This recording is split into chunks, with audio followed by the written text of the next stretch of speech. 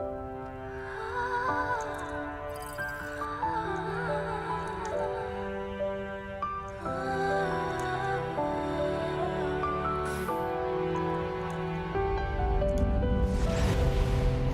second that I breathe is going down in history. We are victorious, can't stop me. Maybe today we'll fight our battles, show you the way if you can handle it. You follow me.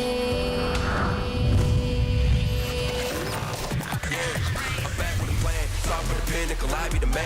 Back to the battle, the last man standing. Who would've thought that I had what it takes? But the whole city on my shoulder going crazy. Back to the pump, for the keep and the G.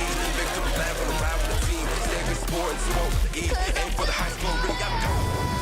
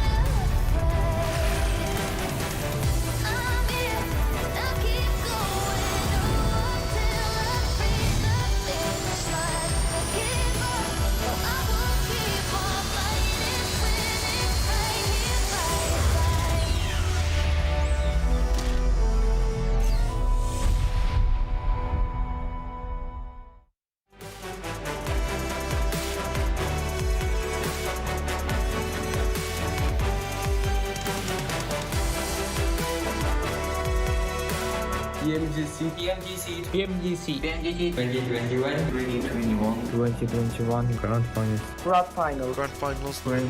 To glory.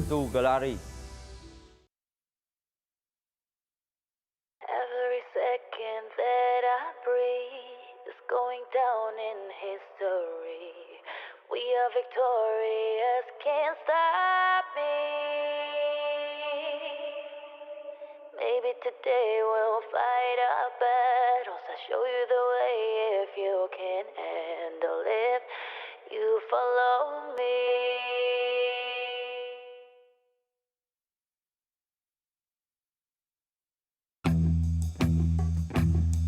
Yeah. Ready? Strap up. Yeah. It's ready for what I'm pitching. Nothing but heaters is in the pick. I'm off from a distance like. About to get the drop on. Roll up with the squad on. How you gon' survive when we ride? You can't hide or run. Tryna stall, but your time will come. We gon' ride it together better than riding alone. Check us out in the zone, but before we head home, I'm with my scope, and there ain't nowhere to go. Yeah, if I miss, I don't quit, so let's stay with the zone. Yeah, coming at you like I got nothing to lose.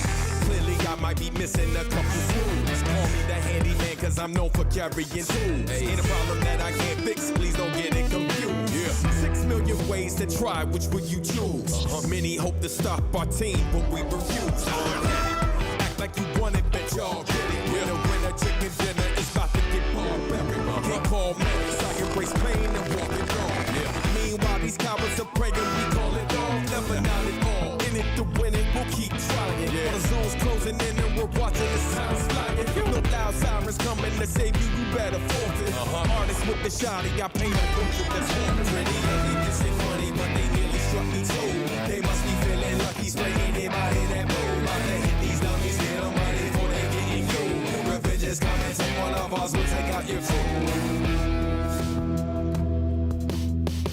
Bring it back. Enemies ahead, about to put her in it, they chop her. Survival of the fittest, the only mission that matters. My sharp as a dagger, my mama ain't raised a stacker. Coming in hot and heavy to break them and make them scatter. Made a platter that's ready for what I'm pitching. Nothing but heaters, listen to pick them off from a distance. Man, listen, got the drop on them. Pull up with the squad on them. Hey, how you gon' survive when we ride? You can't hide on them. Try and stall, but your time will come. We got the drop on them. Pull up with the squad on them. And we going hard. You survive the night we ride. You tried to hide and run. Couldn't call, though your time is done.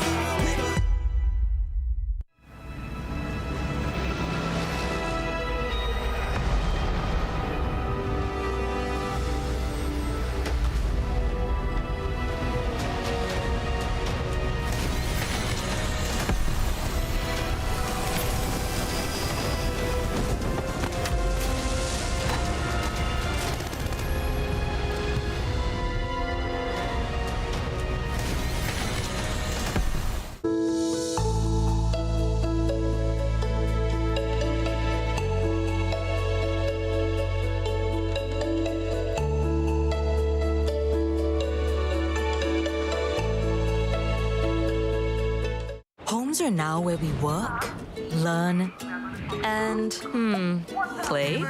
Oops. Homes are where we build spaces So loud. to call our own. Power on and beyond with Singapore's most trusted broadband.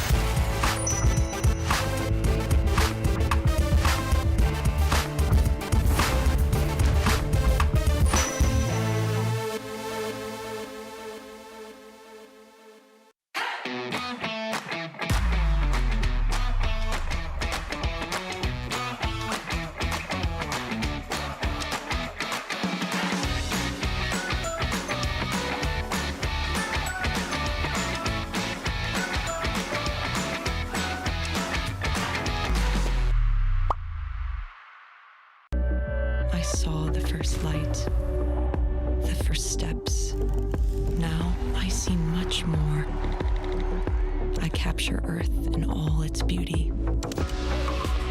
I see action. I see drama. And I see it in the finest detail. Moments of inspiration and the first steps. I am the 1+9.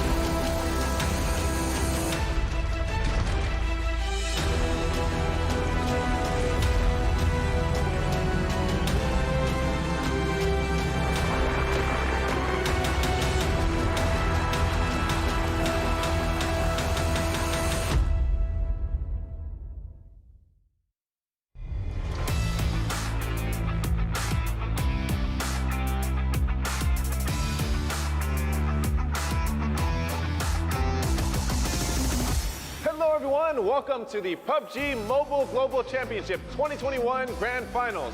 I'm your host, Miles Moretti. We are gathered here today to witness 16 of the world's best PUBG Mobile teams duke it out to be crowned PMGC champions on the most prestigious stage in mobile esports. And let's not forget what they're competing for. Our champions will claim the lion's share from the $6 million prize pool. I think it's about time we meet our competitors. Ladies and gentlemen, please welcome your 2021 PMGC Grand Finalists. From the West, we have KAOS next Ruya, Natus Vincere,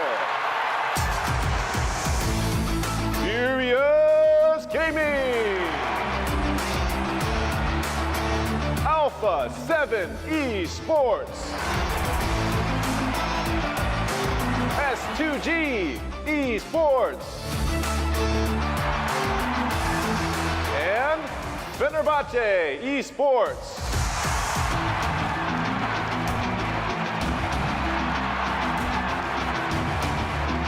From the East, we have DWG Kia, Xavier, Stalwart Esports, NV,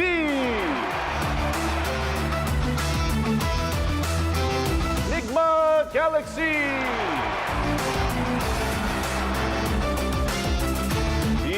Infinity, 628, Team Secret, and last but not least, we have 4 Rivals Alliance.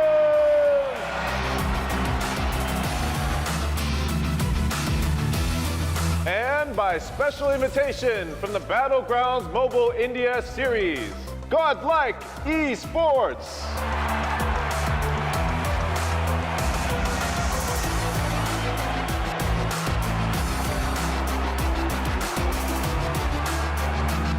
Many thanks to our hosts, Tencent Games, Krafton, and Lightspeed and Quantum Studios, our tournament organizer, VSPN, and global sponsors, YouTube Gaming and OnePlus, the makers of the OnePlus 9 and 9 Pro, which are tailor-made for gamers with their flagship performance, immersive 120Hz display, and hyper-touch technology, giving you the edge you need in-game. Thanks as well to our local sponsors, Fairmont Singapore, Singtel, and Singapore Tourism Board, and the Singapore Games Association for their amazing support. Each and every one of them has played a pivotal role in making this momentous occasion possible. We watched as the teams clawed their way to the top in the East and West League finals, but now their true challenge begins. Over the next 3 days, we will witness what the world's best PUBG mobile players are capable of as they finally come head-to-head to find out who will be the next to glory. Ladies and gentlemen, the wait is over. The PUBG Mobile Global Championship Grand Finals begins right now.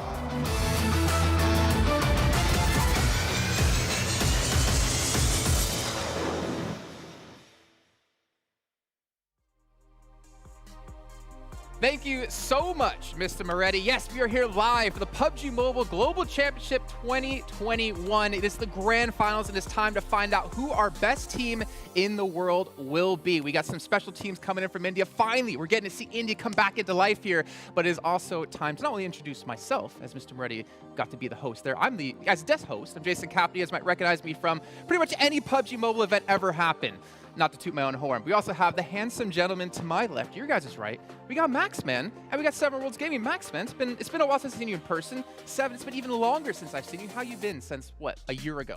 Definitely a year. I mean, I've been doing great. I'm really looking forward to seeing what the West teams are going to be able to do in this event, because we've been having a lot of rivalries between East and West.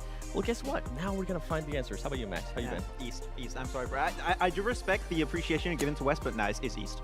I mean, that's the question, right? We always talk about East being the most dominating region, but what about GodLike coming in from India? Hey. My boys coming into this one. I'm curious to see if they can live up to the hype we always hear about them, but also more importantly, it's been over a year since we've seen them play here in an international event. But before we do talk really in depth about them, let's update you guys on what's happening throughout these next 3 days. 6 matches a day, Max, quick math. How many matches in total is that? That's 18. 18. Perfect. Woo, We did not rehearse that start. whatsoever. But of course, at the very end of those 3 days of play, we'll have our champion who takes home, what is it, $1.5 million? Biggest prize for a mobile game, of course, Esports for first place. 1.5 mil. You're coming back as a millionaire team by taking first place alone in this tournament. That's just never seen before, and that's a lot of pressure. I mean, 1.5 mil, I would feel a little bit stressed at least, yeah. I mean, that's like half of Seven's day rate up at 7. I mean, we always get to talk about like kind of the format of the whole thing, besides the prize pool, which is ridiculous. The point system, for me, at least in this last year alone, has given us so many close finals, and I'm expecting it to happen yet again. It has been so great. I mean, so many things have come down literally to the final match, the final play. It can be just 1 point away. It can be one elim that separates the team. So it's going to be interesting to see if we're going to see that maybe here towards the end again. And noticing that maybe that 1 point could be the separation between becoming a millionaire and unfortunately not, or really becoming close to it. But we can see our participating teams here in this event. Remember, 16 teams. We have 6 coming in from West. We have 9 coming in from East. And we have that special invite for GodLike here. And I mean, off the bat, you know, Max, let's just jump into this. Which teams are you really looking out for to perform well in this event? I know, I did East, so of course I'm going to go for some of the teams from East. The 2 teams that have been extremely consistent, extremely strong throughout the entirety of the PMGC League stage for the Eastern region. For me, I have 2 in mind. It's both Infinity and also Stalwart. They're just 2 teams that were consistent. Their fragging potential is absolutely insane. And when it comes to closing off games, which not every single team out of these 16 teams can actually execute well, I think these 2 teams are just miles ahead of the rest and have a really big shot for that first place. Okay, well, Max, if you're talking about East Team 7, I'm hoping you're going to talk about a couple of West teams for us. You bet. You bet. I'm just going full on West, okay? I'm going to be supporting my boys. And with this one, I mean, the main 2 teams I'm going to be looking at, and especially shout out to next Ruya. They were the champions, right, out of West. But I'm going to be looking at what Navi is going to be doing. I'm also going to be looking at what Alpha 7 is going to be doing. And the reason why I mentioned that, in case you didn't get a chance to see West, they were fighting every single match that we did in Erangel. Their rotations were very similar. So I want to see if now the time that they have had, right, if they're going to be able to readjust to that, if they were able to find different patterns of what Alpha 7 was doing in regards to Navi, and then what Navi was doing in regards to Alpha 7. So it'll be really exciting to see how they're going to be adjusting to, especially the finals. 3 days, 18 games. Yeah, exactly. And for me, looking at, you know, West in general, it was, the story of West was not about Alpha 7, obviously a little bit of redemption story, especially for Korea come into this event, but it was the domination of Turkish teams, man. You had next Ruya, you had S2G, you had Fenerbahçe. They really put Turkey back on the map where football has left this kind of giant hole. Yeah, I think before that we had every single Turkish team qualify from the European PMPL Championship into PMGC Western League stage. So really the Turkish representation right now is at an all-time high. But on this international stage now with teams from the East, can they compete? That's the big question to answer here. Well, speaking of competing, Damwon, our winners of East, coming in from South Korea, unexpected, I think we should say. No one would have guessed. The team who ended up finishing, well, in what place in East? They were 13th. Very low down. 13th place to come out first in the finals. Completely unexpected, but I think the real question for them here is, Max, can they do it again? Hopefully they can do so. I mean, we talked a lot about this one with Kalaris, especially on the East show, and we talked about how dominant the Korean region is as a whole, mainly in PC games. But mobile games, they were not there just yet, but they are stepping up big time. And you had a few individuals that would step up every once in a while. I'm thinking potentially back at Forest, who was stepping up sometimes, Sung especially, but now the entire team is performing at a really high level. If we see the same Damwon that what we saw in the league finals, I think they could be a really, really big hassle for all the teams in this lobby. So Damwon, if they can make it happen back to back, that would be a huge step up from the South Korean region. And 7, like this team, they were kind of a letdown in league stage. I mean, I'm not gonna be nice about it. They were definitely a letdown. We saw one chicken dinner early on coming out of Sung, who just snaked it to the very end and won a 1v2. But this team, if we talk about these marathon events, right, where you have 3 weeks to play versus these sprint events, which is just a finals, you're seeing here this team was able to step up like that, especially if you look at Nova last year, did the exact same thing. Yeah, and something that I really like actually about Damwon is the player Uni. The way he was able to confirm a lot of the damage that he did into actual Ilims. I mean, if you compare them, the second place person in regards to Ilims, he had 34 Ilims, 7,900 damage. Juni was in 3rd place with 5,800 damage and 32 Ilims. So those are kind of stats that it's going to propel your team immensely, especially if you maybe have a bad game. You can always count on Juni maybe being able to steal an Ilim, something along those lines.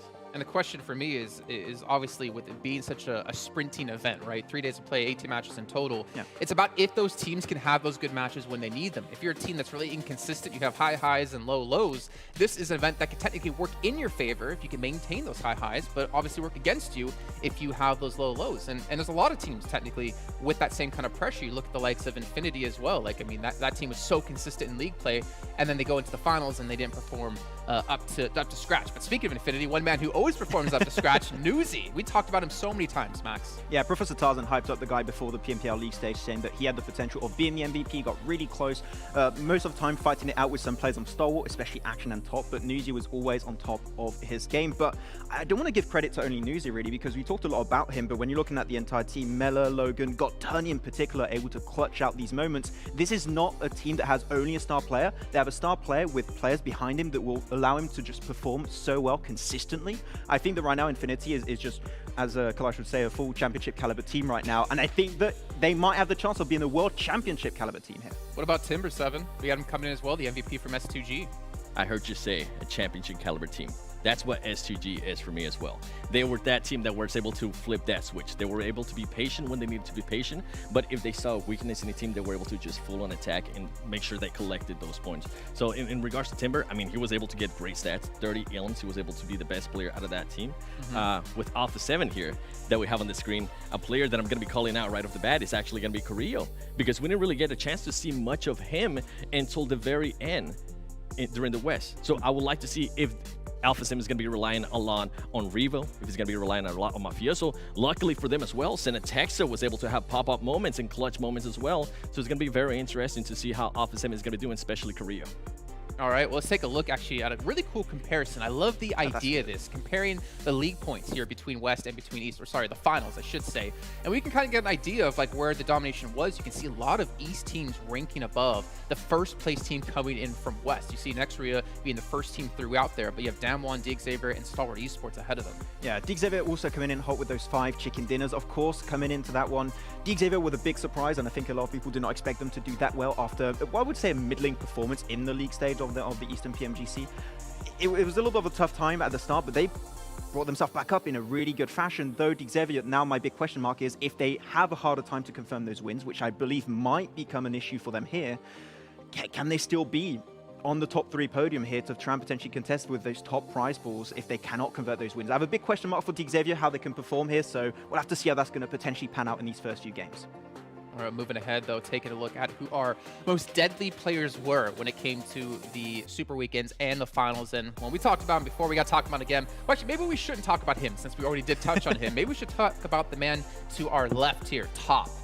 Stalwart Esports, a team, a championship caliber team, hands down. Every single player can pop off, but Top did so. Yeah. As I called him, a shiny career. Okay, we found a shiny Pokemon over there, it's fine. But yeah, Top and Action are the 2 players. Even though Action is not here, you still got to give credit to the duo that are just incredibly deadly, and Stalwart with Pika being the IGL long-range player and Scry being the one to create opportunities for the team, finding those off angles and flanks to try and create a good opportunity for Top and Action to perform and get those frags. It's just so well executed every single time. I just love the execution. But on the other side, you have Kelsey here, 7, that is just with the synergy and the experience of Silas brought to the table as just able to step up big time. Yeah, and just the way they're able to put themselves in the map. They've been doing a lot of middle of the circle engagements. True. They're making sure that they always rotate to the middle. They're making sure that they also spread out a little bit. And honestly, with S2G, I know we were talking about this, Max, and I'm going to bring it up right now that we have a little bit of time, is I would like to see how that's going to be playing with the team of the likes of Nova, because Nova tends to play that kind of middle of the pack strat as well. And another thing that we need to mention as well between these 2 teams is SGG has been able to prove that they can play very passive. So who's going to be the most patient team and who's going to be willing to strike at the right time? Well, speaking of patience, I think that's something Max doesn't have, because unfortunately every time we do an event, he can never seem to get what he wants out of it in terms of in-game skins. We have the PMGC 2021 special set. It looks phenomenal. I saw Ocean posting over on Instagram earlier on today. Max, I mean, this thing looks sick. I'll, you know what? I'll try. I'll try and do some pulls tonight. I'll see if I can get it, but my luck has never been good, so it's probably not going to happen. But I'll give it a try. Yeah, you never got the Tesla, did you? Come on. I gotta bring it up. I gotta make him feel bad about it. But to be fair, we need the Didine Max, so we can both be sad. I can give you guys some luck. I actually got it, you know. Maybe you guys can Lucky give me some number luck 7. and I can get the new Scar skin. It's really, really cool. Oh, yeah. I've seen a lot of people posting about that one. Obviously, make sure to give us some follows here around the board on YouTube over at PUBG Mobile Esports. You have Facebook, you have Twitter, you have Instagram, you have TikTok. You have so many ways to keep up with all the action happening in PUBG Mobile Esports. Even give us a follow because we also post a little bit about it as well. I'm not gonna promote us as much as I'm gonna promote obviously these channels, but if you want to give us a follow, we won't really complain too much. Yeah, exactly. I wish mine was that easy. But also have the lucky draw going on for you guys as well happening. Also, you even have the PMGC tokens being given away. If you guys remember from the league stage, you guys watch at the time within the Esports Center over on YouTube. You get these tokens that you can use to unlock special items, and we also have a goal we're trying to hit: 1 million viewers. And we'll be giving out quite a few different prizes in particular. You guys are all going to be getting rewards. We'll see. We'll see if you guys are lucky. No, we'll see what happens. But you know what? Considering last year on day 1, we had 3.8 million concurrent viewers, pretty sure we're going to hit that 1 million goal. I think we're good. I think it should be pretty easy to get there. I don't know. We'll have to ask Blank if we are going to bring back Barky the dog for the viewership. I think that might be something to bring. No, you didn't do World League East. I'm sorry, you won West. I don't know what that is. Well, I mean, I did the cool side of it. All right, I did West with 7 and all the awesome group, awesome crew. But to give you guys an idea what we're going to be playing and when, we're starting things off on Erangel. We're going to have 3 Erangels a day, 2 Miramars, and 1 Sanhok. So things will be getting hot and moist as well in the middle part of our day. Yeah. But I'm really interested to see which teams are going to have consistency across the most important maps of Erangel and Miramar 7. See, why you had to throw that one to me? I thought you were going to say Sanhok. I thought you were going to see Madness. I was thinking already of the hot drop that's going to be happening. Erangel. on Sanhok as well. But in regards to Erangel, I mean, I kind of have to go back to what I was saying with Navi and Alpha 7. It's going to be very interesting to see how those teams are going to be playing as well. Now, on the top, Thor Severny, they're going to have to worry about Team Secret. If Team Secret does decide to drop there, something that happened a lot to Alpha 7, especially during the West Finals, was that Alpha 7 kept getting caught off guard. They weren't really expecting for a team to still be there. Alpha 7 has been rotating very late as well, so it's going to be interesting to see how they're going to be able to adjust to that. And then we have Nova that lands in Godka, right? If they decide to, we usually tend to see them play mostly middle circle, but let's say we end up getting some kind of crate circle, right? Yeah. And we know the Nova accuracy. We know what Paraboy is able to do, right? If those teams decide to rotate left, or if they maybe get caught in a rotation, it can be very hurtful for them. We only have 18 games. If you have one bad game, that's it's going to be compromised. Yeah, and out of the 18 games, you only have 3 Sanhok coming in play. My one question I have, Jason, right now is Nigma Galaxy. All right, Rauf going to be healing out in the blue? Exactly. Pretty much guaranteed. It's what's going to happen. Taxes and Rauf healing out in blue and get Nigma Galaxy a lot of placement. But a big portion of their points came out from those heal-offs, happening on Sanhok. Yeah. So you only have 3 now. I want to see how much they've potentially evolved on those Erangels, on those Miramars in particular. They did get a win, a very big win actually, in Miramar in the league finals of East. I want to see a little bit more consistency in those maps, and if so, we could see the Arabic region with Nigma Galaxy step up big time here. Yeah, and speaking of big-time wins, big-time plays, big shout-out to OnePlus, our sponsor here at PMGC. With the OnePlus 9 Pro, you get 90 FPS Ultra smooth gaming. And when you use a OnePlus, you never have to settle. So keep that in mind, as well as a big shout-out to Fairmont Singapore for catering PMGC for the highest degree of pampering and 5-star award-winning hotel service. I wish we were there because that would be great. I know 7, myself, Max, we'd be sitting there in a chair getting our nails did. Pampering. Getting what, a pedicure it's called. I've never had one of those.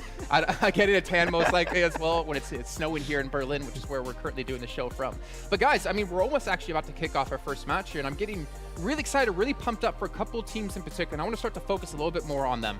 I want to start things off talking about GodLike.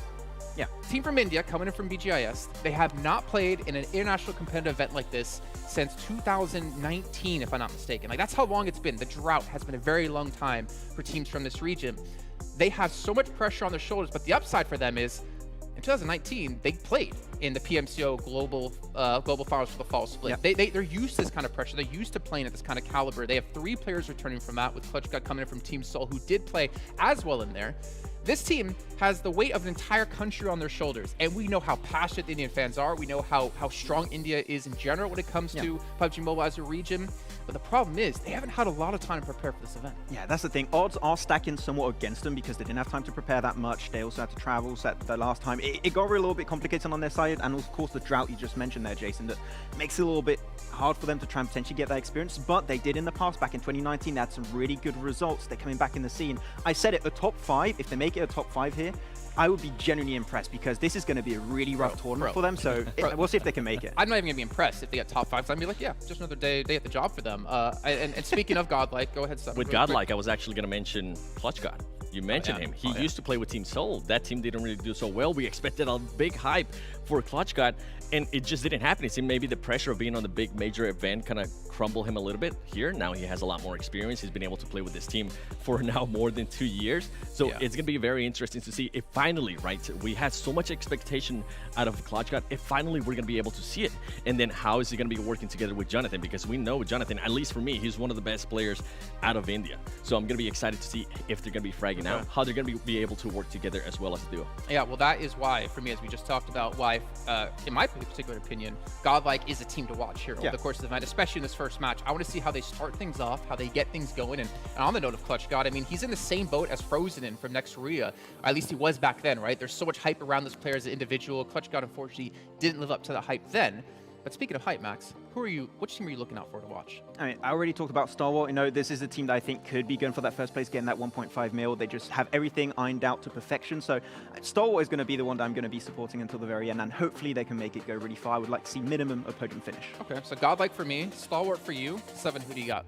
Do Brazil. Oh, come on. Come on. You know I had to go with Alpha 7 for all the stuff that I've been mentioning in regards to Navi, how they're going to be adjusting. And this is a team that can definitely carry momentum. And if they can start hot, I would love to see how they're going to be able to carry that momentum. I mean, they dominated. I mean, I think dominate is an understatement when it came to PMPL Brazil, right? They were the most formidable force coming out of that region. And in particular, you have Texa, you know, he actually played back in 2019. He's here yet again on the big stage. Carrillo's back from last year, who's looking to redeem himself and obviously help take Alpha 7 to the next level. If you guys watch Between the Battlegrounds, well, if you haven't, you need to go watch it. But you get to hear about Carrillo and talking about the problems they've had within the team and him trying to help step back up for themselves. But speaking of stepping up here, we're going to step up the hotness game on the show. We're going to bring our commentators in for the first time of the day for the first 3 matches. Necro, Mustache, Dave, take it away, boys. Hey, thank you, Jason, Maxman, and 7. Beautiful work. What an amazing day here. We got 18 games, Necro. Are you pumped up? Oh, dude, it's not even a question. Definitely pumped up, man. I mean, the first game of the Grand Finals. Dave, we have been waiting for this moment for a long time, without a doubt. Ladies and gentlemen, good morning, good afternoon, good evening. PUBG Mobile Global Championship Grand Finals. We got the best teams and players in the world right now. Nova Esports Paraguay, GodLike Esports Jonathan, Alpha 7, Carrillo, Stalwart Esports Action. 9 teams from the East, 6 teams from the West, 1 team from India.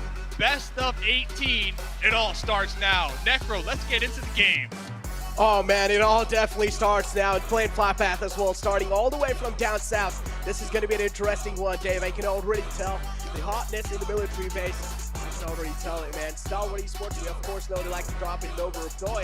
Now, if you talk about a lot of drop clashes coming inside the map of Erangel, I mean, the only drop clashes that I'm really going to be witnessing over here, it has to be like Navi and Alpha 7. Because of the playing flat path as well, I do want to see what kind of improvisations these teams are going to be showing.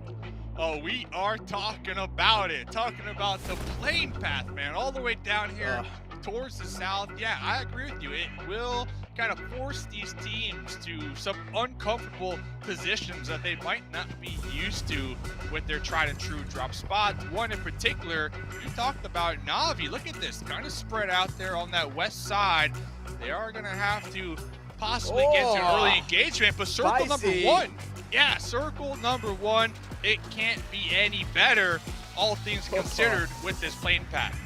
Oh, dude, a complete sudden circle. That means teams like Stalwart Esports, they're going to be favored here big time, including Infinity and Navi as well. Now, if you talk about improvisations, Navi, I mean, if you've never seen them drop over there, Dave, like, what are your thoughts on that?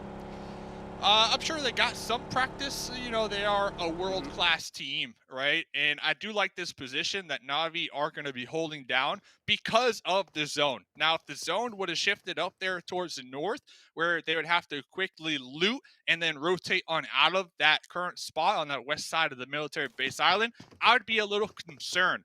But now, I feel like they have quite the advantage because they can get that loot and they could possibly, Necro, set up a beautiful bridge camp out there on that west bridge and possibly get some early game elim points here, which could, you know, do wonders for them.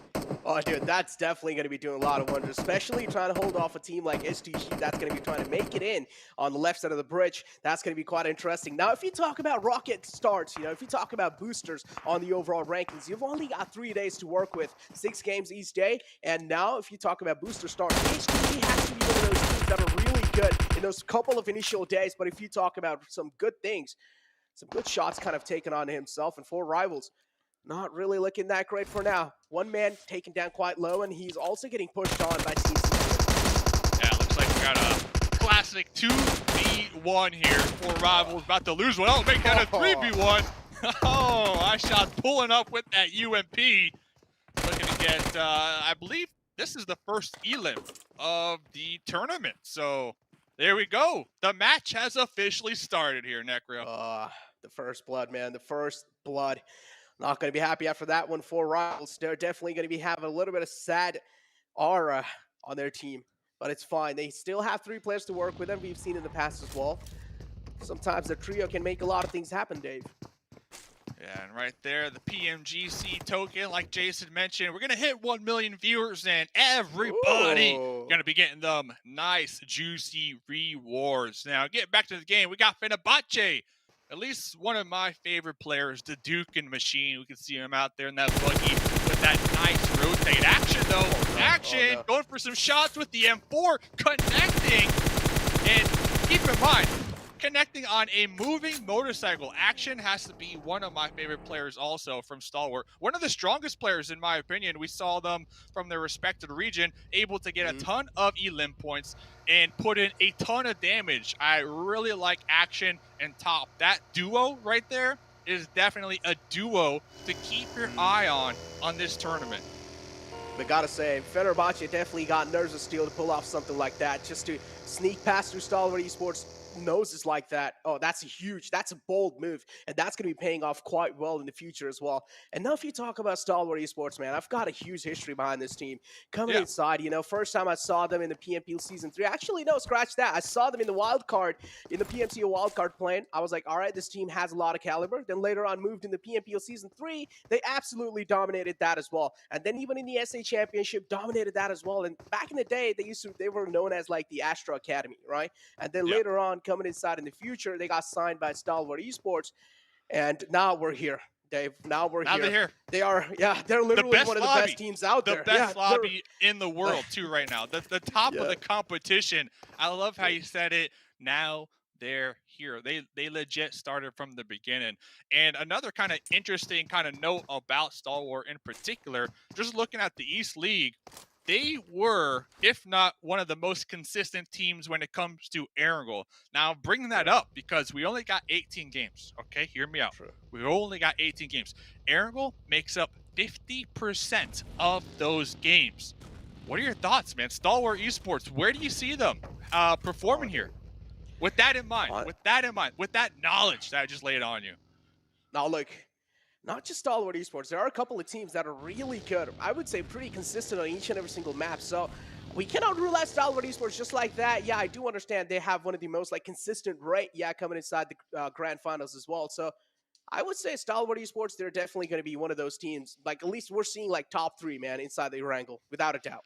Without a doubt. I'm a true, I'm one of them dudes that I like to look at the numbers. I like to crunch them, and I like to base my opinions on these numbers. So that's why when I was looking at Erangel, and with that in mind of it being 50% of the map pool, I also had to kind of turn my eyes to the West League to look who's the most consistent over there. And there was one team that popped up as far as consistency on every single map. Erangel, Miramar, and Sanhok.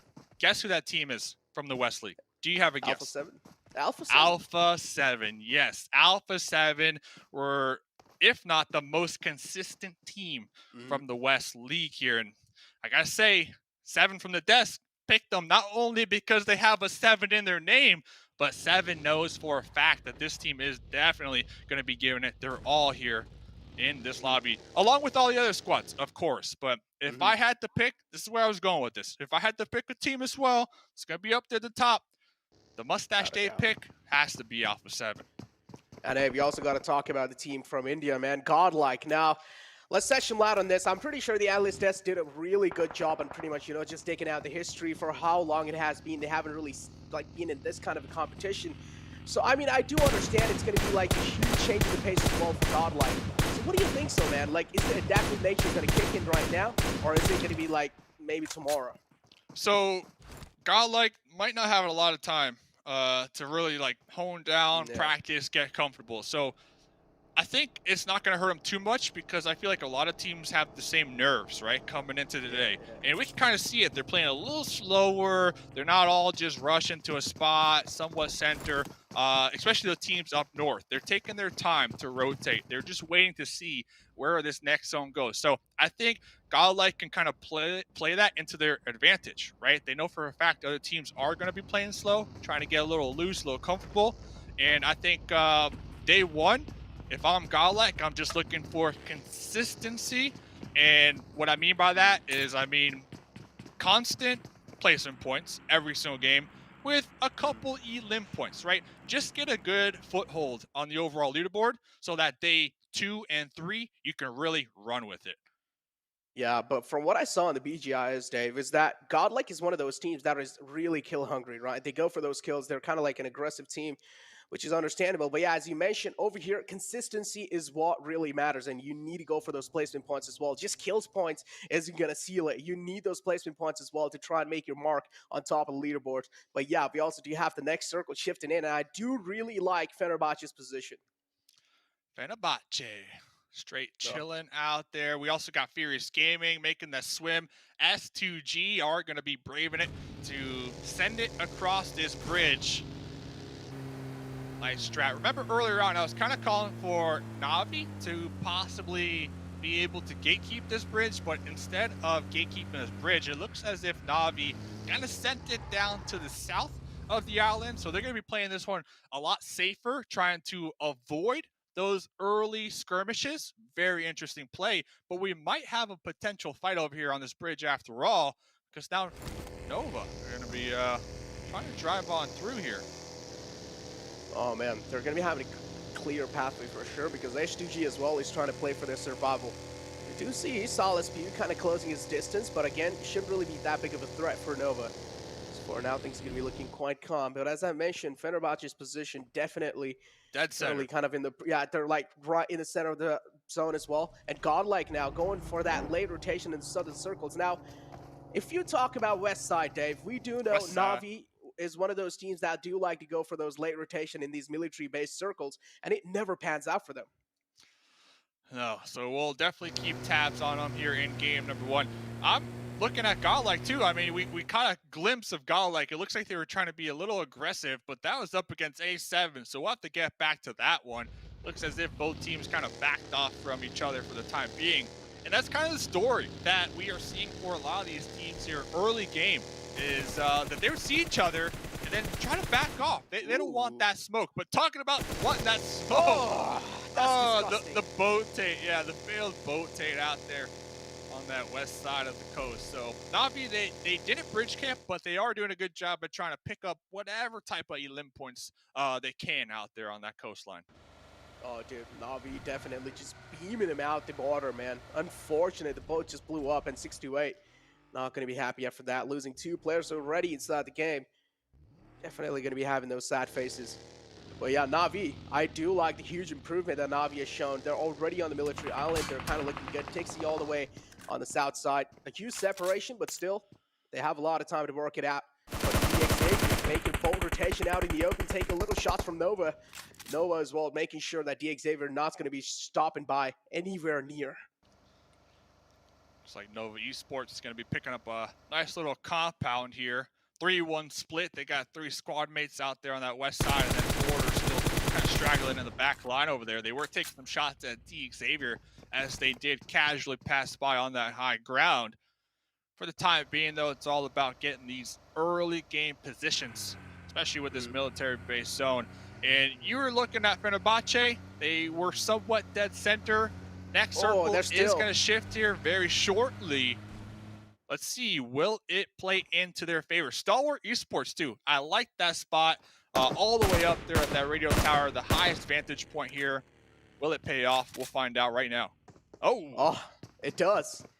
It does. STG and Fenerbahçe right in the center of the zone. Fenerbahçe having the majority of the center, but again, the split is good, but if even one of the players gets bought out, and even if he gets taken out, that's going to be quite a huge task for Fenerbahçe to go back to that player and get the rest back up. So I feel like at this point in time, they should be a little gathered up. Maybe a 2-2 split can work out pretty well.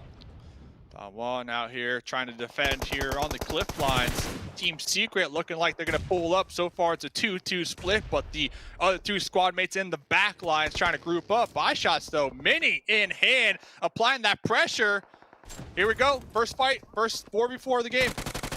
Oh, here we go. A kill already found. Jumper being taken out. Instantly gets confirmed as well. Fredo has a little bit of disadvantage with that low crowning. He gets taken out as well. And now shots. Oh, he's taking some shots from the left side. He needs to watch out because Junie has a huge advantage. Also with that high crowning, shots doesn't really have a good positioning. Just has that wiggle to work with and gets blown to smithereens. And just like that now, he's been taken out of the game. And that's going to be it for Team Secret. Wow. Eliminated, Dave. The first team to get eliminated in the first game. Wow. Yep. My Damwon, too. One of the teams definitely showing up here from their region, cashing out, looking to continue trucking along with that momentum. And we were looking at GodLike a couple moments ago as they were crashing out there in the distance. Looks like Alpha 7 might have caught a whiff of a squad back here. They're going to be setting their flag right now on the beaches in the terrain. They are looking to just stay back here and get these elim points. Looks like they'll be camping this one out. Oh, they have to. Because, I mean, A7 clearly knows that they have the prime positioning inside this fight. They can just try and hold up GodLike. But that's a beautiful knockout found in the A7 involved. 4 rivals just making that rotation. They were like, all right, this is our right moment to go in. And they just sneak past through Alpha 7. Alpha 7 with that knock being found kind of bought enough time for GodLike to make that push happen. And here we do have Clutch God as well falling down in that push. Wow, Carrillo, what a great anchor position. They were in the back lines, pretty much playing oversight of their 3 squad mates that were pushed ahead. And it looks like it paid off. But let's see, though. Jonathan went for that wide rotate. Now he's going to be inside the smokes, looking to toss this grenade, looking to get a couple confirmed. Kaboom! Goes Jonathan right there with the double. Oh, that's filthy. That's disgusting. Both the teams have 3 players knocked out, but unfortunately, GodLike, they're only left with 1 man standing. Same thing goes with Alpha 7. But now Jonathan gets Neo back up on his feet. That's going to be sigh of relief for him. GodLike now. Jonathan especially looking to confirm the kill and trying to take out the final man as well. That's going to be his main goal. But guess what? The reply comes in through from the side of Carrillo. Carrillo as well is one of those players. He's one of the best out there. You can't just challenge him like that. Yeah, Carrillo is in the back line, though. So best case scenario for Carrillo, try to avoid the sight lines and just survive at this point. They do not want to get taken out right here, right now, because a 14th position in Game 1 would net them 0 points. And that is not how Alpha 7 want to start this. But huge props to Jonathan right there. That double grenade definitely turned the tides for GodLike. Oh, that did. That was a disgusting night, without a doubt. H2G. 7 just kind of driving off the compound, didn't realize it's already being occupied by Fenerbahçe. So not interested in taking it. Fenerbahçe doing a good job. For Billion as well, trying to secure the vehicle, just making sure the tires aren't being popped off, but gets shot from the back. And here comes the push from next Ruya. There's a huge charge in, and Fenerbahçe seems like they're crumbling down slowly and steadily. 2 players already being knocked out. Next Ruya have 2 players knocked out as well on their side. You want to see how this fight's going to be panning out, and now it's all down to Duke and Machine. It's up to the Duke and Machine, the Duke and Master with the grenade, trying to get that to that little window. overshot it just a little bit. Does look like their teammate was able to pop into their compound, looking to get that revive. And here comes Noxbomb with the support here. Looks like the revives were successful on the next Ruya. Let's see though, Noxbomb has a lot on their plate. They need to clutch this one out. Oh, they do need to clutch this one out, but third party from Stalwart Esports. It's Pika who takes out Noxbomb. Duke and Machine again, Rebellion. These two players are alive. Duke and Machine, we do know what this man is capable of. He can pull off some insane clutches, but again, he's kind of like that man who likes to stay as squad as possible, but that beautiful nade is going to be taken out. Rebellion is also getting burnt down with that Molotov. That's not a good sign for Fenerbahçe. Things are slipping out of their hands. Yeah, next Rio, they were able to get the full reset over here. 4 squad mates up, pretty solid compound. This building, this area, dead center. Let's see, Duke and Machine back against the wall, getting collapsed in on right now. UMP in hand, no chance. That drop shot. No chance right there. Next Rio, taking that compound from Fenerbahçe. Uzi is just too good in those close range. Just an absolute shredder. That drop shot as well, just in the mix. Oh, it's just kind of like a sprinkle of salt on top of it. But yeah, now we have Nigma Galaxy, another one of those teams that I have definitely eyeing out for. Nova as well, having pretty decent positioning inside here. Hamoudi in the front lines of Nova. King and Paraboy just trying to hold him off of Bay. Really do enjoy what Nova Esports have been doing this whole game with these splits here. So now they're going to be separated for the time being. But Don1 still out here just destroying the edge right now of the play zone, hugging it. 5 elim points so far this game here. Necro, talk about starting strong. That's exactly what they are doing. And if I'm not mistaken, that's pretty much the same story that they did during the East Final Championships. They started early with a chicken dinner and 19 elim points over there in those finals. And from there, they just maintained it. So if they can get that same start here, not one, we might be looking at a possible championship top 5 team. Oh man, the next circle shift is going to be just such a huge thing, right? It's going to be moving out in the open. Trust me, it is, and yes, it does. And now the only teams are in. They have a couple of components on their name, but they're only going to be the lucky ones. Don1 Gaming, it seems like they're just getting absolutely demolished by Na'Vi because Na'Vi has huge high ground. With the high ground, they have also gotten a huge advantage over Don1 Gaming. So Don1 Gaming, they will need to try and take care of Na'Vi if they want to make it out of this tricky situation. And for that, they will need to find another knockout. That will buy them enough time, but the nade from Tixi will keep Sung down. Ooh, they need to clean this one up quick, too, if you are Don1, because you are about to be pinched from Nova Esports from behind. So hopefully they have their head on a swivel and they don't just get sandwiched here.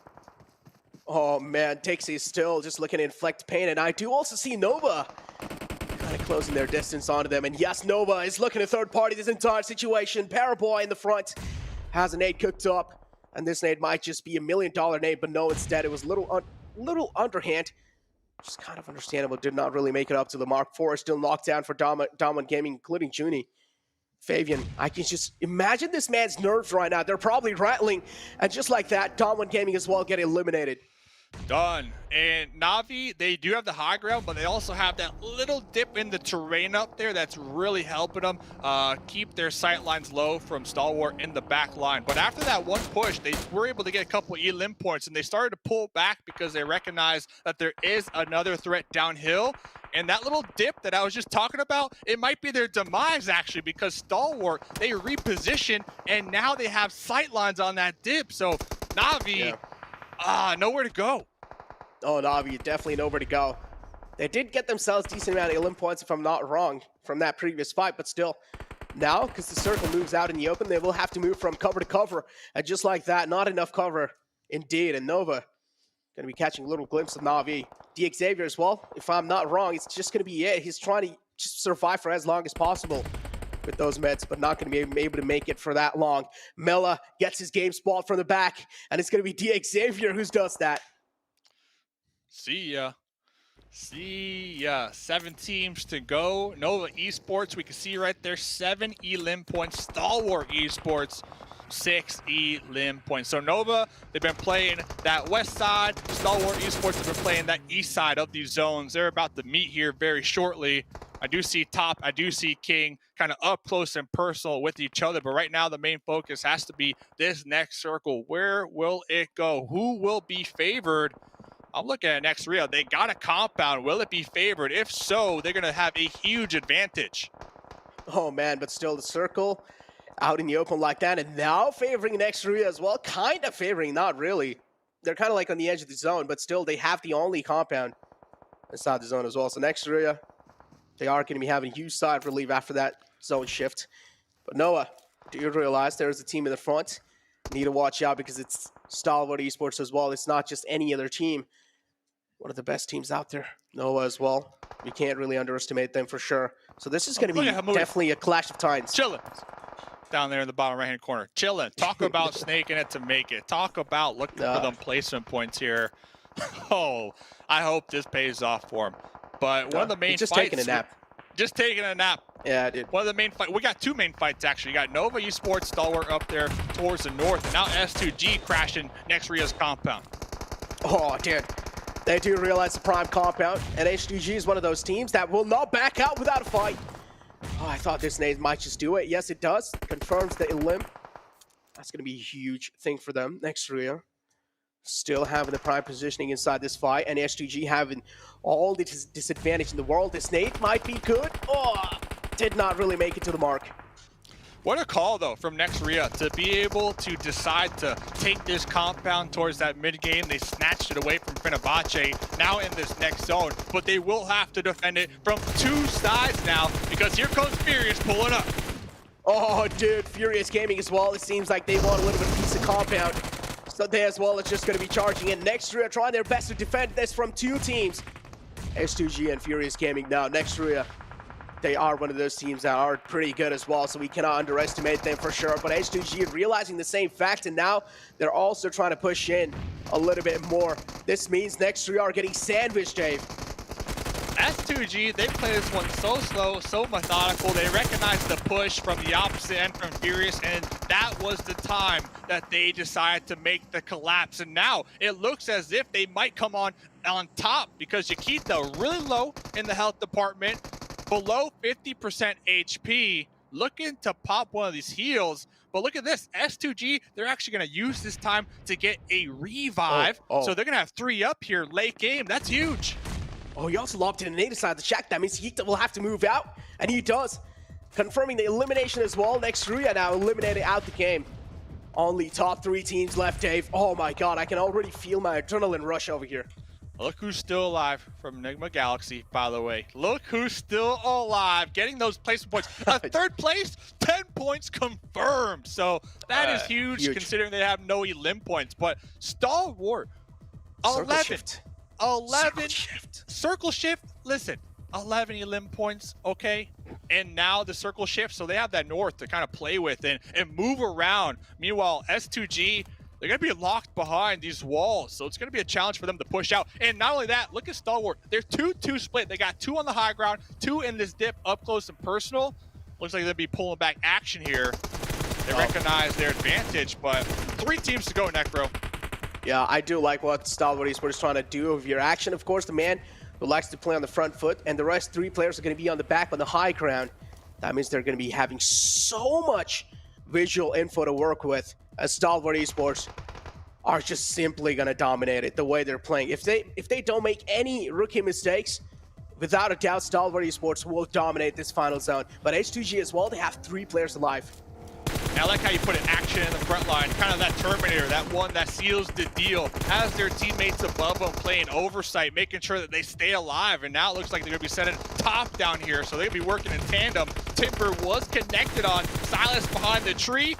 Oh, it all comes down to this for game number 1.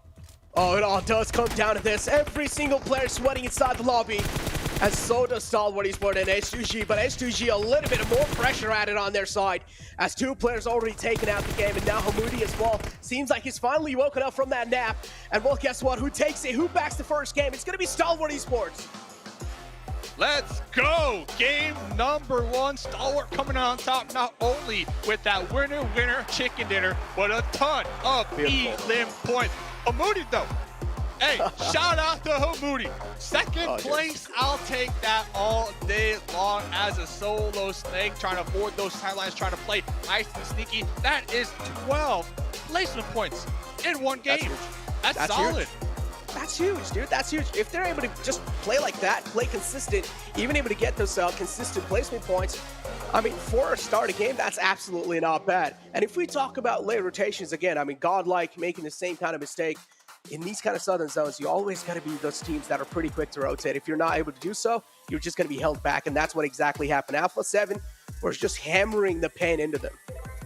Yo, what? Shout out to everybody watching right now, by the way. PUBG Mobile Global Championship Grand Finals. You tuned into the right stream. We got 17 more games to go. Stalwart coming on top right there.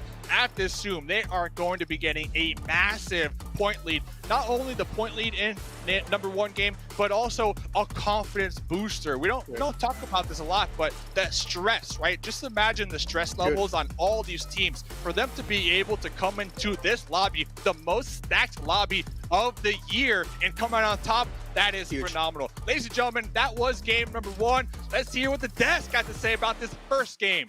Over to you. Well, you know what we have to say? I think Maxman was wishing we were doing predictions, not teams to watch, because he gets a prediction right. But let's be honest, boys. The guys from Mongolia coming in, taking a chicken dinner with that many eliminations, they've proven they've shown up to play. Yeah, I mean, this is the reason why you have to look out for this team. They survive until the very last minute as a 4-man squad. They got themselves 14 eliminations on the very first game that they came to play here, Seven. They came here to play big time. The way they were able to eliminate 4 rivals. I mean, 4 rivals that they were trying to pass that bridge, and Stalwart Esports were just able to hold that ground, hold that bridge camp. And then as soon as they were able to do that, the next circle popped up and they moved right away. So their communication is on point, and this is something that you were telling me, right? Yeah. They don't miss in regards to anything. I was actually really surprised too that how they were able to beat Nova. I thought maybe King from Nova was going to be able to surprise them a little bit. That backfired. King said, you know what, let me just double think that. No, I'm going to go back, and he didn't even try to challenge it. Ultimately, he ended up hurting Nova. See, I think for me, the most impressive fact about Stalwart is the fact that this is a team coming from Mongolia, right? We had Zeus Esports last year come in 3rd place.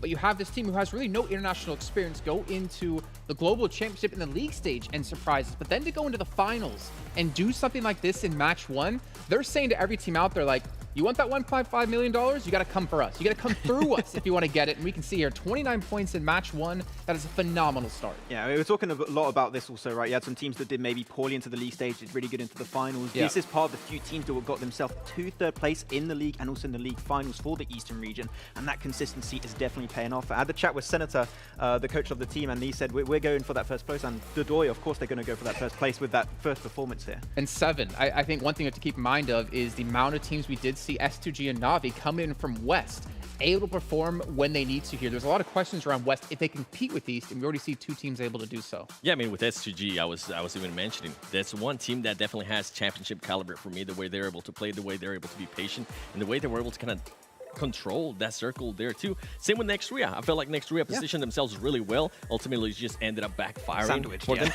But the fight against the Fenerbahçe, that was a great fight. I think Nox was able to rotate late, right, Max? I know you want to talk about this one. I want to jump on that one. When you're looking at Fenerbahçe, they had such a good position. I think it was around phase 4, phase 5. They had a huge 4-man split, and they had a position advantage to get into that compound instantly. They took too long, and they left Nox in the scouting position that you do not need a scout anymore when you have a strong position like that, and they just got breached upon by the side of Ruya. It was so easy to execute. Fenerbahçe, a little bit of a change towards the end there. That could have been their win on that first game. Yeah, also important to see that Order was the MVP, and we talk about, teams now in PUBG Mobile 2021 going into 2022. It is so important to have a team of all-stars, and we always talk about Paraboy, but we've seen Order step up, we've seen King step up, we've seen even QC be thrown into the team in the midst of league stage into the finals, able to step up, and it's a great sign for Nova, who are the defending champions.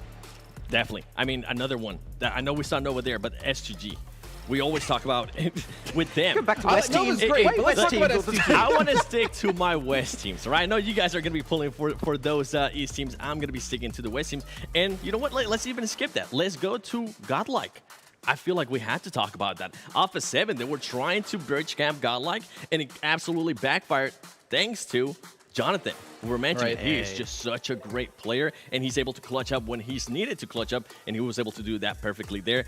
Sadly, it didn't end up working out ultimately because they ended up losing before Alpha 7 went out. But overall, it's at least some elims and some points that are going to count Stalwart. The important part, though, for me in that is that GodLike are showing they're not afraid of any team, right? They're going to go up against Alpha 7. They're going to fight against pretty much one of the best teams from the West and be able to do a decent job. And Jonathan's showing he still has an all-star power. Yeah, they were just ready to go for the full push onto Alpha 7. That was very impressive. Jonathan able to get a somewhat clutch towards the end. He was able to get Neo back on his 2 feet, which is a really good play. But I think that, of course, this is a team that, because they don't have that international experience for a long time, the more games they're going to have, the more experience they're going to get, and they're going to change and adapt extremely quickly. So this first game, they're going to adapt, they're going to tweak things, and they're going to come back into the next Erangel even stronger. Okay. Well, what about maybe some teams that maybe let you down, not in a super negative sense, but like for instance, Damwon, they were our finals champion of East. They didn't perform too well there at the very end, but they still had a decent showing.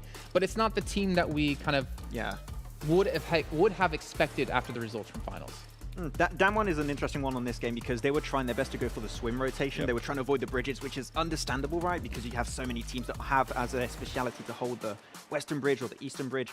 Here they just tried to go for a full stack, swim over, and unfortunately doing so, you just lack information. They went right into Na'Vi, right into Nova, and it just went downhill from there on out. In regards to teams that actually didn't perform that well, I want to talk about Team Secret. They ended up losing to Damwon. I felt like their rotation, their push towards Damwon, it was just something that I didn't expect out of the team. It looked sloppy, the way they were able to rotate. Even one of the players, he decided to push in with a buggy. The buggy pretty much ended up going over the hill as well, and it put him in a position where he wasn't able to fight. You could see him trying to jump back in the buggy, maybe being able to shoot from the passenger seat, but nothing worked out there for Team Secret. Yeah, but it is just match one, and Team Secret luckily do have 2 players who have played in every single final so far yet with Ice Shots and Mad Toy, dating back to 2019. But we'll talk about that a little bit more later on. We're going to actually do a little quick recap here. I'm not sure exactly what team it's going to be, but one thing I am sure of is you two are going to kill it talking about it. That looks like the Kendi, man. I feel bad. I was like, bro, there's snow on the map. What's going on right now? But no, we're going to be having a little quick recap about what's happening so far. And the team I think we're going to be focusing on, we're going to see which one are we focusing on right now. I think it's Stalwart. Stalwart, yeah. Okay, so their usual drop that's going to go into Nova. Of course, having that sort of Nufka finish from the very get-go made it a lot easier. You don't have to cross those bridges. No need to cross that river. You're going to have a very easy time to get there. But the one thing I love, Seven, and we talked about that extensively during that game, was how they were not willing to push that compound early on because they knew that was going to be hot waters. That was going to be super contested. Just hold the northern side, wait for the circle to close off when all the teams already took that fight, and then you go for the push towards the end to get that win. Just their timing right here. This is the main one that I wanted to talk about. Just the way they were able to surprise 4 rivals right there, being able to execute that so well. And something that I actually wanted to talk in regards to Stalwart Esports is they ended up with 14 elims, right? When we go to their healing, they only had 14 healing, and we saw them take so many engagements. That speaks volume of their positioning. They're being able to put themselves where they want to be. They're being patient as well, but when they need to strike, they're definitely striking. So Stalwart Esports, I mean, after that one game, boy, I'm pretty sure a lot of people that are currently watching are going to have them as favorites. So I think for me, Max, looking at this, right, obviously they dropped in the perfect position for the way the zones did shift. Yeah. I think what's important to notice is that, yes, they had zone, but they were able to get so many eliminations. We see so many teams be able to have zone, but they just play it super passive. But we know Stalwart is not a passive team. But that's the thing I love so much, is that they knew exactly that that compound was held down by next Ruya. That was super valuable at the time. They knew especially there was a lot of teams who were trying to survive in the midi area that were going to push out. You know that you're going to get third party through and through every time going for that push show. Just go for the high ground up north, get rid of Nova, which they did perfectly. The execution on that was top tier. And then just, you have the last circle. Sure, there was a little bit of circle lock on that very last circle, but they could have breached it anyways, even if the circle went away from them. So they played their position so well. This is why I love watching Stalwart play so much, because if they have an opportunity to win a game, 99% of the time, they are going to be able to convert that into a big win with big elimination points, which here they got 14. Big step up here. And I mean, just going off base what we saw there, I really wish King from Nova Esports would have been able to take the fight. That would have distracted them. I feel like the rotation, when they lost that high ground, it put them in a horrible spot, as we were able to see there earlier. So maybe with Nova, I would like to see a little bit more aggressiveness out of them when it comes to that kind of stage. If you see them, because King was going to be able to surprise them. They had no idea that he was there. I know they were probably being a little bit worried, but when you get out, are you really going to be willing to give up that high ground and then backfire like this? I think Nova Esports is going to be able to learn a lot from that fight. I think the play for King potentially was just get involved. If you can get a little bit of damage, potentially a knock or two, then have the rest of your team come in. But because they had the information on where King was standing and where the rest, of course, of Nova supposedly were remaining, they just went into the circle, held onto the more northern-western side, and just gate-kept the rest of Nova and won that fight super easily without putting almost any effort. So Stalwart just took that easy win at the very end. It was great execution. Yeah, you're going to be rotating pretty much to their eyesight, so might as well just take that fight. And don't put yourself in a curious situation where you're going to be losing the high ground and you're not really going to know where they're going to be shooting you at, because they're able to just pretty much pop up, hide, move around, and be able to pretty much eliminate you. And I'm looking at Stalwart, and we always talked about Infinity when it came to East League as being one of the most consistent teams. But if you looked at the results, right, of some of these teams, we looked at Dam1, they finished first in finals, they finished 13th in league stage. Xavier finished second in finals, 14th in league stage. Stalwart finished third in finals, third in league stage. On the other side for West, next Ruya, first in finals, 9th in league stage. Navi, second in finals, 12th in league stage. Stalwart has been probably one of the most consistent teams we have seen across both of these little mini events we've had within league stage, and they're showing that they still have that consistency now going into the grand finals. I would not even say one of the most consistent. I would say the most consistent. Again, two third positions back-to-back in those two stages is really insane. But hey, they started off, as I said, I talked with Senator, they're going for that first place. They want to be that first place team at the end. They want to be called the world champion, and this is a really good start to doing so here, Seven. Okay, well, ladies and gentlemen, we're going to be heading to a short break where we get things ready to go for our second match of the day. But don't go anywhere. We'll be back soon for some more PUBG Mobile action.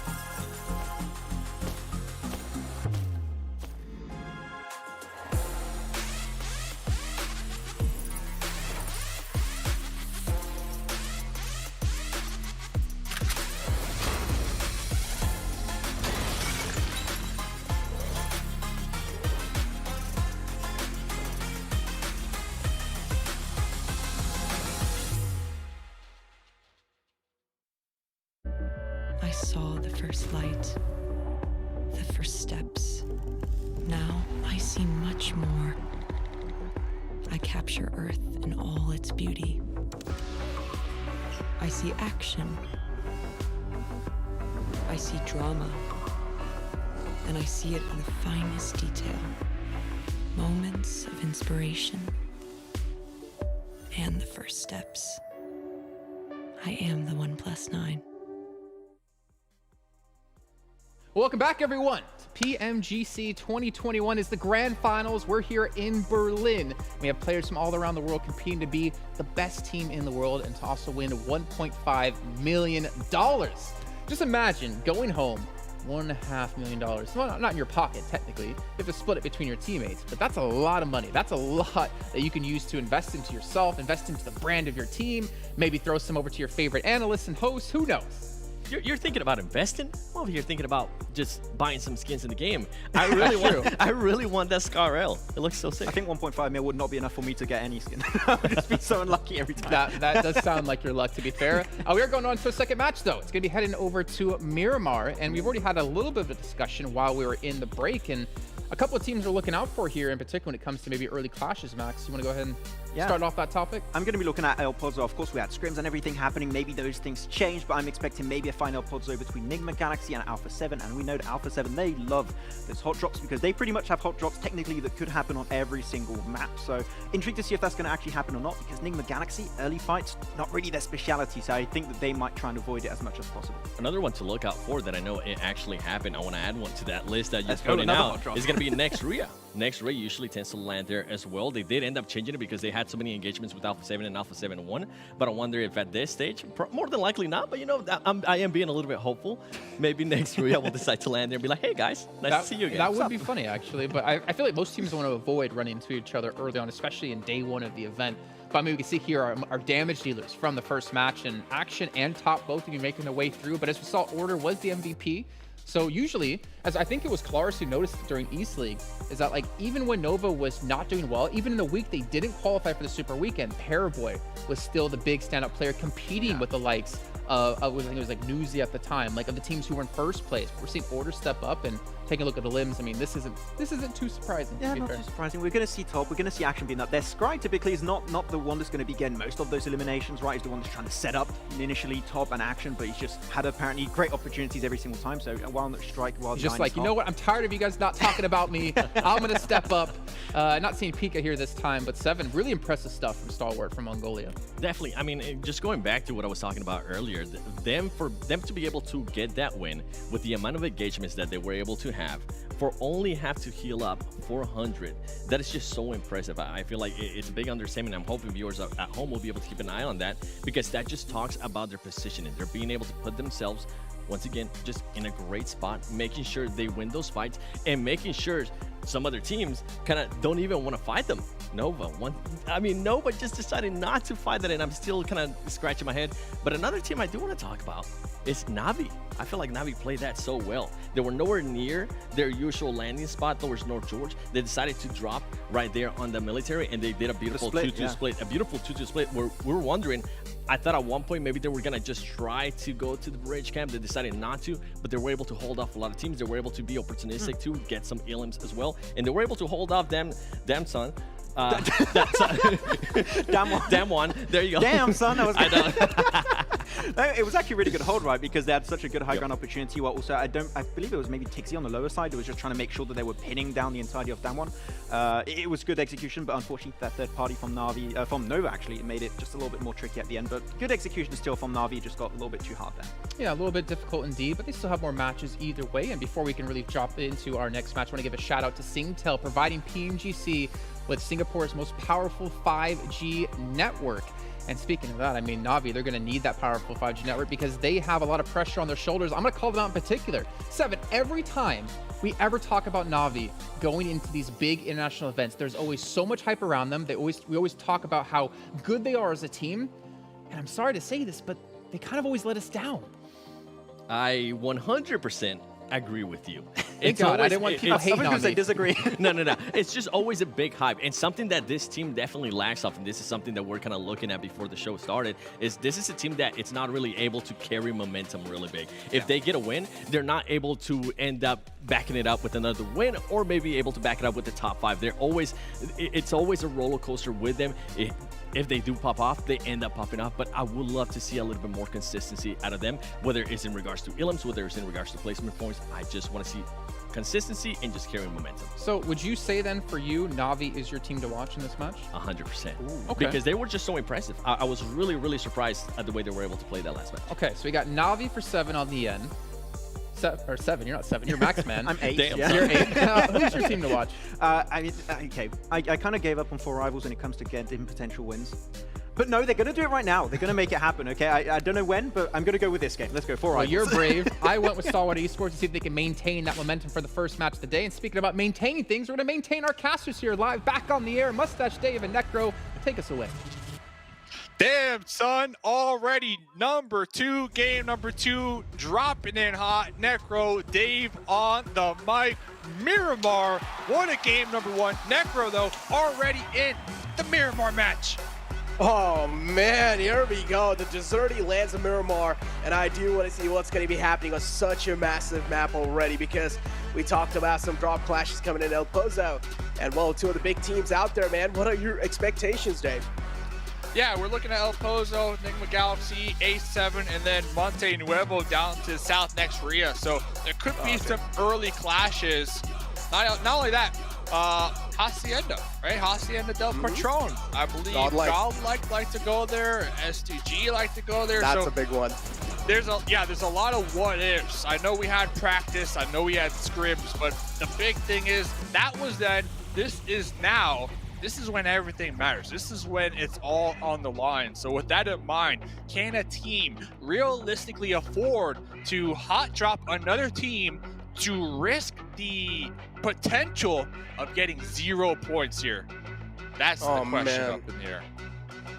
That's what got me thinking as well, because now we also know that you don't really have a lot of games to mess around with. You cannot just try out some new strats completely and then maybe, you know, try and work things out. But no, another Southern Circle inside the map of Miramar. These are quite rare, Dave. As rare as it gets. I'm just trying to soak it all in. Because we get circle number 1, there's some water in play, and yeah, this is Miramar, go figure. But up there to the north, I'm still looking. We got ST, we got 4 rivals, S2G, like all these squads are still hot dropping on each other essentially. Oh man, they just don't care. They want the early smoke. They don't care. And well, guess what? Yep, I'm pretty sure they will probably get the early smoke, unless if Nigma Galaxy just do not want to give A7 what they want. A7, of course, is one of the most like aggressive teams out there, and they're not going to be backing out from a fight without any kind of like, you know, they would at least want some elim points on their name to start the day off. And A7, they are out for blood without a doubt. H2G for now in Hacienda del Patron, they have kind of full control of that side, so seems like somewhere down line, GodLike has backed off from there. Hit that subscribe, by the way. Notifications on. That's you know, guaranteed you can get it done. Shout out to all the viewers, by the way. I was watching a ton of people watching right now, a ton of people cheering for GodLike in the YouTube chat, and a ton of people cheering for Stalwart Esports. So I'm looking at this game though. You're kind of touching on it. The redemption, like Alpha 7. I called Alpha 7. 7 called Alpha 7. Last game, couple elim points. We saw them on that bridge camp on that east side. Didn't really play out in their favor. And I'm looking at Alpha 7 because I feel like game number 2 needs to be their game to really come back, I want to say. Get that momentum, those juices flowing so that they can play their confident play style that at least I'm used to seeing from them in that West League. Yeah, exactly. I mean, if you talk about Alpha 7, the first thing that comes up in my mind is that aggression they show, and also the the consistency that Alpha 7 in general have, right? There's just like one of those teams that do not like to back away from the fights, but at the same time, they do manage to get decent amount of points for themselves each and every single game. So, which is quite understandable. Alpha 7, this is what they're known for. But I do want to see what exactly, like, what kind of things are going on for GodLike over here, because we did not see them in Hacienda del Patron. GodLike, I'm not going to lie. Last game, I was extremely impressed with that grenade from Jonathan. Oh, Jonathan went for a nice little rotate to wrap around their teammates to kind of get that off angle, while 3 of their squad mates were in the front lines, kind of taking that fight with Alpha 7. They did an okay job, but then you had Carrillo in the back lines playing Overwatch, and Carrillo was really able to put a stop to that push over that little ledge. And so all that pressure was on Jonathan. And with all that being said, Jonathan did come out on top, in my opinion, in that very challenging situation. So GodLike, man, GodLike have a ton of people cheering for him. They're at the biggest stage right now. They got a lot to prove. They got some teammates that do have that world experience, I believe the desk was talking about. if there was kind of that wild card to disrupt the lobby, and let me get your take on this, I feel like it's GodLike, right? GodLike can be that disruption to the lobby. And the reason I'm saying that is because we had East League and we had West League. 9 teams from East League, they're playing here. 6 teams from West League, they're playing here. So those teams are kind of familiar with each other, if you get what I'm laying down. They kind of know each other's habits somewhat. So they have a big advantage when it comes to that. Who they don't know the habits of, they don't know the habits of GodLike. Yeah, you could have watched them, you know, but you don't have that in-game experience against GodLike. So I really feel like GodLike could be that wild card factor with some of these teams. Yeah, definitely. I mean, just that one game slipping out of hands, it's fun, you know. You can completely afford that one game. But as you mentioned, GodLike can definitely be that wild card factor. And if they are, it's going to be one of the one of the biggest storylines without a doubt. GodLike, they dropped over here. They did not want any kind of early fight, so I do like the improvisation coming in from their side. Water treatment is where they opted to drop out. So HTG as well, early rotations. A lot of teams, they do not want to waste any kind of time.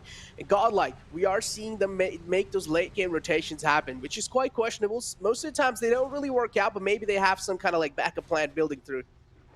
Not only that, just looking at BGIS, GodLike, they tend to favor when they get into these skirmishes, kind of a 3-1 split where they got one of their teammates up in the front lines, really keeping that pressure on. Meanwhile, they separate their other 3 teammates to cover that one squad mate in the front line. So they got all angles pretty much covered. And I feel like that's kind of one of those new metas that we're starting to see. Alpha 7 kind of did that a little bit in the West League. It paid off big time for them. So I'm really cheering for GodLike and just their overall momentum that I have to assume they're feeling right now. They have to be pumped to be playing in this lobby. So Miramar, okay, let's get into the game. Looking at all the players, we didn't lose anybody yet. So that's a good sign for the players here. Almost, 7 minutes into the game. A lot of early rotates. Anything sticking out to Necro? Anything that Necro sees is like, oh man, what's happening there? Or is this all things, you know, another day at the office, big chilling? I mean, one more classic thing that I'm seeing, Navi again going for those late game rotations. This is what we're really known for. But yeah, as you were talking about that 3-1 split, now it's pretty good when it comes to the individual team fights, right? But if you get third party, now we casted the West Side, Dave, and we do know how many third parties happen in West Side. And 3-1 split, I feel like they're most vulnerable, especially when a third party happens. Especially if you have the one player separated out in the open, if he gets taken out, the rest 3 players, they're also kind of separated out from each other. And if you get third party in that situation, Dave, you're pretty much screwed. Yeah, somewhat. And to me, it comes down to map knowledge, like knowing the terrain and knowing what sight lines you might be exposed to, right? Not only that, the spacing in between your split. As long as your spacing isn't too far from each other, for example, to add to your point, if one of your teammates gets knocked down, as long as that spacing isn't too far, you should be able to get the pickup, right? If you are safe to do so, of course. So that's another thing to keep in mind. And GodLike, just watching BGIS, a lot of the fights that they were in, they were aware of the terrain. They took these nice fights when they would push out in the open, where they knew for a fact what angles were covered, which angles weren't covered, and if those angles weren't covered, they had a teammate covering it for them, if you get what I'm saying here. So GodLike, I'm telling you, I'm a big fan of GodLike. I am really happy that they made it here, and I think they could really disrupt this lobby. Dude, I myself am a huge fan of GodLike. You know what they say, hashtag they'll say GodLike, and that's what I'm going to say as well. But yeah, for now, the circle shift as well, kind of going to be moving down south again, a little bit tilted on the right side, which is completely fine. That means there is going to be a lot much more free compounds for other teams to try and take it. But yeah, now, as you were also talking about the kind of separation, you should not really be separated from each other a little too much. And I feel like for that is a perfect example has to be Stalwart Esports. I just like how they adapt in each and every single fight, right? It's not like they don't separate a little too much in these fights. It's like they do that, but if only they have a clear knockout, easy. Like if they're sure that they're going to be getting this knockout, then only they will make that huge separation happen. Unless they just try to keep themselves separated, but not too much. Yeah, Stalwart Esports, another prime example that we saw last game. Every time we would look at them, they either had a 2-2 split or they had a 3-1 split with action in the front line. And that reminded me a lot. We saw it, not to be too biased here, but from North America, when Coops got invited onto the Knights, that was exactly what they did. And that played out big time for him up until a certain point. But Stalwart Esports doing the same thing here with action. You got that front line gunner, the one that seals the deal. Just make sure that they stay alive. Not only that, but top always opening up these engagements for him. But talking about opening up these engagements, yeah, Nox Bomb. Dude, did you see that tracking right there? Well, that was the 1-2 dirt nap out here. Oh, if I am the player dying right there, I'm saying, I'm yelling he's a cheater. I'm yelling. There's no way. You know, it's just, that's just me if I'm playing the game. Oh, damn, son. That's why I'm yelling. If I get taken out like that, like they were full pedal to the metal right there. Oh, my God. What a nice shot there. And this is Fenerbahçe. Last game, we saw them. They got heated. They got crashed upon. Didn't work out in their favor. And if they would have won that fight, they would have came out big time because that compound was solid. So a lot of these teams, they're looking for that redemption, I feel like, in game number 2. All these teams are top-notch. They all have the skill. They made it here. They're here for a reason. But, of course, you don't want to get 0 points in a game. So I'm really looking for these bottom teams to perform here in this match to really get it going. Oh, dude. Next Ruya, one of those teams, they won the West League, dude. Completely surprising all of us. And I do want to see now what next Ruya they are going to be doing in the grand finals as well. We've been talking quite a lot about all these other teams. Next Ruya, one of those teams, I feel like we need to talk about them a little bit more, having players like frozen underneath your sleeves. And if I'm going to hold on to my words for now, again, GodLike being held at the bay. And this is what I really do not like. Those late rotations do not work out most of the times. And GodLike, again, being held off at bay. And this time, it's Stalwart Esports doing the same thing. But guess what? It's going to be a little third party from the side of Na'Vi. And, of course, it's a West team doing the third party. Yeah, they're definitely going to lose one in this process. GodLike out there, but they're kind of catching a break because now Na'Vi going to be applying that pressure to Stalwart. So it is what it is, as these teams going to be up here in the north trying to outrun the blue zone, now closing in on them. Stole the kill, but the other 3 teammates of GodLike, they were able to successfully get on out of harm's way. They're still in their vehicles. They're ready to react to this next circle shift. Oh, but no, as I said, Neo. GodLike. This rotation, man, it isn't paying out in their favor right now. Dude, late rotations, I'm telling you, it's really hard to get those down. Late rotations most of the times do not really work out, but for now, Na'Vi, they're looking pretty good. Another one of those teams that do like to rotate pretty late, but in the previous Erangel game, I did like the adaptive nature from their side. I did like it was kind of like a huge change in the pace that we saw from how Na'Vi played back in the league days, but now Stalwart Esports, that's a huge spray from top.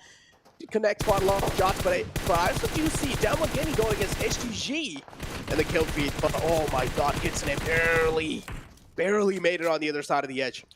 And look at the different play styles here. Na'Vi, they see the next circle shift and they prioritize sending it, trying to get a better position in that circle. Meanwhile, Stalwart, they aren't worried, right? They're playing this one slow, they are relaxing, and they were able to get a couple shots out there on that Na'Vi rotate. And it just goes to show, at least to me, the confidence right now that Stalwart, that they have the ability to play slow, that they're not going to let these zones kind of dictate their movement. They're not going to let these zones apply pressure on the bigger picture gameplay here, game plan that is, that they are coming in here with. Oh, dude, the game plan, as you mentioned, they're also going to be rolling out some like secret cards, I'm pretty sure, on the day too, and I cannot wait for that. But yeah, Team Secret now, quite close to the players of H2G. There was a fight going on between Downward Gaming and H2G. Couple of casualties, we did witness those as well. Downward Gaming as well, short one player. Same thing goes with H2G. Team Secret, do you realize in the front, there is a team. They're also taking things quite slow. Stalwart Esports, again, they're just tailing Na'Vi around. Action. Down there. Tixie. Able to, look at that tracking, by the way. The gyro right there from action. But yeah, I guess Stalwart Esports, you can also say they're a little more comfortable in this situation when I'm talking about that pressure from the zones, because they do have 29 points from last game. We can see the leaderboard right there on that right-hand side compared to Na'Vi with 1 elim point from this game. So they're going to have 8. So that mental game, man, it is going to play a factor here for a lot of these players and their decision-making for sure. Mental game. Always an important factor. Big tournaments like this. And Action just trying to blow Tixie's vehicle. Did bust out a tire, so Tixie now will have to move out in the open, trying to pop in V, trying to dodge those shots. But not enough movement indeed, and Top is going to be finding him. Tixie goes down. Tixie eliminated out the game. That's not really good news for Na'Vi. Na'Vi left with only 2 players alive. Man, you can just see the concentration right there on Top's face as well. I think I saw a little sweat drip from their forehead right there. Like, that is how tunnel vision they are. I love the player cams, by the way. I love that we get to see their looks. I love that we get to see their grips that they're using. And just that determination. Next zone goes up, so hopefully they're a little more determined because they are on the opposite end. So Stalwart Esports, they are going to have the challenge to reposition now in this new circle that did once again favor the south and favor the water. Oh, did you see the split from Infinity as well inside the zone? They had like all 4 players separated out, and as soon as they realized next Ruya is closing in, they just retreated back. Now they have a 2-2 split. Both these compounds are being acquired by Infinity, and Infinity have the prime positioning inside the zone, including Nigma Galaxy. Now they can try and play this off as safe as possible, or else they can try and rack up some kill points that are the teams that are trying to make it inside the zone. Team Secret, though, pretty close to Furious Gaming. Or I guess I gotta say, Poppy Potro is pretty close to Team Secret. Yeah, if there was a player that can really clutch this one out, Poppy Pocho is that player. There we go. Popping up with that UMP. Surprise! Exactly what they're saying. What I want to see now is some type of support, though, from the back lines. Maybe send one teammate down there in the front lines to help support Poppy Pocho, but it looks like the 3 teammates are going to remain up there in the hills playing that oversight position. Oh, they're just the scouts right now. They're just giving so much information to Poppy Potro. They're kind of like they're his eyes behind the sight lines. But look at Jumper. Jumper recognizes what angles are currently going to be occupied. He knows for a fact that the south, the wall is going to be the perfect cover. And Furious Gaming, the 3 teammates on the hills, they don't have sight lines behind that hill. And Poppy Procho, well, got caught slipping. And HDG, they're just like, all right, don't mind us, guys. We're just making our way through. We're peaceful. We're friendly. Just got some free safe pathway out of that miserable situation. Yeah, now again, Furious Gaming, they have 1 man down. Poppy Potro is a huge man, and you do want to make sure he's back up on his feet. Down 1 Gaming. Seems like they're charging up on Xavier. Lamborghini's position, is it compromised? That's the question. And I'm pretty sure it has to be at this point in time. Fabian just cooking up an aid. Wants to lob in right outside. And yep, as just Stalwart Esports as well, rolling out on the sidelines, but I'm not really sure. I don't think so they're going to be challenging a fight. No, they're zooming by. They're looking to reposition. They're looking to get into the circle. So Xavier back against the wall. 2 squad mates right there trying to defend this compound up against 3.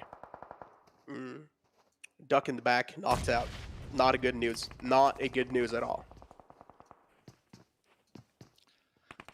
They do have the ability to play this one a little slow, but not too slow, because look at the circle shift. This fight is not in the next zone. And looks like Frankie going to be popping in that Bucky trying to reposition. That could be risky. But Silas! Oh, Silas. I saw Silas cooking the grenade right there, trying to toss that one out onto Pika, but Pika did not allow that to happen. Hopefully they can pick up Action, though, because look at this. Action crawling on their knees, but Action has that M249. The squad wiper, so that can come in clutch. Next zone, once again, Nigma Galaxy. They picked that compound on the coast, and look at this. I have a feeling it's going to play out in their favor, because where else can it go? Not only that, it's on a main road, so you have to assume some teams, they might rotate on that main road for quick access. And look at that. Yes, they do get the circle shift. So Nigma Galaxy easily looking at a top 5 if they can defend their compound. Oh, they're chilling. They're chilling big time. Unless they're just going to be witnessing a huge wave of teams coming in onto their compound, just trying to ram their vehicles right onto it. I'm pretty sure that's going to be happening in the future. For now, Xavier, Frankie being taken out. Lamborghini's the man. And certainly, This time is not as quick as his name. Instead, taking things a little slow, being as cautious as possible, popping that med kit as well. It's taken down to 70% of HP. And Lamborghini, I do understand the only man alive has a lot of pressure, but guess what? Strikes at the right time. Not only that, as a solo here on Miramar, you got a lot of dips, you got a lot of terrain to work with to try to avoid any type of sightlines. So maybe they could solo snake it and come out on top with some additional placement points. Fenerbahçe out there in the distance. They are going to have to reposition here very shortly. Parabor, though, look at that. Another teammate on the field. M249 out there in the open, looking to get some nice shots on out. But Lamborghini did reposition. They saw the water, and they said, YOLO, sending it straight to the water. That's a good play, though. I like that play a lot. That is indeed kind of like the safest route you can take inside these kind of zones. But A7, looking to take out the man in the close. And it's going to be Couture from next Ruya. Easily being taken care of. A7 now, they also need to make it inside the zone. So the pathway in the front is going to be a little exposed. But it's fine. They've got the vehicles covering their back. Senatex and Mafioso, they're going to be making their way slowly inside the zone. Infinity as well. As I mentioned, they had a really great positioning until the zone moved away from them. But still, they can try and hold off the teams that are in the back, including Nova. But Jimmy's the only man alive. Yeah, still pretty solid position, though, all things considered. I think a little bit of it is in the next circle, and we saw they have those different levels of terrain to work with. So as long as they can make sure nobody surprises them from behind, they should be looking ahead, looking downhill. And as long as they have some vehicles to maybe work with, they are looking pretty solid, in my opinion, especially with 4 up. Oh, they are looking really solid. Team Secret right on the edge, including Stalwart Esports. This game definitely not as good as expected, but Team Secret for sure. Even though they're hurt, they're not down yet. They're still giving a huge fight to all these teams in the lobby. 2 players alive. Shot should be back up on his feet in no time. A7. Carrillo taken out. That's not going to be keeping A7 settled. They need to make sure Carrillo's going to be back up on his feet. And next, Ruya is the one trying to hold him off at bay. Yikta going to be confirming the kill on to Carrillo. Barely alive on a sliver of health, but Yikta still charges forward, and he is getting taken care of. Yeah, charging downhill like that. No real option because the next zone did shift. So what is that this pressure? circle? Yep, that pressure just added on top of that one. So Mafioso happy after that elim, looking to loot some crates, looking to get some additional meds, re-up on the ammo, and then pretty much reposition to send a text up, who I believe has a pretty solid snaking position out there on that road. As long as they can avoid the sightlines from Nigma Galaxy, who have been, we have to say, they have been big chilling this whole game. What a position they called out, and what a position they claimed early on here. Exactly, but I don't like the split coming in from Raouf. All the way separated out. I understand it's a 3-1 split, but still, in these kind of moments, you're not supposed to separate out, and that's what exactly I was saying, because soon there might be a lot of charge-ins, and Raouf, he does have the buggy underneath the water, but he got spotted, taking a lot of shots, and oh no! Steps out the buggy in the nick of time, but Infinity, here comes a charge-in through from their side as well. I did like the Raouf play as long as they don't get taken out here, because to me that's like the insurance policy. You send one into the water because you know water's in play, and you make sure that they stay alive. Meanwhile, use your numbers to your advantage. See, we need to see Freak, we need to see Lord, we need to see them be putting in that pressure to make sure that insurance policy in the water does stay alive, and they weren't able to pull that off here. Oh, not anymore. The insurance policy gets taken away from them. Unfortunate. Team Secret, but still, Nigma Galaxy, they have the man advantage inside this entire situation, and they can always turn it into a victory. Unless, again, they don't make any kind of rookie mistakes. Team Secret, Shots the only man alive, but all it takes is that one little mistake, and Shots will get a huge chance to try and bounce back. Another huge game, too, when we're talking elim points for these top teams. Alpha 7, I saw 7 elim points. Nigma Galaxy, 8 elim points, so they were able to really use that position, that compound in their favor. As Lord gonna be pulling up here, grenade, cooking it, looking to toss it. Let's see, will it be successful? Oh, Freak also going to water? I don't know about that one. I don't know about that one. Yeah, that's a questionable play from Nigma Galaxy. I don't know why they did that. trying their best to take Got out him. shots, and finally a nade connects on the shots. As we mentioned, got him, a huge got him moment without a doubt, but now it's a 2-on-2 situation, and A7, they thrive in these moments. They do. They do. Let's see, getting shot from the SLR. Now, just think about it. If they would have kept Freak alive, they would have had a 3v2 right now. But instead, Freak went into the water. Don't know why. Now they're down to just a 2v2. And this is Mafioso and Senatexa, two of the most consistent players from the West League. Oh, using that bus as a movie cover as well. I do like what Hammoudi is trying to do here, but if Nigma Galaxy played things a little bit more safer, this wouldn't be the outcome. Yeah, They're taken down a little bit too low. Yeah, as you mentioned, two grouped up. There needs to be a little separation. There needs to be a little bit more info gathering, and I do like what A7 are doing. Senatex are trying his best to give as much as visual info as possible to Mafioso, and Mafioso slowly and steadily sneaking around the ridge, making sure his presence isn't being sensed by Nigma Galaxy. Exactly. Senatexa has that hard cover. Senatexa trying to keep these sight lines to make sure Nigma Galaxy stay pinned down. Meanwhile, Mafioso quietly sneaking up within grenade range. Nigma Galaxy are on top of each other. There goes one. Now it's up to Lord to clutch this one out. Oh, was able to take out Mafioso, but Senatexa full sending it right now. Oh, the reply is there without a doubt. And as you mentioned, Senatexa full sending it down the line. He does have the UMP to favor him in those close range combat. Senatexa is not going to fall back, but the problem is Lord doesn't have HP favoring him, and he is trying his best to heal back up, but Senatexa is just a little too aggressive in these moments, and he will seal the deal on the final man of Nigma Galaxy. And A7 get that chicken dinner. Wow. Let's go. Hey, did I just see you try to drop shot Senatexa? Nah, nah, not like this. Alpha 7. Winner, chicken dinner in game number 2. And I gotta say, that split at the end, Senatexa covering the position from the high ground, Mafioso trying to get within grenade range, find that little dip. That was the game-winning play here.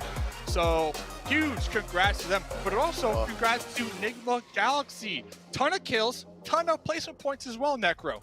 Dude, insane game, insane game. 10 elims from the side of A7, Enigma Galaxy as well.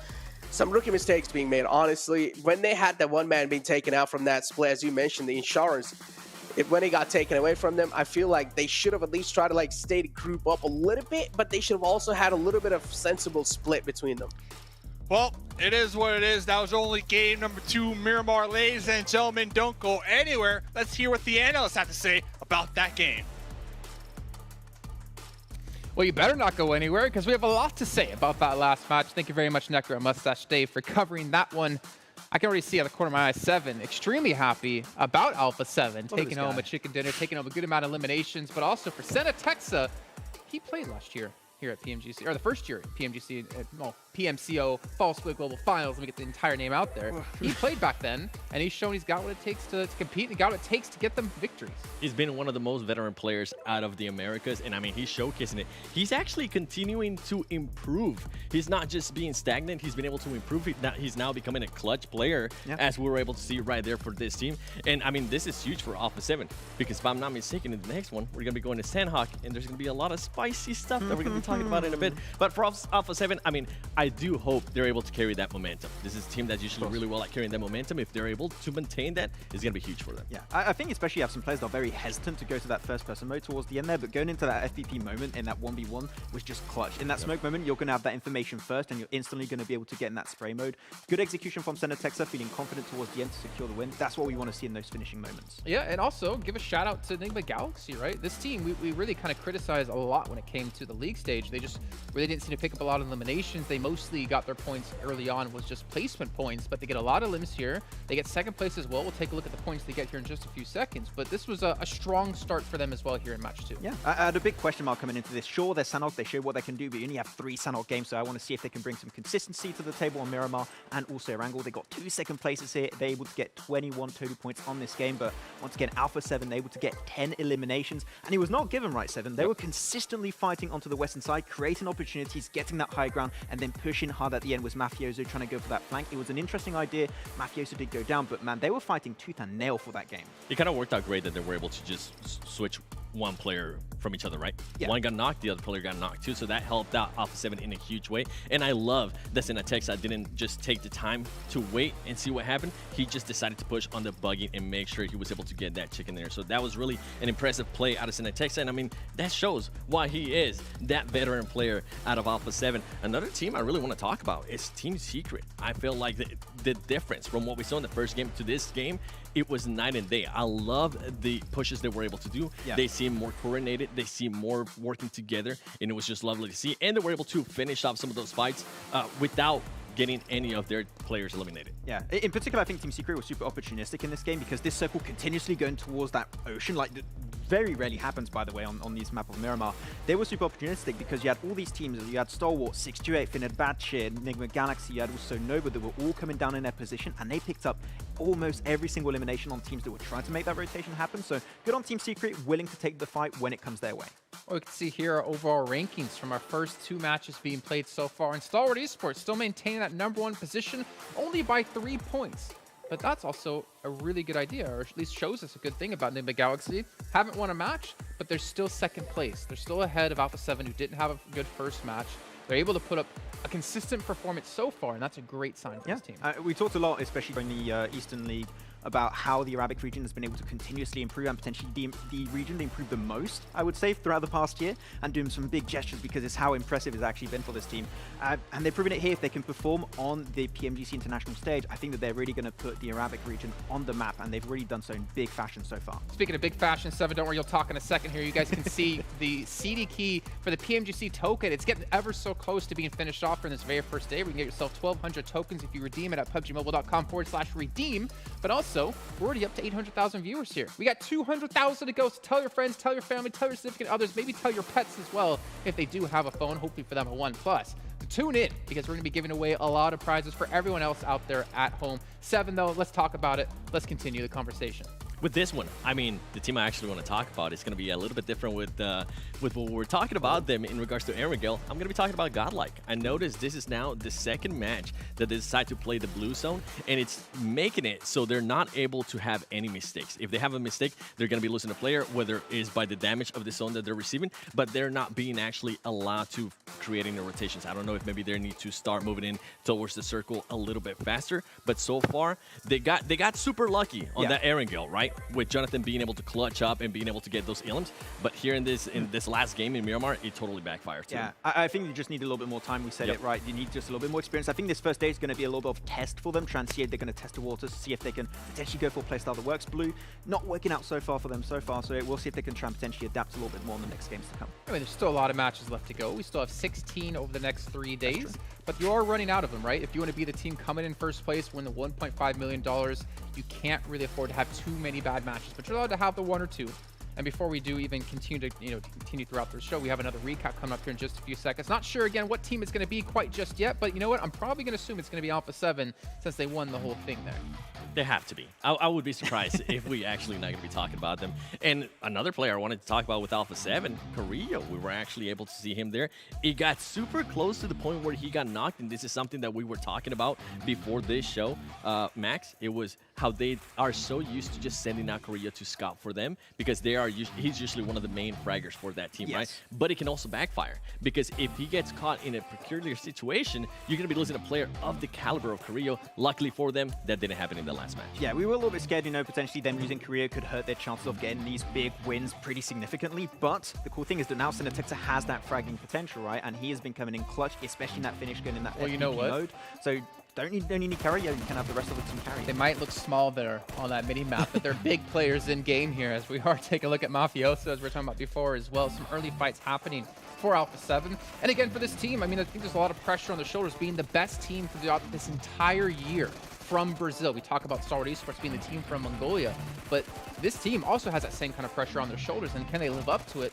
Well, I mean, we're seeing they're starting to do so, and they're able to do quite well in third place. Yeah, I mean, and not even Brazil is actually, sorry, I'm going to go back to Alpha 7, is actually their best team from the Americas. They were definitely the most consistent team out of the Americas. Destroyed Americas. It wasn't even close. So that's what a lot of people are looking towards this team, to seeing how they're going to be performing towards the East. Because in Americas, as I do cover that area, everybody just looks at the East teams like they're just godly.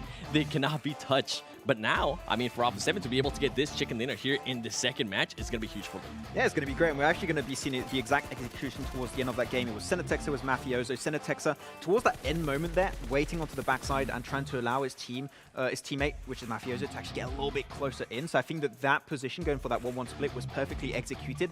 Those smokes were greatly played from Nigma Galaxy, but when you get close, you just throw a few nades, and that's pretty much done and dusted. Mafioso, unfortunately, does get knocked, but then it turns to the 1v1, and then that great FPP play from Senatexa, which is clutch at the end. And that's what I was talking about. Senatexa wasted no time in making sure he went for that push. As soon as Mafioso was already getting knocked down, Senatexa went for it. And right here, this is something that you were talking about, and I personally use it when I play PUBG Mobile myself, Max, is I like to switch to that FPP view, especially in this close quarter, because it's just going to give you such a huge advantage. As you can see right there, Senatexa being able to clutch up, and he is becoming that clutch up player, which is great. We've been talking about teams having just more than one superstar. Alpha 7 is looking like they have a deep roster. I did also like how Mafioso was kind of off towards the side there, right? On the other side of the road. The information he gains, even while being knocked, is so good for Senatexa to be able to capitalize off that position, take home the victory, and get them one step closer to that $1.5 million. Now, I'm not going to be too harsh here. Oh, no. 4 rivals you had as a team to watch, right? How did they do? I mean, it was Alpha 7. I mean, they're too good. Come on. Yeah, and unfortunately, that's the main issue that we have with 4 rivals. They get close to a potential good position, and then I have the impression they stress in some way, shape, or form, and they just unfortunately have a complete blunder. Happen once again here versus Alpha 7, and they are a team that needs to have structure. You give them structure, they could potentially get wins, but it's just not happening yet. I mean, we've seen good things out of them, to be fair, but they were always that team that couldn't close out matches, and when you want to be the top of the table, right, you have to be able to close out matches. You can't be really good at placements. You can't be just really good at eliminations. You have to have that great marriage. You got to get down that one knee, pop the ring on, pop the question, and be able to pull that off if you want to be able to win $1.5 million. But a team who wants to win $1.5 million is actually going to be Stalwart Esports. Start off the day strong, and luckily for us, we do have an interview coming up with them in just a second. Hello from Singapore, the PUBG Mobile Global Championship, of course, the grand finals. With me now from Stalwart Esports. Hello, Action, right here. Nice to see you. Hello, hello. And we've got, of course, coach and translator and manager here. Good to see you.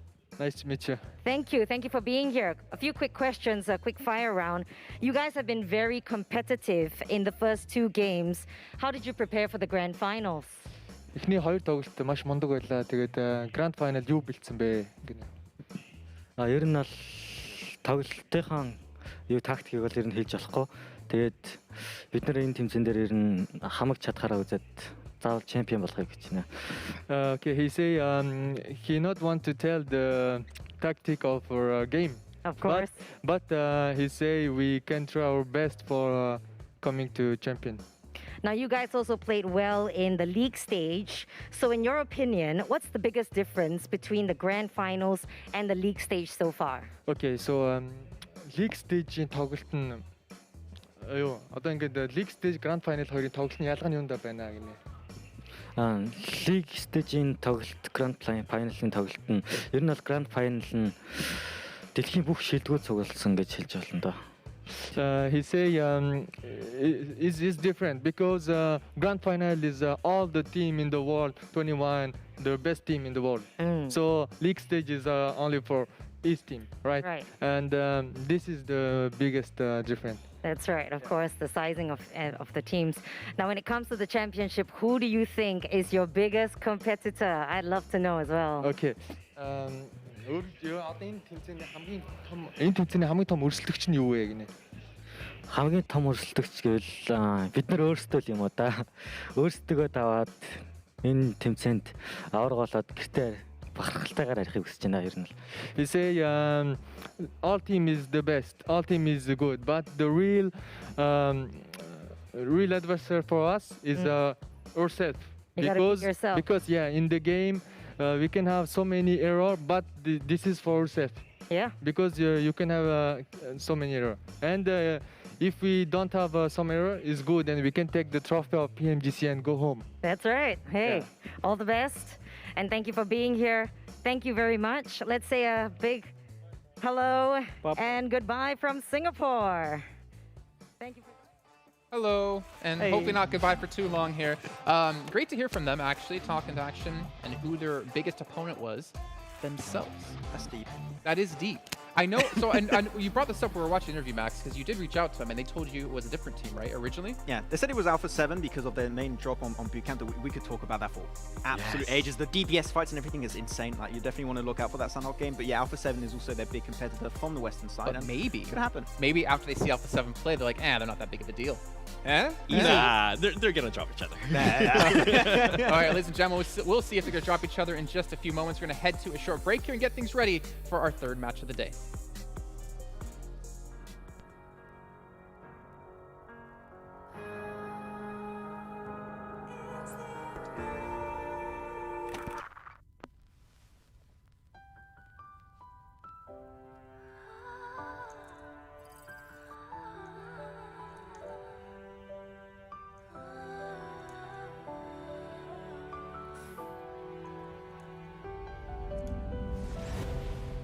Every second that I breathe is going down in history. We are victorious, can't stop me. Maybe today we'll fight our best, show you the way if you can handle it. You follow me.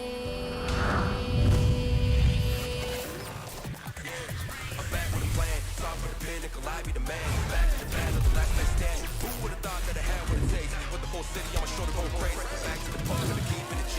Victory lab on the ride with the team. Stay good sport and smoke with the E. Aim for the high school ring, I'm gone.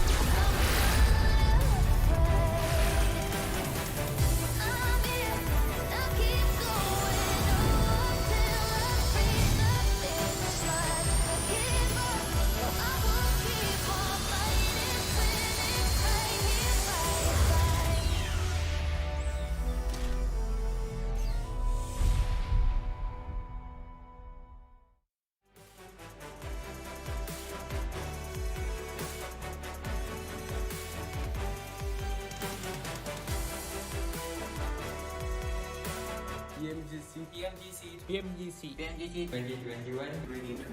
2021 Grand Finals. Grand Finals. To glory.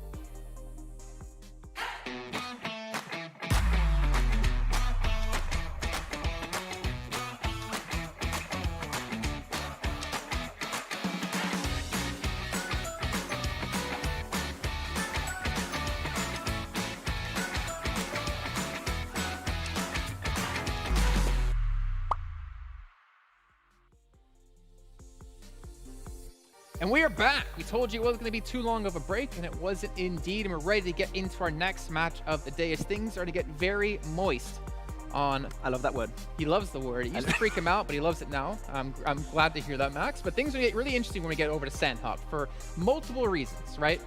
We have potential hot drops. Yep. But also, if we look back on East, we've had so many, or two teams in particular, be so consistent in how they play, but also their style. Nigma Galaxy, Maruf, Heal in the blue. Infinity just plays top 3 every time, because that's what they seem to always do. Yeah, it's the Infinity playstyle coming in onto this one, right? But the one we want to talk about especially is going to be that hot drop. Yes. That hot drop is going to be insane. It's going to be going through in boot camp. It's going to be Alpha 7. It's going to be Stalwart. 2 teams that currently both got a win right now, and they're going to fight it out super early in that game. And in the scrims, they made it happen. It got close a lot of the times. Who's going to come out on top? I don't know right now. Which gun was it? Which gun was it? It was the DBS. Yes. You know it. It's DBS fight in boot camp. Hell yeah. That's all. I mean, the thing is, right? Do you legitimately think we're gonna have a hot drop though? Yes. Yes. But the thing is, why would you risk something like that again with so few matches to be played? And you know, if you lose that one match, or you go out early in that one match, you could be ruining your chance to win a $1.5 million. So. Yeah. Okay, so with Alpha 7, that's pretty much their main Sanhok gameplay that we have seen for all year. I don't think I've ever seen him drop anywhere that is not Sanhok. And I mean bootcamp and Sanhok. And the reason why I say that is because they love to go towards the mountain a little bit south of bootcamp, and they just like to gatekeep and dominate that area. Yeah, it's a really good position to go for, but that's the thing. There's a clear opportunity for Stalwart to do a very similar rotation also to get access to that high ground hilltop. Just go trifecta. I mean, it was Reject who used to play that position every single time in Sanhok, and they would have a good amount of success in that position. Trifecta is not contested right now. If this fight goes wrong for one of these 2 teams and you want to try and catch up on your next 2 Sanhok games, trifecta is a go-to area for one of these 2 teams. The thing is, for me, is that this is the least played map. Yep. The least played battleground in the entire event. You play it 3 times throughout these days. Being one of those teams who can be consistent and pick up points so consistently for me is like such a really cool thing to see. Typically, you'll see teams, I mean, Erangel is the most played map, period. Every team should generally have a good understanding, but for some reason, for me, in my head, Infinity always have it figured out. And I don't think we even figured out what the reason was, but they're always so consistent on a map that is coined as being the most difficult and RNG map out there. Yeah, I think the main reason why you see this team perform so well is every single one of their players is able to frag out big time, and having 4 players that have that big fragging potential in a fight where you could have third parties happening, you need to all have that potential. Even if you're an IGL, or even if you're support, that fragging potential is actually huge and is what enabled them to get these, as you mentioned earlier, right, Jason, those top 3 finishes very consistently. So I think that's the reason for their success, but you have other teams from the Western side that have that fragging potential, so it's not going to be all that easy here. And one of those teams is actually going to be SGG. So during our West League, we had a lot of encounters in regards to hot drops between SGG and Ghost Gaming. Ghost Gaming is nowhere to be seen here, right? So now SGG is going to have that extra time. Oh my. Damn. Now SGG, damn son. Now SGG is just going to have that extra time to be able to loot, to be able to figure out which way they're going to be rotating. And I think it's going to play in their favor. If we do get somewhat of a northeast circle, it's going to favor them big time. Okay, well, speaking of favoring you, can help you guys improve your own gameplay. The OnePlus 9 Pro, you guys can pick up that one with its ultra smooth gaming at 90 FPS. It can help take you to the next level, and you never have to settle when using OnePlus. That's how I improve my gameplay. If Max was using that phone, he probably would have qualified for PMCO. Yeah, you know I had to bring it up. Come on, every PUBG Mobile event, it's literally in my contract. I'm allowed to rip on Max for not qualifying for PMCO. Yeah, I tried. Okay, You did try. The bots were too good. To be fair, the reason I won't play against Max is because I don't want to lose to him, because then I lose to someone who could even qualify for PMCO. Ooh. Yeah.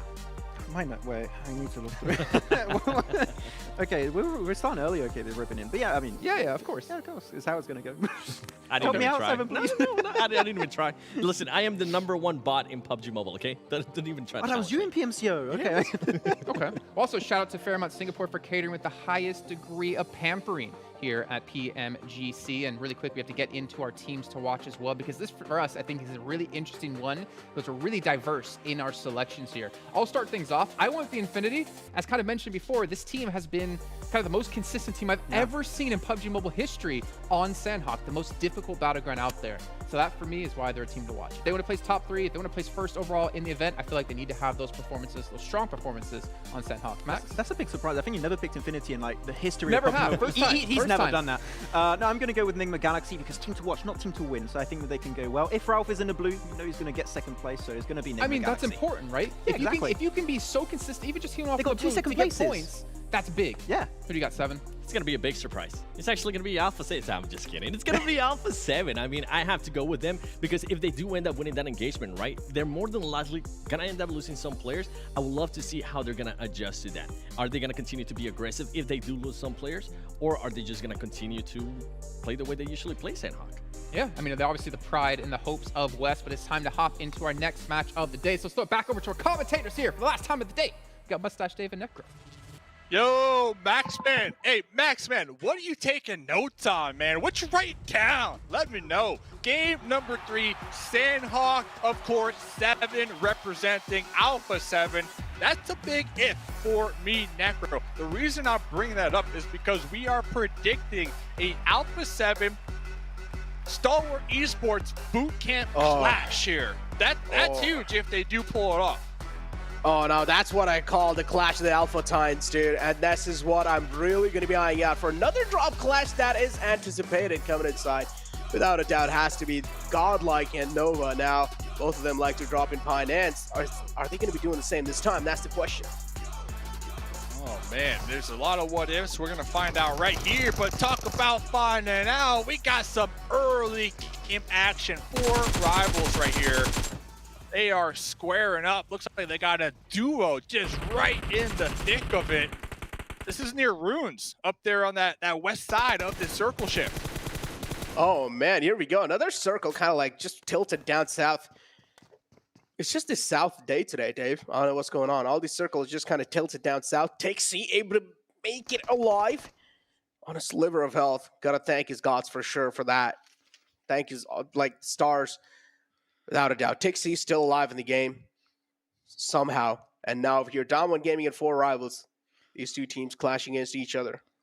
Fabian back there trying to group up with their teammates could really play spoiler for the duo of 4 rivals, in my opinion, if Daewon could just make sure to play this one slow and keep the focus on them and really spring up with that surprise factor. Daewon, the most consistent team on Sanhok when we're looking at the East League. So this is their map. They know it front and back. Let's see what will happen. 4 rivals looking to play spoiler to that. Ooh, 4 rivals. That's a beautiful split for sure. If the man who's kind of distanced himself from the rest of the pack, who also has a little bit of high ground, if he's able to find that initial knock on the Dominant Gaming, that can change quite a lot of things. But guess what? Who finds the initial knock? It's Dominant Gaming knocking on the doors of 4 rivals. And there's a huge split for 4 rivals as well. That's quite a questionable. Walt's outside the window, and he gets caught this time, and Junie's the man who will take care of him. Yeah, and we saw it play out exactly how we expected. Fabian from behind was able to group up with their teammates, apply that additional pressure from the alternate angle. But look at this, Clutch God, UMP in hand, trying to square up with the Duke Master, the Duke and Machine with the Vector. Looks like Clutch Guard going for a nice little rotate, trying to catch an off angle here onto the Duke and Machine, who has just stayed in the corner of the compound. Looks like Clutch God might be opting to safely retract back to their teammates here, because we saw last game got like a little rough on the rotation. So we saw him lost 2 on that rotate. I have to assume they're not trying to do the same thing here. Yeah, Clutch God indeed taking things a little safe. And so you mentioned Duke and Machine inside the house. Duke and Machine is always one of those teams. He's kind of like the silent assassin. He just likes to play as quiet as possible in these kind of moments and just wait for the opponent to make any kind of mistake. And when they do, he just strikes in. Like, talking about mistakes, that's not a lot of games, because the reason I say that's not a lot of games, because after 16 games, there's going to be one team walking away with $1.5 million US dollars. So every single point counts. And look at this little substitution action here. Oh, dude, that's gonna be huge, right? They're trying to change things out, trying some new things out over here. substitution as well, just to see how things are going to be changing out for that team. But yeah, GodLike, it seems like, again, a casualty on their side. Not a good sign. Definitely going to be a sign of worry for GodLike, and I do want to see how they're going to be bouncing back from this, because the position they have right now is definitely not that great. Yeah, it looks like they're trying. Ooh, Oh, there okay, we go. okay, that's Oh. exactly what was needed. A nice little knock there across the channel, because Jonathan is on the opposite end of this bridge looking to make a play. So looks like Neo and crew, the duo, trying to keep the eyes on them, right? Applying that pressure from the east side of the bridge. But look at this, Jonathan. Jonathan no. looking to make a no. solo play with the wide rotate. There we Jonathan, look! Oh! Talk about the snakes of Sanhok. Talk about the snakes on Sanhok. And ladies and gentlemen, we hit 1 million viewers. So shout out to you viewers out there putting in the work here, making this event a amazing moment. But back into the game. Jonathan, what happened? Jonathan, no, not what you want to see. Indeed, not what you want to see, Jonathan. Wanted to make some insane play happen, but just did not expect a snake in the grass. And well, this is where Fenerbahçe decided to bounce back inside this fight. And GodLike now left with, again, only 2 players to work with. Z-God going to be making the call to back off. So GodLike, if I'm them right now, I want to keep the points flowing. I want to keep things going. Pull off this fight. Avoid all fights possible here this game. They're in a position that they can actually pull back. They could use the southern part of this zone to their advantage because nobody's back there, and they could swim. They could go to cave, maybe get some loot, maybe relax, catch their breath in cave. Docks are also open. Of course, they don't know that, but with some proper scouting, they might be able to spot that one out. So if I'm GodLike, try to avoid the fights here. Keep your duo alive. And if there was a map, Necro, and I think Jason touched on this a little bit, talking about RNG, I'm the opposite. I don't think Sanhok is that RNG, right? Hear me out. Necro, hear me out. I'll hear you. The reason I'm bringing this up, I don't think Sanhok is that RNG because I've seen multiple times players able to hit those heals. If you know how to heal on Sanhok and you get all the meds, top 5, 3rd place, Easy. even 2nd place, 1000% doable. So I put it out there. I might get a lot of heat from that. I don't know. Feel free to add to it, or feel free to be like, you're crazy, Dave. Hey, it's in your court. It's in your court. But I'm bringing that up because GodLike, they can implement that strategy. They can hunt down all the meds. They can avoid all the fights and just heal or placement points here this game. I do understand, but I'm going to add on to it a little bit, because we did see Nova taking a couple of shots back, Paraboy, probably back down to the cover. Now, yeah, touching up on the point that you made, you think Sanhok isn't really that RNG. Honestly, I'm with Jason over here. I really do think Sanhok does bring quite a lot of RNG. And the reason why I'm saying that, now, if you keep the healing aspect aside of the map, I feel like even in the gunfights, Sanhok's all about healing. Sanhok's all about. Yeah, Dude, you just ripped my point apart right there. The only reason I'm saying that is because you can heal on Sanhok. But it's like most of the things are going to be going with the gunplay, right? Most of the things are going to be going how you're going to be rotating inside the zone. And just like what happened with Jonathan, you're going to be seeing a lot of snakes in Sanhok. And this also means this brings kind of like RNG inside. And if you talk about the zone shifts, they're also quite drastic on the map of Sanhok. That means if a zone is favoring a certain kind of team, if they're able to play it out to perfection, that has to be the team to pretty much take it. And Sanhok, this is what it's really known for. Hey, I hard disagree still. No RNG if you know how to hit them heals, man. No RNG. Oh, okay. Nice little replay right there from last game. Just in case you forgot.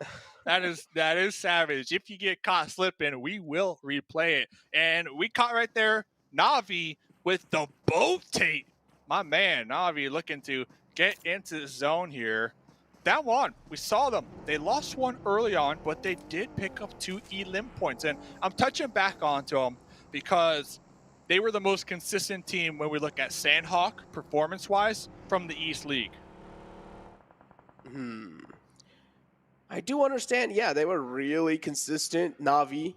But again, in the final days, I feel like last day was where Navi decided to really like bounce back, and that's where they got like themselves second place in the overall rankings. This proves quite a lot about Navi. This speaks quite a lot about Navi as well. But if we talk about the Super Weekend days, Navi did not really deliver as expected. But in the finals, they definitely did quite well. As I mentioned, they got second place. But hold on. Paraboy strikes in. He's the silent assassin this time. Forrest goes down from Dam 1 Gaming, or Damson. Could this be the start of the Paraboy show? You know, Paraboy, one of the best players, hands down, in the game. I'm sure a lot of people can agree with me. Nova Esports looking to really defend their title here. Paraboy, nice little knock right there with the UMP. Panam, they are going to keep that to themselves. So they're just going to hold it down for the time being and hope that Papa Blue continues to bless that. Looking for the solid placement points. Stalwart Esports also north of that current position. So we might have two Titans here clash very shortly. But besides that, it's a lot of individual plays here, a lot of individual knocks erupting all over the map. And just to touch up on that RNG factor in Sanhok as well, Dave. Oh, he's coming back to it. This is where I'm going to throw a curveball at you. He's 16 teams in the game. 16 teams in the game. One player from each team just doing a heal battle. That means he's going to come down to RNG hoping that maybe Premier God, that hoping that, okay, I'm going to get top 5. Just hoping. This means it's an RNG somewhere down the line, right? You're just hoping. All it comes down to is just a little hope. That means it is RNG. It is a part of RNG factor. You know how to hit the heals, man. Okay. I've seen it too many times. I've seen a team just go out, look for the heals, pass it off to one player. They've been practicing the heal strat for a whole year on Sanhok. So I'm just saying, RNG, I took that. I threw it out the window on Sanhok. And we are going to be playing only 3 Sanhoks. Sanhok will make up 17% of the map pool here for PUBG Mobile Global Championship Grand Finals. So I feel like this map in particular can really change the tides for certain teams that haven't been performing that well. And I believe they can do that by healing for points. I'm sticking by it, Necro. You can't change my mind, man. Okay, dude. You know what? You can't. I'm just gonna give up. I'm giving up. Can't. I'm giving up. I'm just gonna let the viewers decide, and I'm just gonna let the analyst desk decide who are they gonna be favoring in this kind of a little debate that we're having. But yeah, Fenerbahçe in the sights of next Ruya. Nox bomb kind of separated out, and he's also knocked out. Is the res gonna be possible? That's the question. If the res is not possible, Nox bomb being taken out, that means Fenerbahçe only left with 2 players to work with, and in the map of Sanhok. Oh, it's going to be quite tough to make it out alive. One last thing to mention about that. If we see a player heal this game, get solid placement points, point proven. Easy as that. I'm going to leave it at that. We'll see what happens. That's how it works. We'll see what happens late game. If we see 1 or 2 players healing and they go from like a 10th place to a 3rd place, I'm dropping the mic. I'm walking away, and you owe me a sorry in the DMs. All right? I'm going to leave it there. I'm going to leave it there. So getting back into the game, though, looks like they did swim to the docks. They did get some loot, and then they swam right back to Camp Charlie here. So we're waiting to see where this next zone goes. Look at the Infinity, though, all the way up there. They're in there. Look at SIXTWOEIGHT as well, just taking their time in rotating inside the zone, all the way from the left side. Did not want any kind of smoke with any teams. Just playing things as safe as possible, playing for their lives. Next Ruya. Just trying to inflict some pain on Fenerbahçe. I mean, Fenerbahçe are already crumbling down. They're on their knees. But next, I just want to wipe them out of existence. Hopefully not too soon. 16 teams alive still on this Sanhok match. 13 minutes deep. So you play for 13 minutes. You get taken out right here, right now. 0 placement points. Like, that is rough. And when we get past the mid to late game, things are going to erupt. Paraboy, driving by the coop, still alive, able to avoid those sightlines by a smidge and group up with their teammates. Next Ruya, still looking pretty good in the position they found themselves in. All 4 players alive, also have a decent compound to work with. Now, what I'm really worried for over here is going to be Fenerbahçe. And somewhere down the line in the future, if the circle moves pretty close to Fenerbahçe, there's no way in hell Fenerbahçe aren't getting charged on. And to hold the charge, to hold down the fort, Fenerbahçe just doesn't have the man number. So this is where a little bit of struggle is going to be seen from the side of Fenerbahçe. And I do want to see, are they going to be going for that sneaky play? This is what Duke and Machine is really known for. Or are Fenerbahçe going to be trying to fight back? But I'm going to hold on because Stalwart Esports, they might just be caught out in the open. Yeah, I agree with you on the Fenerbahçe point. And kind of looking at Alpha 7 here, I'm somewhat surprised that Mafioso did take those shots because looking back at Sanhok, Alpha 7, their team, they like to lay down the trap on Sanhok. And what I mean by that is they snake it out. They always have one player scouting the enemy, and they wait for the enemy to get past the initial front liner, and then they all pop up and hit them from all angles. So I'm a little surprised here that Mafioso did decide to kind of spoil that element of surprise here. But we shall see if it will pay off still, because Stalwart Esports are still going to be pressured out there on the edge of the play zone, and Papa Blue is slowly closing in right now. Blue zone, as you mentioned as well, slowly and steadily closing in. Godlike, it seems like for now they are settled inside Camp Charlie. Again, now the med strat that you really like, Dave, at this point, Godlike can definitely try and go for that if they have enough amount of meds. We'll see. You keep bringing up the med trap, man. I'm telling you, I'm right. Don't worry about it. All right. So Order out here. Oh, we saw Order right there in the kill feed. So Stalwart Esports, Pika could really play spoiler because looks like Action going to be crawling up, and it looks like Action is going to be taking the attention of Mafioso, the one up there on the boulder. Just waiting to hit these shots. Oh, you know Action wants to take it. Oh, of course he does. You know his name is Action. He's the man of action. And he wants all the action. At this but point, look, the next zone pop.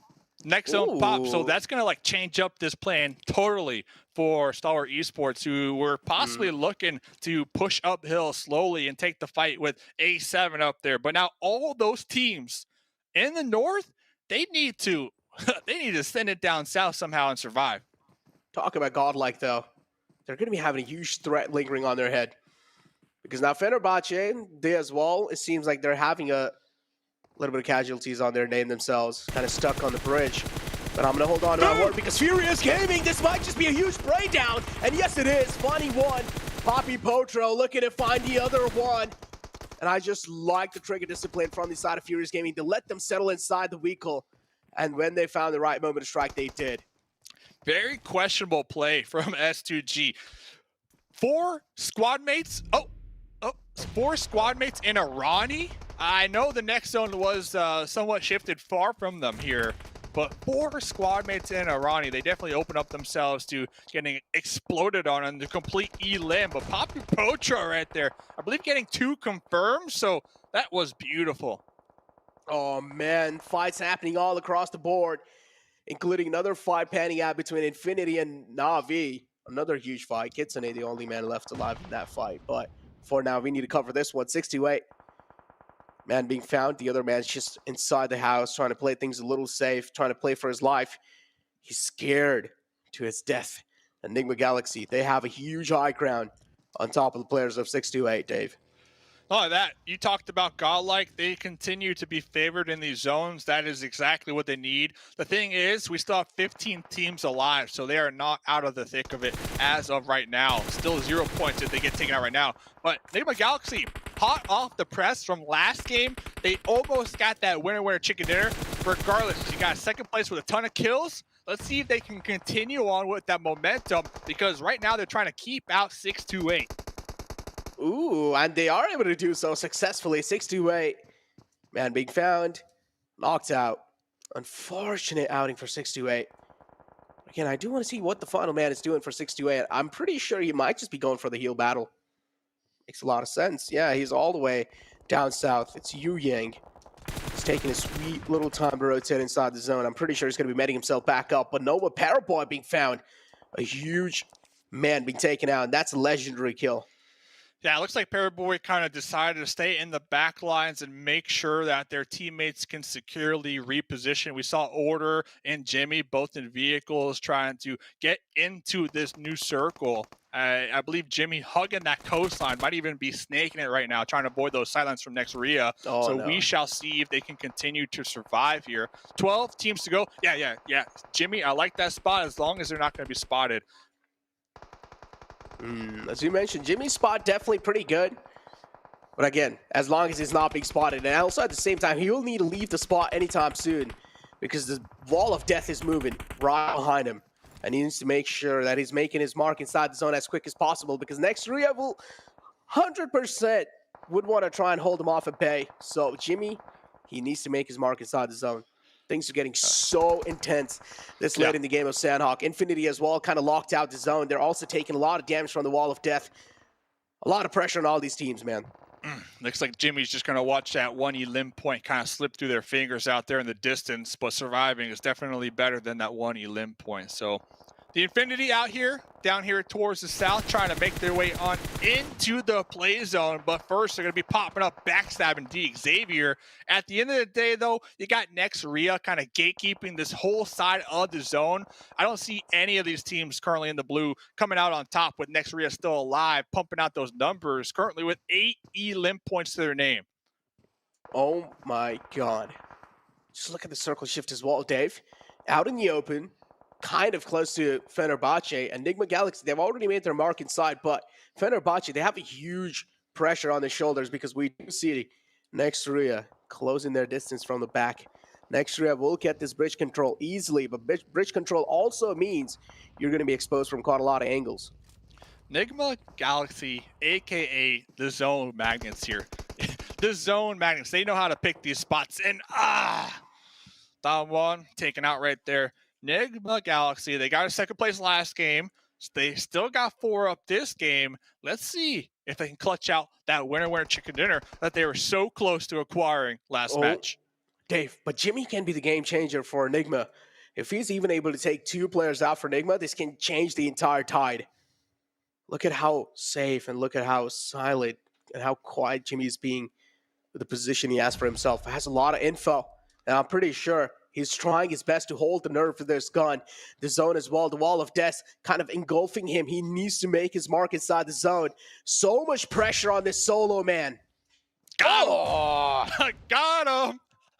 Oh, the Duke machine knew for a fact they were going to get taken out. Jimmy, though, yeah, to your point, could play spoiler, but remember, Jimmy's by themselves. So Jimmy will not have any help if they do decide to expose their position. That's why I believe Jimmy's going to be trying to heal up right now. Currently 5 teams to go.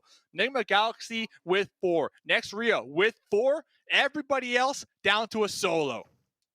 Oh, man, Jimmy needs to move inside the zone, and I'm pretty sure he's going to be exposed doing so. And yep, as I mentioned, Freak spots a little glimpse, and that's going to be enough. Jimmy being taken care of, no out the game.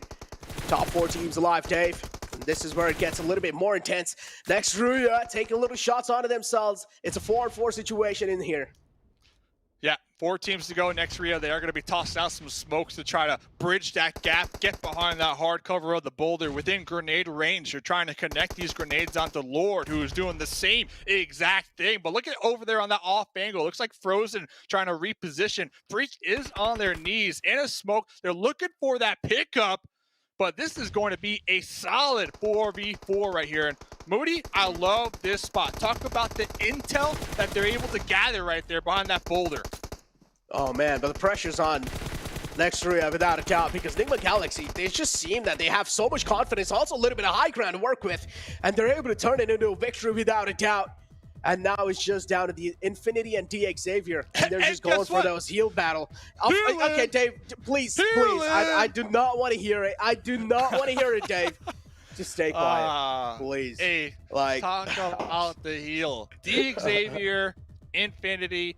That's the strat, man. You're down to a solo. Just heal it out for these placement points. And it pays off big time. I'm telling you. Look at the points. They're going to shift so much on the overall leaderboard because the 3rd place is 10 points and the 2nd place is 12 points. So this is exactly what these 2 squads needed here for the overall. Oh man, exactly what these two squads needed, and finally, dancing. Finally, the final match is going to be falling down as well. And yeah, Nigma Galaxy, they just know, they're dancing at this point, just throwing a little bit of moves as well. You know, just this is the victory dance right there, ladies and gentlemen. And Nigma Galaxy are going to be your winners of the map of Sanhok. Just in no time. He only has 2. Now the final first aid is going to be utilized. Shout out the Freak right there. Nigma Galaxy, they got a 2nd place last game, a bunch of kills. They got 8 elim points this game, and a winner chicken dinner that nets you 15 points. Nigma Galaxy, they are straight slaying it here so far on day number 1. And with 3 more matches to go here today, I have to assume the team, Nigma Galaxy, their mental, their confidence right now has to be at an all-time high. Oh, it has to be, without a doubt. I'm in the zone as well, as you mentioned, favoring them, and this is the exact reason why they won. Again, I mean, Dave, here also kind of my point got proven, right? I mean, the zone got gifted Nigma Galaxy. All they needed to do was just make their mark in there. They did easily. All the teams that were outside the zone couldn't really make it inside the zone in time because there was just so many guys watching each other out, and Nigma Galaxy were easily able to conquer that game of Sanhok. The thing is, I don't know how much you could say it was gifted, because now this is two games in a row where they picked the position very early on, they held it down, and they rotated accordingly. And then they just ended up with 4 alive late game. Like, there's just too much luck out there to say, oh, they're being lucky, compared to, like, this is planned in advance, in my opinion. But regardless, we'll see what will happen in the next 3 matches. Necro, it was a phenomenal match of Sanhok. Let's hear what the desk had to say. Will they rip me on my my med strap take? Let's find out. Mustache Dave, I can never rip you. Thank you, 2 gentlemen, for putting on a phenomenal cast, actually. Phenomenal match, phenomenal casting done by you 2 gentlemen. Enigma Galaxy being phenomenal over the course of this entire event so far. I don't know if it's just Mustache Dave and Necro luck, but Enigma Galaxy 7, I believe you said 2nd place game 1, 2nd place game 2, chicken dinner game 3.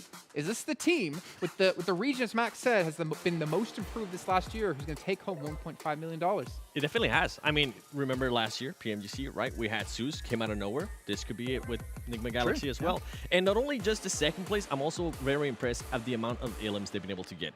On the first match, they were only able to get just 1 ilim, but then on the 2nd match, they were able to improve so much and being able to get 9 ilims. And in this last one, 8 ilims as well. I think that improvement is huge. Yeah, I think that was the main issue I had actually with Nigma Galaxy in the past, is they would not be fragging out, getting those eliminations consistently, but here they actually, I think they saw that circle at the end, like, wait, it actually came our way. Like, we're not used to this. We're actually in the circle in Sanhok. What's going on right now? Yeah. And they just fragged out. They made sure that Next Ruya were not able to push in that game. That also Next Ruya had a great game, but not able to make it happen it was because like that 11 elims. Yeah, I think it was, but that push was so hard, and Next Ruya just unfortunately got completely shut down by that push from Nigma. So Nigma played it so well at the end. Yeah, and I think they kind of showed us some depth in their play, right? Every time on Sanhok, I feel like they always played heal off. They always like, Aruf, take all of our first aids, go out in the blue, we'll see you later, we'll see you next match.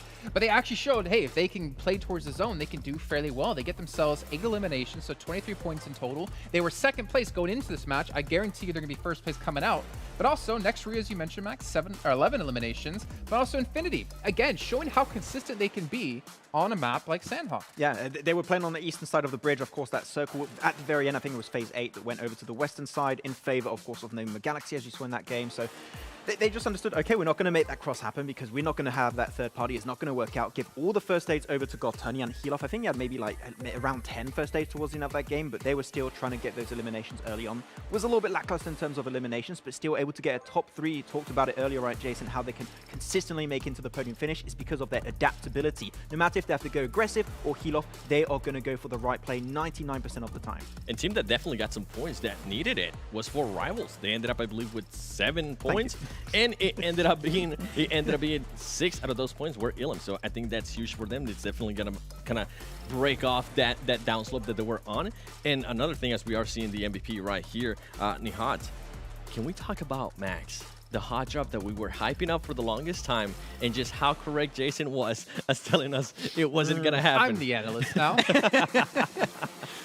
You're gonna make me cry. Let's be honest, right? There is that potential for hot drops, but realistically, it just shouldn't happen right now because it's too risky. Yeah.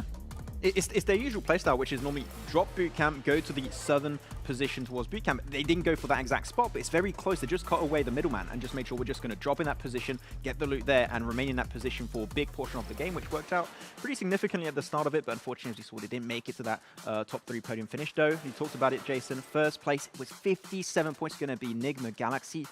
How consistent are these guys right now? This is not what I expected. Yeah, it's kind of the opposite of what we saw to them. Remember, they had 47 points at the end of the very first Super Weekend. Out of 15 matches played, 47 points. They've already broken that in 3 matches here in the Grand Finals. I think that really is a testament to how much they've improved here since the league stage, but also more importantly, that they are a formidable force. You know which other team I'm looking at here Alpha that 7. I'm getting a little bit worried about? No. Navi. Yes. Yeah. Navi. And going back to the main reason what I was saying earlier is this is a team that's not able to carry momentum at all. And with the currently downslope that they're playing on, this is reminding me exactly how they started off Wesley. And we haven't even played some of the other Erangels. I am very interested to see, now that I know Alpha 7 is willing to adjust, now that I know they're willing to not put that ego, I mean, I guess 1.5 million will do that to you. But it's going to be interesting if Navi's going to be able to take advantage of that. Also, shout out to Deke Xavier. I think we give him a lot of criticism in the finals of like maybe not deserving of that 2nd place finish, but hey, they're currently in top 8 at the moment. And also for you guys at home, not only are we talking about players getting rewards and getting victories, you guys have already pulled off a big victory here for the entire stream. We have hit the 1 million viewers. You can see the token, see the key at the very top of your screen. Head over to PUBGMOBILE.com/redeem to redeem those and get 1,200 tokens that you can use to buy yourself some lucky things. But anyways, we still, maybe tomorrow, maybe we'll bump it up. Maybe we'll do like, if we hit 2 million live viewers, Maxman will shave his head live on stream here. I got Clippers back at the hotel. Yes. Maybe we can make it happen. Yes. We're not going to do that. Oh, no, I'm all for we this. can try to make it work. We'll see if we can talk to Tencent. It's already maybe bump halfway it there. up. It's fine. Just got to get rid of the rest. I mean... Is that a yes? You're going to do it? No, don't. I'm helping you. I'll think about don't it. say anything. Yeah, Oh, there we go. That's we'll best. think That's about best. But what about some other teams? Maybe surprises, maybe letdowns. We were talking about Navi a little bit. Fury's Gaming. I'm actually really surprised with this team. This is a team that relied heavily on their chicken dinners as they were able to back up. And I'm going back to the West right here, PMGC West. They had 2 chicken dinners, and those 2 chicken dinners with 19 ilms. They rely heavily on that. Remember, Max, we were talking about that. And right now, so far, I mean, they started off the day pretty well in that Erangel, but so far, nothing's working for them. And if they want to be that 1st place team, they just can't be relying on hopefully getting a chicken dinner and hopefully trying to get 19 ilms, because the way the lobby is right now, I don't see that happening. I think they had, what was it, 46 eliminations in 3 games where they got the chicken dinners. You take those 3 games away, they don't qualify for this tournament, right? So we need to see more consistency. The games that are not happening, if they can get maybe 3, 4 eliminations here and there, a few extra positioning points, that is the type of consistency that will allow you to potentially get close. And when you get those big games, that's going to forward you up in potentially the top 3, top 5 positions. So we need to see a big step up from Furious, because right now they've just been a little bit too silent, in my opinion. Well, I could throw another one at you. We're talking about a team who might not have qualified without those 2 big wins with eliminations. What about 628 from PEL, qualifying in the very last match of the entire event? They're currently bottom of the table at the moment. Yeah, that was thanks to Yu Yang, but we haven't seen much of Yu Yang and all of his 628 so far, unfortunately. I'm going to pay close attention to them next game, because they just go out super early and they just get taken out outside of the circle. I'm going to look exactly what's going wrong, because it's just nothing's sticking right now. Well, I bring them up also because we were talking over dinner yesterday. We were talking about like teams we expect to do well and teams that could be the underdog that could do well. And 628 was your choice. Yeah. I mean, I'm not trying to bash on you in whatsoever, but what I'm saying is like they're really having a hard time right now, which is surprising because teams from China are so strong. Yep. But you know what? We'll get into that a little bit later on. We do have a recap coming up at you here in just a few seconds. And again, I'm going to assume it's going to be our victors. I'm going to assume it's going to be Nigma Galaxy. And we'll see here in just a second if it's going to be happening. I would love to see how they're going to be. You went from really smiley rotations. to serious really fast. I'm waiting. I'm waiting to see that rotation, right? I was paying attention close to the hot drop at the start of the game. It didn't happen, and then he just kind of fell down from there. Also, STE and Alpha 7, I feel like maybe hot dropping each other might have been the play in that last one, because it didn't really actually end up working out for them. Oh man, you got me. We saw you real You high guys there for a got me. second. I was hoping. I was ready for that recap. It didn't happen, Jason. get off that box. We know now. Hey. We know it's there. No, we're going to be looking towards the late game circles, and this is actually a circle that's pretty tricky to play, I would say, because here's just a full commit. Or we go to the eastern side, or you go to the western side, and depending on where the circle goes, you have a very big chance of confirming that win. And you're looking at this, you're thinking that there's no way it's going to go to the western side, right? The odds are it's going to go towards Quarry, it's going to go towards You wanted to see Cave. The Cave position, which I love those Cave finishes. Didn't quite happen this time. And this is the moment Nigma Galaxy were like, wait, are we 4 men alive in circle at this stage of the game? That just doesn't happen. And they just had all the teams come their way and just pick it up one by one as they were going to the market in the morning. But they played it so well right there. They decided to stay outside the circle. They decided to just wait and see how some of the other teams were playing. I mean, they waited perfectly for next Ruya. I was actually surprised. Next Ruya had 4 players themselves. All of a sudden, I blink and they're gone. Yep. In a matter of just 1 second, Max. Yeah, though next Ruya, if you want to say one thing that was really strong from them, they went for a fantastic push onto Fenerbahçe. I think we're holding a big portion of that bridge, so they knew they had to commit to that position. They held it well. They made sure that, for example, Infinity could not make that cross happen, but when it came to pushing on a position that was already locked down by Nigma Galaxy, they had that little high ground position, that little hilltop. In third-person mode, you know that position is going to be even more valuable, and they could not make things, make ends reach at the very end. So yeah, Nigma Galaxy able to make it as a 4-man, get themselves a win with 8 eliminations on top of that. If they can make this happen on other maps too, they already got themselves 2 second places. If they can get wins on now Miramar and Erangel, I'm going to be pumped for the Arabic team because they might be able to make it in first place here. I can definitely see it happening. We're not seeing it here, but during this game, I was looking at GodLike. Remember how I was talking about that was the team that was going to rotate in late. They got blessed with this circle, but it seemed like they just weren't able to take advantage of it. They did only have 2 players, as we saw Jonathan being able to just kind of get caught as they were rotating. But I was hoping we would be able to see a little bit more. It seemed that they just, once again, they waited too late to be able to position themselves for the next circle. So hopefully they'll be able to acknowledge that and start changing it. Oh, I can really see the POV here coming out. That spread from Nigma Galaxy just made to make sure there was no angles from which next Ruya could actually enter from. That is good. They went for, I think that was a 1-2-1. Yeah, there was a 1-2-1, and they were just making sure they had all of that position locked down and then got turning, trying to make it in. The emotes, of course, in class because you know that was in the back. It's so funny because normally the coin or the foot, the shoes on the other foot, the coins flip in the other hand. I don't remember the saying. Usually it's like Infinity who's like in the zone waiting to finish off the game, and Nigma Galaxy are out there healing. But this time it was the Infinity out there healing, and Nigma Galaxy just sit there dancing, waiting for their victory, waiting for that chicken dinner, and obviously waiting to potentially take home $1.5 million. But we still have so many matches to come, right? We're only at the halfway point of the day. It's 6 matches a day until we do have our victor across 3 days, and we're going to find some other teams to step up. I feel like, yes, we're seeing some consistency at the top. We've seen Infinity do relatively well. We've seen Nigma Galaxy do relatively well. Alpha 7 as well.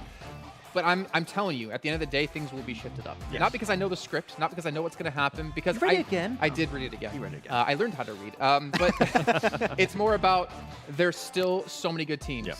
And there's still so much action to happen, but it's coming up after a short break. We'll see you guys in just a few minutes before we get into our 4th match.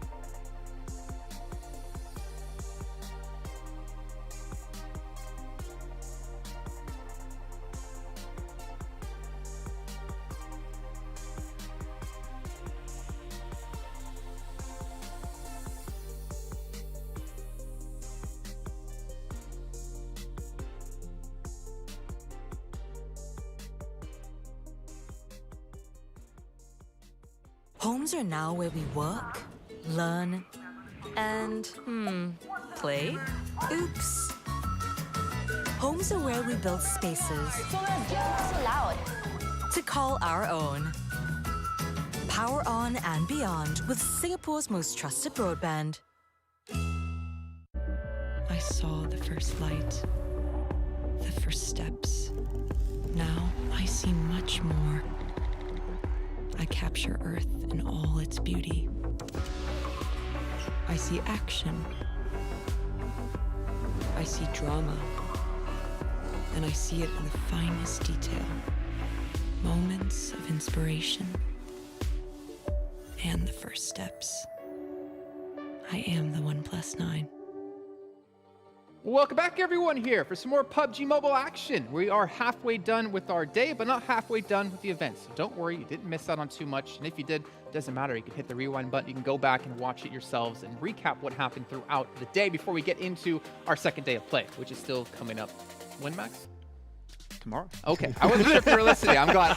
I was a little bit nervous, and I think I saw a look in your eyes like, oh God, what did he just ask me? Like 1 + 1, 2, tomorrow. Yeah, exactly. Well, we do have Erangel coming up next, so we can see here a quick little recap of our highest damage dealers in the last match. But you actually see, I mean, you have Z-God in there coming in from GodLike, you have Nihat coming in from next Ruya, you have no one from Nigma Galaxy actually there, even though they had 8 eliminations. Because they wanted to play the blue. That's the thing. They wanted to play the blue, but things did not go as planned for them, and it's fine. It worked out great. They had 4 players, got themselves a chicken dinner, exactly what you want to see. Though we didn't talk too much about GodLike in this game, I like the initiative to try and go for Camp Charlie. It's not positioned as super common to play early on, right? And you saw the circle continuously going down south towards that cave position, which I hoped it would have gone. Unfortunately, it didn't quite towards the end, but they lost 2 players early on, but it was a good idea. It's a position that they took a risk, and it almost paid off. I would like to continue to see the changes, though. Yeah. This is really interesting. You can see like the breakdown of points actually between the teams. I mean, Nigma Galaxy, they have a lot of placements and not a lot of eliminations here. I think it was only 19, but 19 actually, to be fair, is still a ton. But anyways, you guys at home who are watching, when you watch PMGC, you know every single time we get to the grand finals, we have a lovely little video and an announcement of what's coming up in this next year. We have James Yang yet again coming in, the director of PUBG Mobile Global Esports, to tell us what's in store here for 2022. We had our predictions of what the prize pool is going to be. We'll see which one's going to be right as we take a look at this. PUBG Mobile fans across the world, I'm James Yang, the director of PUBG Mobile Global Esports. Well, we've already seen 5 amazing years of PUBG Mobile action. Today, I'm here with you to announce some exciting and amazing news. Let's jump into them. From 2018 to 2021, we have continued to build the PUBG Mobile Global Esports ecosystem. In 2021, we started 7 new pro leagues to cover all regions globally, and also started PMGC 2021. The overall ecosystem building is completed. So I can say PUBG Mobile Esports 1.0 is done. Now it's a time to move on to the next phase. This year, we start PUBG Mobile Esports 2.0. The goal of 2.0 is to make this ecosystem pyramid bigger and stronger. The first step in 2022 is to enhance the local regional layer for amateur and semi-pro to be more solid foundation. Without stable base, the structure cannot grow, as you know. There are many changes and upgrades, and you can find the details in our upcoming news and posts. But the key change is from our previous format of PMCO to PMPL twice per year to PMNC and regional cups to PMPL once per year. Various tournaments, including PMCO, PMCC, and even major third-party events, will have qualifying slots for the relevant PMNC in 11 countries and regional cups in 8 regions. This is the overall esports schedule in 2022.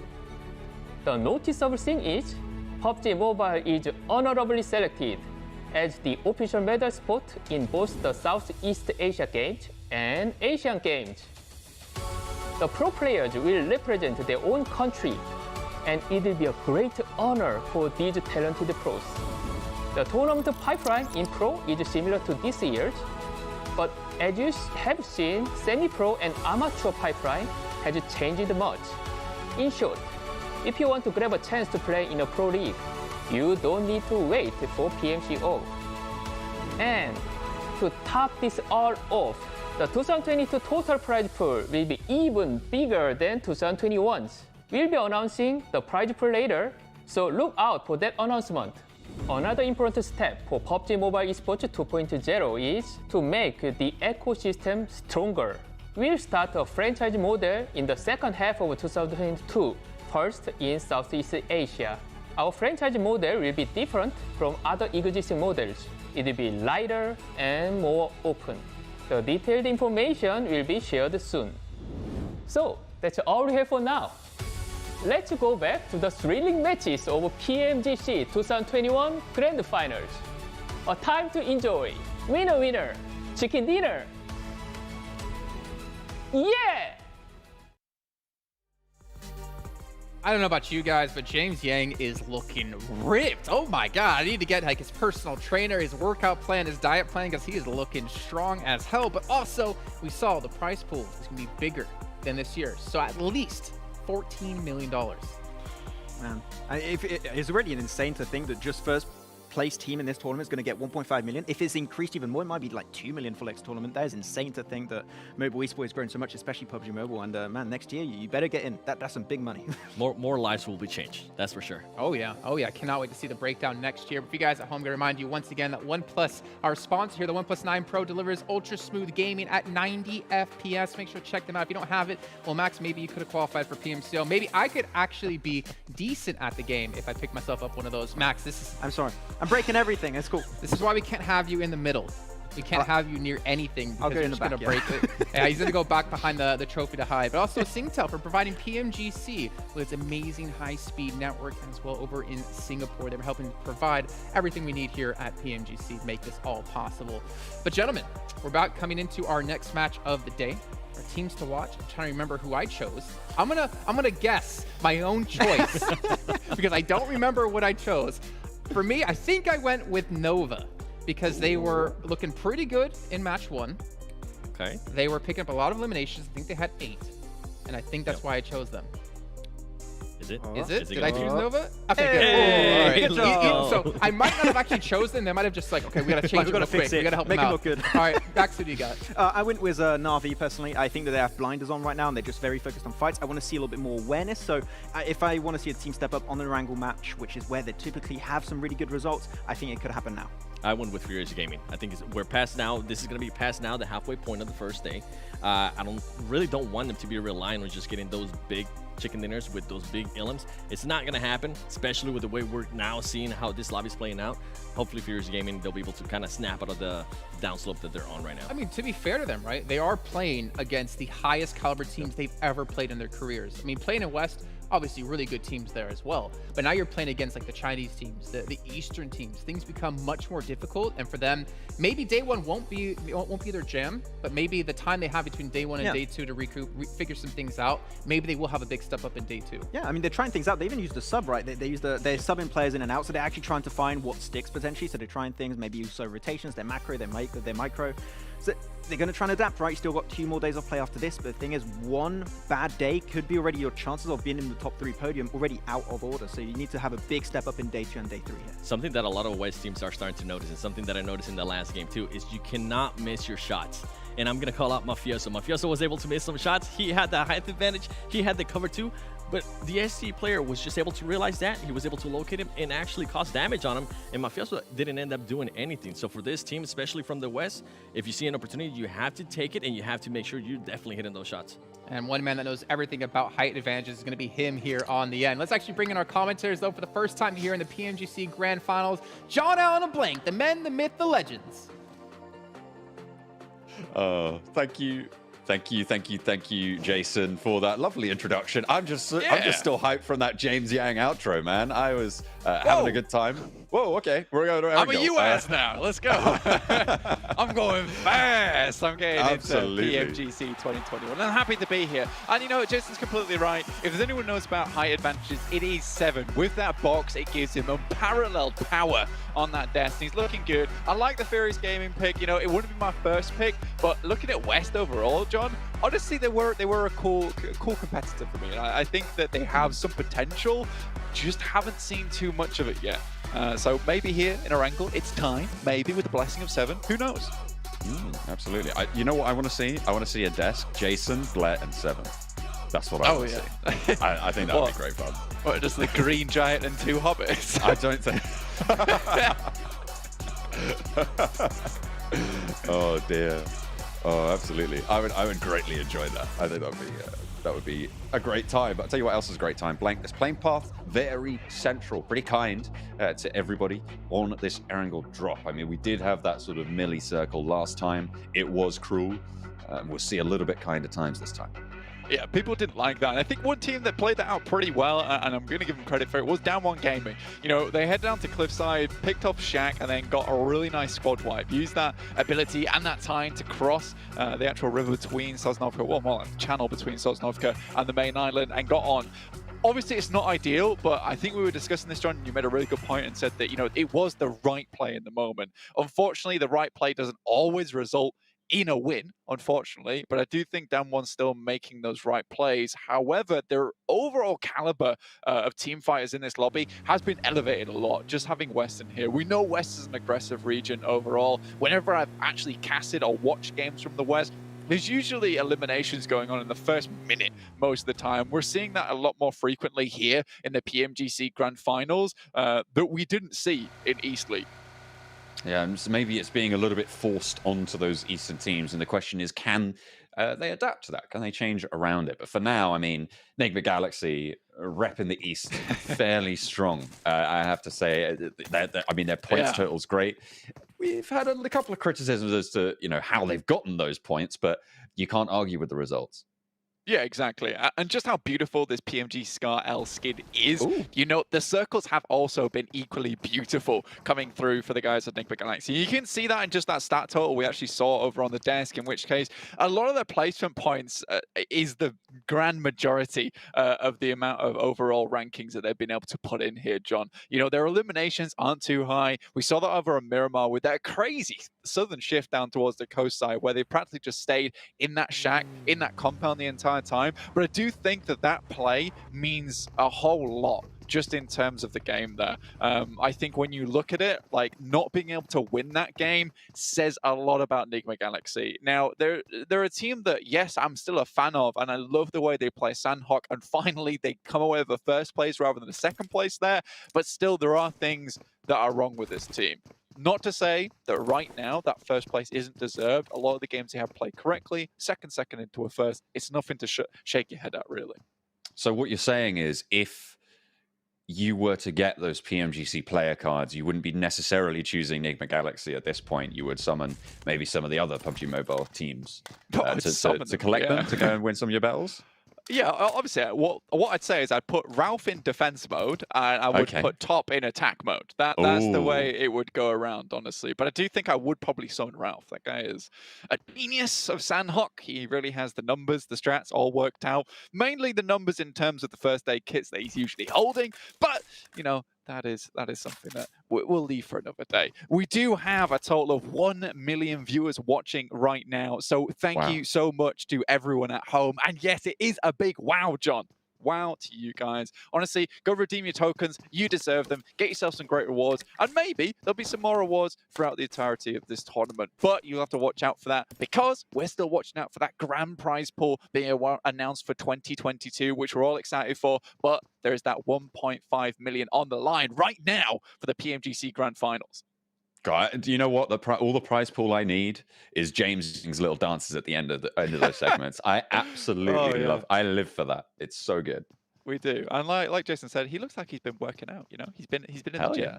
You know, his moves were fluid this time around. He looked good, and yeah, that dance really was the cherry on the top of the cake. There, we love to see it. Nova, Jimmy drops down.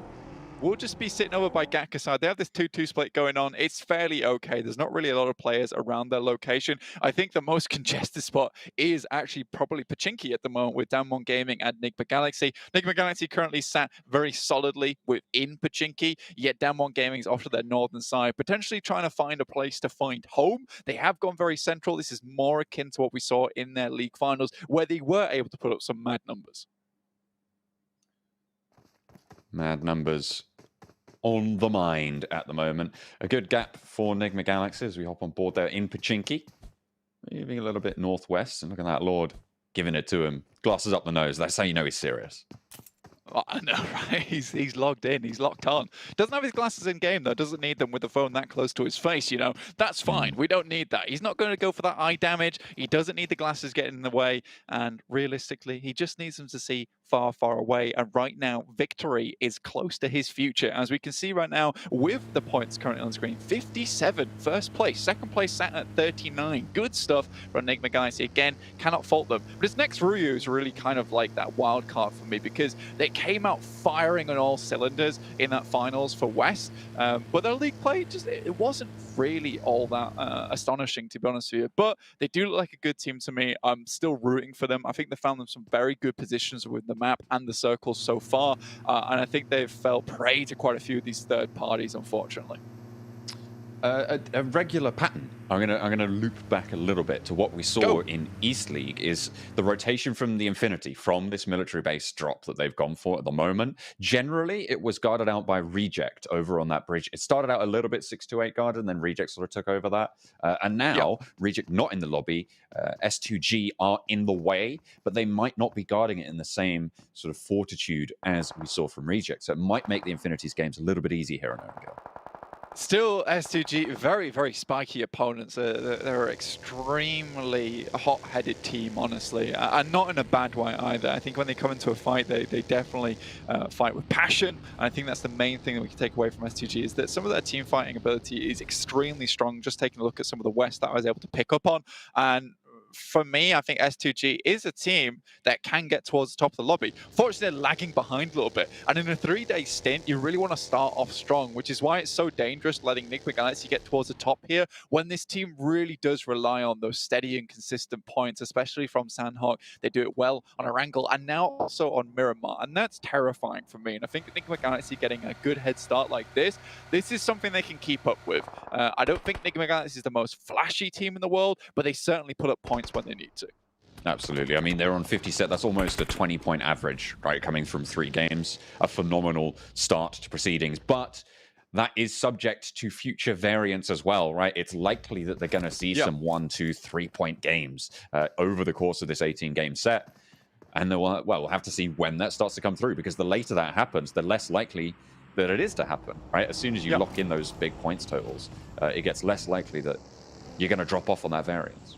And I do think that, you know, last little point on Nigma Galaxy here, if you are a fan of the Arabian region, right, like Nigma Galaxy is doing something that we have never seen from an Arabic team before, and that is really topping the tables over in these teams where we're playing with the best of the best. Usually, we do have an Arabian team that gets in and does decently well, but it's more towards the bottoms of those rankings, whereas Nigma Galaxy right now, they are putting a statement on, and realistically, they're a fantastic Arabic team, and it's good to see this kind of change come about when we just haven't seen that so far in a long time. Taking a look right now though at the map, heads up towards the northern side with this circle, going to cause a fair few problems, especially with so many teams down towards the south side of the island. On the other hand, Alpha 7 make their little run away from that top side of the map towards Severny. Team Secret, they will have to weather the storm. That is the big problem for them right now. They're in a very, very much contested area within that tree line. A lot of teams will be heading through this way, so if they get caught off guard, because the tree line will keep them hidden, but they'll also keep other teams that move into their area hidden as well. So they're going to really have to be aware of their surroundings. They should be aware of the teams approaching, though, because it's likely that teams from the south are going to sort of swing in from the sides in those vehicle rotations and try and find a spot that way. Should give that little bit of info. It depends on the split that Team Secret take, right, as to what sort of information they can gather. Nigma Galaxy, though, they found a little bit of trouble against the 4 rivals, and Ralph does go down. Fenerbahçe actually taking that flush, and they get away with it. It's a full point, and it's clean.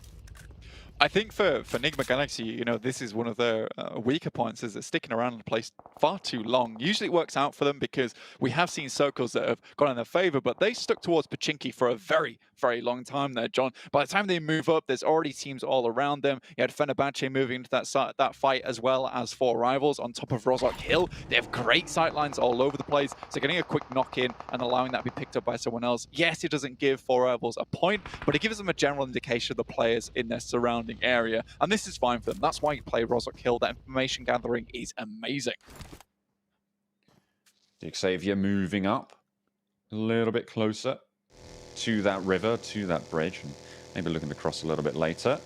Stalwart, they came out swinging with a really strong chicken dinner, and they are still sat in that 3rd place position, so still very much in contention for that top spot. See how much further they can go. I think playing from Novo really requires Stalwart to play this edge play style, right? And I think for Stalwart, they have some very good movements towards the middle and the end of the game, right, John? Where they're able to get around the map is beautiful. S2G chiming in here towards Nigma Galaxy, taking a few shots. Hamodi drops to the floor. And a puff of smoke. He will have to crawl back to the rest of his team to get back picked up again. But I don't think S2G is going to continue this too much, especially with Nigma Galaxy now firmly within the warm embrace of concrete. They have already lost a player. Well, it depends how many bullets you shoot at it, I suppose. You've got to send that kinetic energy somewhere. Has to disperse somehow, but S2G, you've got to make it a little bit hotter as they crash straight into the ground floor of the garage. Timber lighting a fire underneath them, starting to spark it. Not really going too much further than the staircase. Doesn't want to step too far out of line. Another bouncer. Doesn't quite find a Modi there. Doesn't actually take the full knock, and just the sliver of HP keeps Nigma Galaxy at 3 standing. Silas on the off angle, and there's a nade from Timber. Sends the second one out, and that will do the job. Timber down the stairs, takes care of Freak as well. He's on to 2 now. And he turns around. Now it's just Lord to deal with. Silas in for the backup. Rip 7. Healing up in the sidelines, but it looks like Nigma Galaxy's reign might be coming to a stop just now. Silas around the wall, but it's teammates working together. S2G take down the top dog.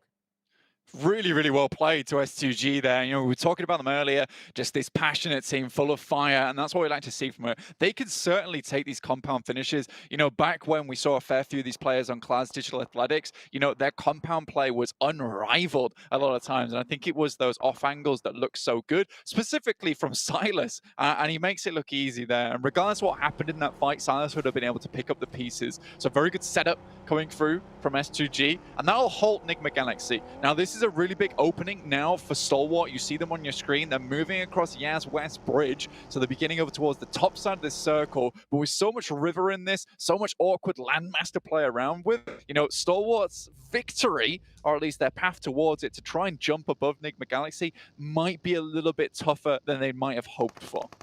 2 players from 628 crashing into 2 from Na'Vi, not all regrouped just yet. Potential to find that regroup, but it's Tixi and Matic in the compound. Sunan does get knocked there and will get flushed. That's another elimination, and backup arrives for Na'Vi as Matic does get traded. 628 looking to get this backup in as well as this fight devolves into an all-out bloodthirst. Yu Yang around the side challenges Tixi and wins that one. Daoshi up on the top as well, looking to potentially push down. Get the backup against this Na'Vi squad. The nade from Meku pops in through and under the stairs. Daoshi is going to go straight on up and get out of dodge for there. It was very dangerous from Daoshi there. I mean, just careening past that grenade. Could have gone off at any moment. GodLike starting to look towards this fight as well. They hear the fighting. They hear the gunshots. They're ready to pick up a few points on the back of this one. Sat down in 14th place with only 9 points total. Beautiful nade comes through from Yu Yang. Will start this fight off anew for them. Meku now, I think, last standing for Na'Vi. All 4 of them are alive, but with only 1 gun in action, it's going to be tricky to hold this off with GodLike in the wings as well. It's all to play for. 628, equally unlucky, but they still have 2 guns in the fight. As Meku reposition, wants to get some backup, but looks for this fight instead and falls on down Na'Vi. Really, really struggling to stay alive here, but there's the flush, and it's good. Kitsune now last standing for Na'Vi. Daoshi, final member, and GodLike, this is go time for them. This is a perfect third party coming through from these experienced players from India. Yu Yang up top side. very low here. Daoshi, similarly in an awkward position, just has to play on the top. Kitsune, though, finds one, looks for another, close the door on him. And it will get broken, will get bursted. Clutch God able to get that knock. Jonathan, Resable here as well. 628 still on their island on the stairs, looking for the reses, and they will be able to put two of them back standing tall here against the crash from GodLike. All four of them are alive, but looking for those reses. Still the nade up top, and it's good for one. Does a lot of damage, forces the jump over the side for Daoshi, and there's a fadeaway, and it's a team nade. Miscommunication. Daoshi finds a second as well, and against GodLike, they're standing up. One more might just be able to do it. Daoshi with a drop shot, but it can't quite close down the push from GodLike, and the Indian players are going to be able to wipe out with a beautiful third party. What should have been easy, though, John, turns into one knock and one elimination for GodLike, which is not what they were prepared for, what they wanted at all. Stalwart, on the other hand, they're moving over the top side of the map. Fortunately, Revo managed to find at least one knock there. I believe they might have got a flush through as well. Yes, they did. So now Stalwart only down to 3 players. On our screen, it is Furious Gaming versus Fenerbahçe. Fenerbahçe, oh, he steps right into the firing line of Tiger Zin. Furious Gaming, they're able to find that knock pretty easily here. In comes a potential third party for DXavier, or are they just going to try and get ahead of the game and move in towards Rozhok? Rabis swiftly shifts into reverse there, gets back in the lake. Team Secret moving in from the north side. Now Duck out in the water. Going to have to sit on that one. But Fenerbahçe now under pressure from Team Secret, and I think this is where they crumble. Moving away from that fight, you know, with Rozhok just being so heavily contested by so many teams, there's not really an opportunity to leave a compound at this point in time, John. Unfortunate. Difficult ground ahead for so many of these teams. Down one with a pretty central Rozhok position, but they're surrounded on all fronts. They're going to have to fight out of that area if the circle doesn't shift towards them. Have to wait and see on that one. I mean, for Down One, finishing league finals up towards Yaz's side, you know, being able to play that one out in the concrete, in the jungle, you know, you'd imagine Down One's really kind of perfected at this point in time. Their movements were crispy clean, so I'm hoping to see some of the same coming through from Down One, but it's Fenerbahçe somehow makes the 180, gets at least one from Ice Shot, but Team Secret will secure at least a position here on the eastern side. 4 rivals up towards the warehouse, on the top side of Rozhok, so have some high ground to play around with here. The real question for me is when this next circle hits, because depending on where it goes, things could get real fishy real soon. If it heads up towards that north side, you know, you're going to see a lot of fishies in that water. Don't doubt it for a second. Absolutely. We are just waiting for this shrink, really. Nobody wants to make this move. Stalwart at the moment on the northern shore, 3 players alive, pretty close to GodLike, who also have 3 alive. But then you've got Alpha 7. They're going to be the arbiters on that northern edge, should it come down to that. We'll have to wait and see. This is a winning position here for Alpha 7. You can't quite see it on your screen right now, but they're off to that northern side, that northern coast, and they can play downwards from here and just pick up parties that are trying to move across the bridge, across the water. So yeah, it really, really all does depend on this, because Alpha 7, yes, they couldn't get into Rozhok, but they try to go for a gamble here. Unfortunately, does not pay off as we see the circle hit down towards that south side. A little bit more awkward, but it does see some teams safe. Down One Gaming, S2G, 4 rivals. We're going to be seeing that shift come up on screens in just a second there. A South Coast shift. So now the crossing on the cards for GodLike, Stalwart, and Alpha 7. Nova, I feel like, actually in a pretty decent spot to stop this. The question is, what can they do to stop this descent from Alpha 7, from those teams on the north? It's a bit tricky. The Infinity, though, they move immediately. They know they need to get into these buildings. They were right on that south side, playing the edge from Sosnovka military base, and now they can at least get a little bit of respite ahead of them. Unfortunately, teams see this come through. A lot of eyes are over towards them. Logan takes a fair few shots. GodTunny goes down completely. DXavier, not really sure what they were doing. You know, there is a gamble, and then there is kind of putting yourself on the right of the edge of the coin, right? It never works out. It's so precarious playing this position because they were playing for both Rozhok and the northern coast. And realistically, playing here, I don't think it was the play. 4 rivals looking to pick up the points from the fish, casting the line out wide. Nova, Stalwart, GodLike, all in the water here. There's the crash. Zcot just sends in right behind Nova as well. A bold choice, but really, you don't have any other option.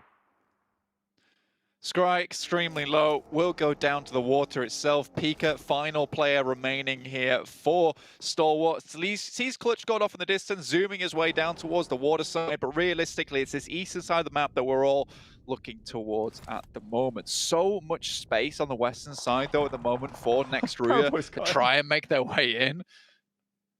They're in the same vehicle. KlutchGod and Paraboy are in the same vehicle. Oh, KlutchGod takes him out. Oh my goodness me. What a way to go. And then Pemburu finds the third party onto that fight. Goodness me. Kind of like Jurassic Park mode with KlutchGod just scraping the top of the vehicle off with his claws and then sending the M4 in afterwards. Paraboy goes down to something they never expected there. Now Nova down to just 2. That's an awkward ending for them in the waters.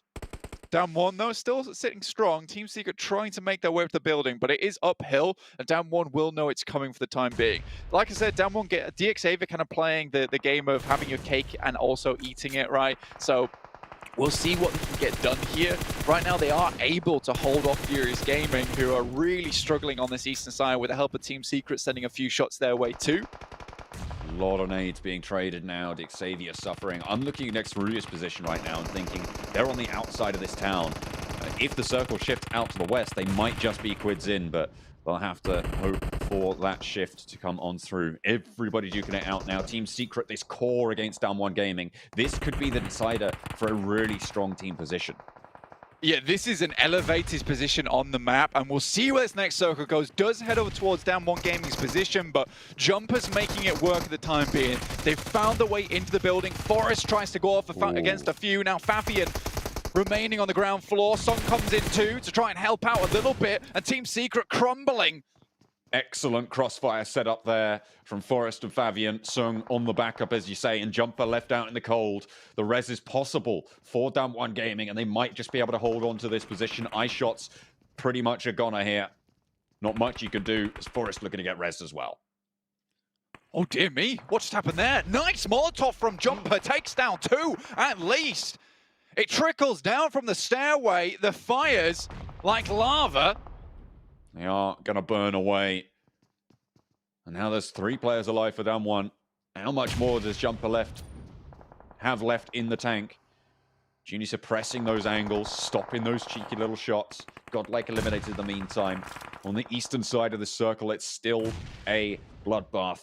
Jumper left, last player alive as Nova go down on that shoreline. Stalwart still in it, and Alpha 7, the only team to make a clean crossing. Well, I say clean, 2 of them have gone down already, Blank.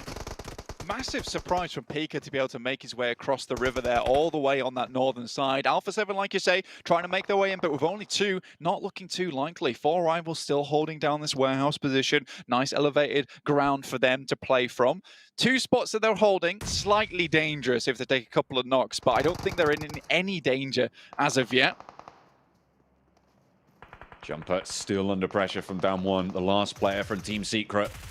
And the top dogs from the East League, he lines them up for the shooting gallery, only gets 1, and it's not good enough. The res can come through, Sung able to see to that. Down 1 keep on trucking with 3. Still really well played to Down 1 there. They know they're right on the eastern edge of this circle, so clearing out any insurgents in that area is extremely important to them. Now they can play from that eastern side very safely, dear me. He played ball with the top of the ridge there, it wasn't great. Yeah, I feel like in a fight with a brick wall, it's very difficult to win in general. Yeah, true. Carrillo, last player for Alpha 7, though, as his teammate gets swept up. Pika on the off angle needs to be maybe worried about that as well. But Pika doesn't want to make a peep. For him, this game is extremely important. Already in 7th place, Stalwart sat in 3rd at the moment. Every point counts right now. Remember, this is a sprint in the grand finals. Carrillo almost finds 2 there. 4 rivals left, a little bit worse for wear, but it's S2G going against next Ruya. Next Ruya, they are suffering, but all 4 of them are alive. 2 knocks go their way, but S2G lose 2 players full. A flush comes on out, and this, as you can see on the right side of your screen, next Ruya, a team that is vying for that top spot. The longer they go on, the more Nigma Galaxy have to worry. Going out early, not good for them in this game. Not at all. 4 limbs right now for S2G. Next Ruya sending some nades into that building. Problem is, next Ruya is out of the circle. So S2G kind of have priority here, and the fight has to come to them. Down 1, still extremely happy at this spot that they've managed to nick. Obviously, they're down to 3 players, not the best in the world. The Infinity somehow able to scrape their way through. Still, they're playing an uphill battle. See how far they can go. Still, for Down 1 Gaming, it's one of those tricky things of taking a fight with a 4-man team. They've got the smokes out, but it doesn't look like there's many meds on board for the Infinity, or at least all the boosters are gone. Not in action. Infinity nading over towards Down 1. Trying to bombard, and in goes next Ruya, and it's just easy pickets for them. Look at that. S2G down and out. 4 rivals. Ooh, go a little bit too low over on that north side, but they will be able to deal with Stalwart down to 4. Orman knows his hand. One of the biggest damage dealers coming through from the east, and he's got one of the biggest damaging guns in the game. Let's see what he can get done with it. I do think that Down 1 has a nice clean sweep on that eastern side, though, to look across here. The Infinity very much out in the open. It just depends how aggressive do Down 1 Gaming want to be. There are still nades been sent over to their position, so you would have thought that Down 1's going to play it a little bit cooler. 4 rivals, though. It's been a long time coming. And it's sad that Max hasn't predicted them for a chicken dinner. Didn't get a single one in the East League, and now they're looking for one here in the Grand Finals. I mean, what a place to do it as well. 4 rivals go for the crash. All 4 of them survive it. They will weather that first phase of the fight, but now is the hour that they will start to struggle. And there you go. The knocks start to come through thick and fast onto the team. Now 2 players standing as the building being held out effectively by next Ruya, with the third parties from Down 1 and the Infinity all looking this way. 4 rivals burning on up, and blank. I don't think Max would have wanted to predict them now. Not at all. And this is the problem with 4 rivals. Their execution is shoddy. No one is tipping them for that. Next Ruya will be able to rebuff them there. Not sure what 4 rivals were thinking. They played so patient for so long, and then all of a sudden, felt like an adrenaline shot had been shot into their veins in that moment. They were ready to go, but go to hell they do. Now it's Down 1 Gaming versus the Infinity, as well as next Ruya. The Infinity able to still hold on this ridgeline, but like I said, those meds are limited. Fabian, but beautiful nade over the top jump. I think everyone's meds are limited at this point. Blank nades have been flying for so long. Another nade actually does a lot of damage to Logan. If Sung can land another from this garage, it might be just that double knock, a crucial position, but Logan goes down as well, looking for more, and Down 1 Gaming swing out wide. Godtunny needs to be careful on this ridge line. The nade gonna suppress them back just a little bit further, but Godtunny is on the fight. They're worried about the smoke. They haven't cleared this ground, but the swing is good. It's well principled here, and out wide he goes. Sung now knows the position, stops that res coming through, looks for the damage over towards Godtunny, peeking around the side of the vehicle, but not quite finding the licks. And Mallet goes down in the meantime. Next Ruya still crunching down from the top side. Down 1 Gaming swing. Really well played, Down 1 Gaming, holding off 2 teams at the same time right now. This is why they're playing it slow. They know they have to deal with next Ruya next, so they can't let them get out of this building. The smokes have been laid down at the moment, John, but can they keep these players concealed for much longer? Logan gets up, but Godtunny goes down, and it's a 1-2 punch to take down the Infinity. Down 1 Gaming from South Korea, looking to take on next Ruya, who, by the way, second place on the tables. Nade. They're going to be happy with this. A nice nade through the window. Doesn't matter really the result for next Ruya, but they do want more. Down 1 Gaming, though, too strong here in Roshok. 1 kill goes their way, and they're looking for the last as well. The sprays are out wide, and Fabian looks to put the nail in, but he's on the swivel. Frozen finds 1, looks for Sung as well, and he gets it done! Next Ruya, no way did they make that happen! Down 1 Gaming fall at the final hurdle, and somehow, some way, the team from the West jumped the tables. Frozen's got ice running through his veins in those final moments to make a clutch like that happen in the Grand Finals. It is not easy, ladies and gentlemen, to make that one happen, but the smoke keeps him at bay. That was so well done for KAOS Ruya. Honestly, Frozen, what a champion in those final moments. And they were fighting through thick and thin there towards the end versus S2G, plow through them, then plow through 4 rivals. And to finish it off versus Down 1 Gaming, goodness me, what a flop at the end there. That was so unfortunate for Down 1 Gaming. I mean, it felt like that. I mean, I was pretty much, I was speaking about it like they'd already won. know. They already got that knock. They had 3 players alive. It was 1v3. He was out in the open. And it felt like they just didn't have that comms on. I mean, you saw them earlier in that map, just on that spraying into that smoke, like they didn't know anyone was there. They didn't check it. They didn't play at the end. But it felt like those comms were maybe not quite on board right at the end. They're a little bit chaotic, maybe getting a little bit too far ahead of themselves. But credit to Next Ruya. I mean, they had a tough game in that one. Yeah, fantastic stuff from Next Ruya. Honestly, great use of smoke. Let's see what the desk has to say about this one. Let it go, boys. You can't hold him back anymore. My boy Frozen, we've talked about him so many times over the course of this year, being such a dominating force in Turkey. And I'm so happy to see him come into his own here at the PMGC Grand Finals, coaching things out 1v3, getting Next Ruya their first victory here on the board.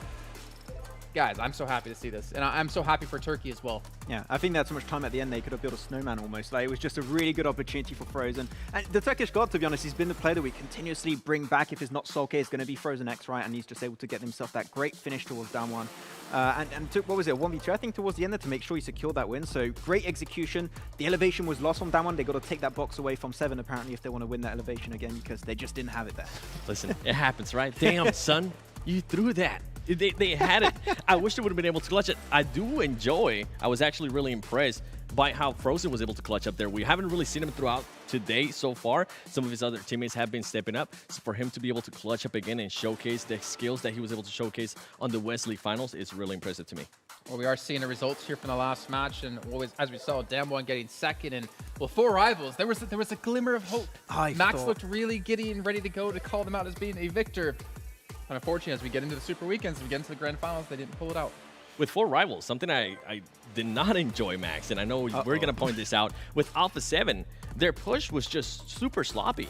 They got super lucky that nobody else was there, but if another team might have been able to kind of third-party that, I feel like it would have been a completely different story for them.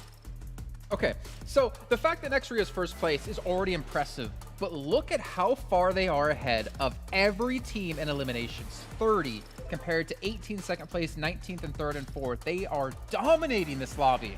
With the same amount of chicken dinners too, it just goes to show the consistency we've been seeing from Next Ruya, with the consistency we've been able to see also from Nigma Galaxy is absolutely insane. But Infinity, I just saw that. I thought, like, this is not normal. Do we have an issue? What is the database wrong? Well, to be fair, this last game, again, they played for placements. In the one before on Sanhok, they played for placements. I just did not expect them to have 4. I'm shocked. Yeah, I mean, look at everything around them. 19, 18, 14, 18. They actually have the least eliminations in the entire lobby. The thing, if they were on par with the rest of the teams in terms of eliminations, they would be top 3 currently. So they need to step up big time when it comes to getting those frags. If they don't do so, the teams that are getting those big frag games, they're going to be stepping up. Even SIXTWOEIGHT in last place, they have 6.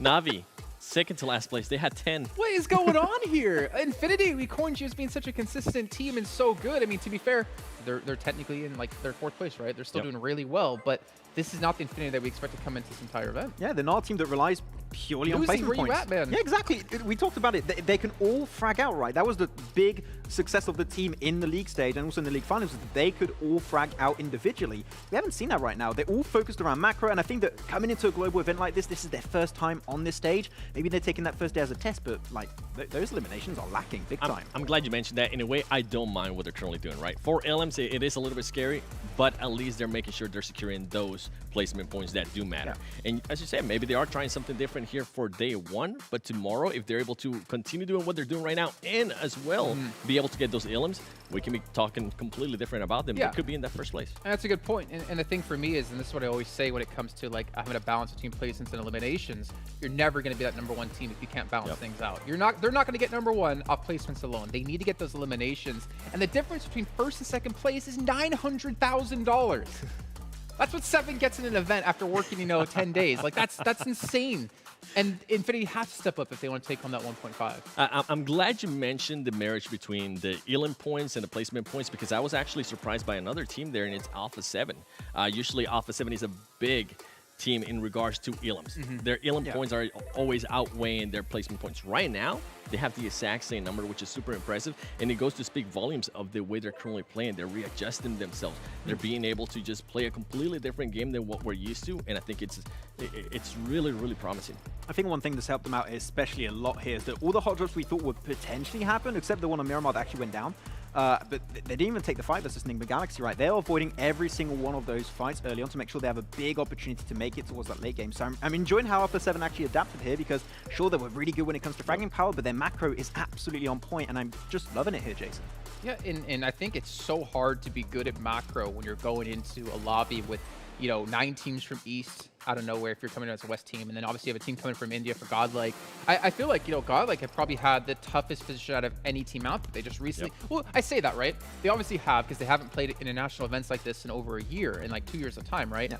But they also were the team who's played the most recent, right? So they're actually the most warmed up compared to all these other teams. But we've seen some good things out of them. We saw them had a really good fight up against 628, if I'm not mistaken, where they actually did pick up the final eliminations onto them.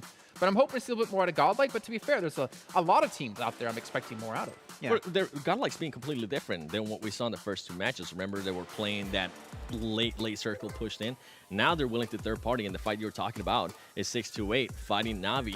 GodLike decided to just jump in there, be able to finish Na'Vi, which I think is huge. Not only that, it's a big confidence booster for these players as well. And on top of that, they were able to push on 628 and eliminate them as well. Yeah, I have the impression though, GodLike, when you're looking back on this game in particular, I feel like they were pressured by the circle very heavily, and they were forced into a decision that they didn't want to make. I think if they just took a little bit of a step back and waited a little bit longer, they would have seen that great opportunity to wrap around the more western side, enter through southwest, and that could have even given them a great opportunity to enter into Rozhok and get a really good position to fight from, potentially even behind Infinity. I think there are still opportunities they are lacking to find, but it's still a really good step up for, once again, a team that you said did not have that competitive experience on the global stage for a long time now. Well, I mean, speaking of that, if we look at another team, only one player on the roster has had the international experience, and he actually had it here last year with Class Digital Athletics. S2G with Silas, S2G in particular, 7. I mean, you were a big proponent of this team. We've talked about it yesterday as a team you expected to potentially win the whole thing. How do you feel like they've been doing so far over the course of today? Have they lived up to your expectations, or do you think they're falling a little bit short? I feel like they've been playing how I expect them to. It's still that first day. This is a team that's kind of readjusting. We're talking about Nova. We're trying to figure out if these 2 teams were going to clash, and so far it hasn't happened. So they might be able to readjust to that tomorrow, being able to, okay, now that thing that we were really worrying about is not actually happening. So we might be allowed to play our game even better. We also haven't really seen Timber. I feel like Timber was a big part of their game, especially in the West. If we can see him pop off a little bit more, this is a team that has the potential to win. And I mean, we have seen them win some engagements too. Yeah, they won actually quite a few of them. I think that what we're lacking to see right now from S2G in particular is that really aggressive nature that we mentioned many times, and when we have those conversations, right, is they are a team that if they see an opportunity, they're going to strike instantly, and they're going to get that position under control. Hasn't happened just yet, but you've got to keep in mind, despite Silas having that PMGC experience last year, the 3 other players don't. So I think after today, Silas is going to take the team, reformat things, and potentially reset the mentality of the team to try and get things working forward in day 2, in day 3, hopefully. So just a little bit more time, and I think the S2G is going to come in hot tomorrow. I mean, to be fair, though, to Timber, I mean, if we looked at the start of the day, right, our 2 MVPs from East and from West, and he was up against Nuzi, and Nuzi just is even playing right now. I mean, because obviously they have 4 eliminations for Infinity. Like, both MVPs from the league stage out of each region have not performed at all. And obviously it's much more difficult to go from league stage East and West to this now, because you're playing against so many different styles and so many teams maybe you're not too familiar with. But the fact is, you can't have people on your team that you expect to perform not perform here in the Grand Finals if you want to win. Yeah, that's something we've been talking about for a minute too, right? How deep is your roster, and those superstar players that you've been relying on, are they going to be able to pop off? Another one that kind of pops right at the top of my head is going to be Furious Gaming. I had picked them for a team to watch in the last one. They showed me some things, but they just haven't really shown me the potential to be a winning team, the potential to be a championship team. They rely too heavily on Papi Potor. That was a player that was able to pop off as well during West League. We haven't even been able to mention them. We haven't seen any stats from them yet. So it'll be interesting to see if that team is going to be able to readjust to that. I am happy with the readjustments we have seen from GodLike, from Alpha 7. Another team I would like to see some readjustments from is Na'Vi. Boom! We didn't even practice that. I knew you were going to say them. I feel out of place. They're just that disappointment team. Like you were talking about it earlier.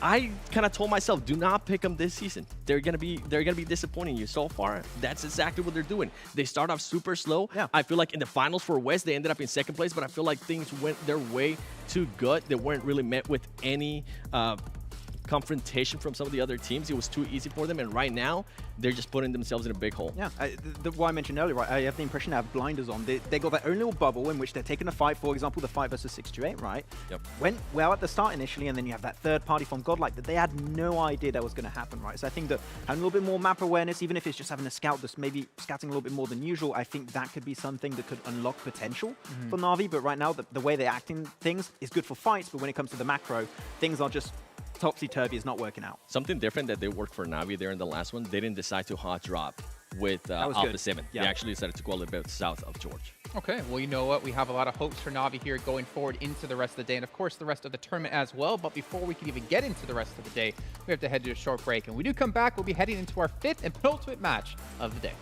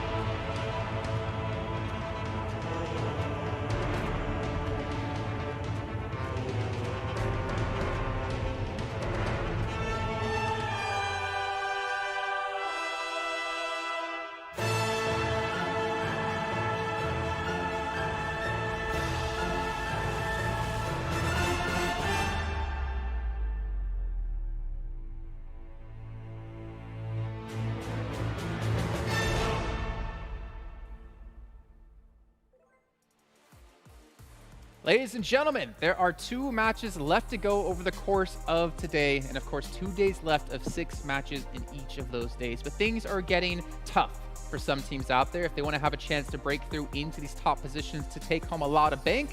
Well, they're running out of the matches to do exactly that. However, one team in particular, next Ruya, coming in from Turkey, currently sitting in first place, doing phenomenal, and again, led by the player of Frozen, making it look all too easy. But as we go forward into our next matches, there's still a couple of teams we were talking about before that we want to see step up.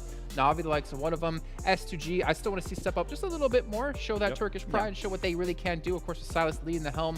But Max, we still have a lot of East teams as well who are just really struggling. Yeah, there are a lot of the one that are currently struggling right now. One of those is 4Rivals, of course. Though you talk bad about my boys of 4Rivals. I'm gonna say it. Actually, I enjoyed that play coming out from them. Sure, the execution was maybe lacking a little bit, but there are teams that usually they get to the late game and they just don't do anything. They just wait for things to happen around them, and then they might try and get involved towards the very end. But here, they actually went for that push onto Alpha 7, tried to defend their own territory. I love that. Sure, the execution was lacking, but if they can work and improve upon that aspect of the game itself, I think 4Rivals might be able to get their first chicken dinner here in the tour, maybe.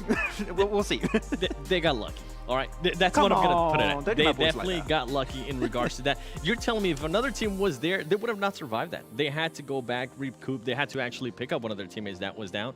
And with 4Rivals, I actually want to talk about a team from the West that really has underperformed for me. And I was thinking about it after Jason asked me that question. It's going to be Fenerbahçe. I expected a lot more out of this team. This was a team that was super consistent in the West.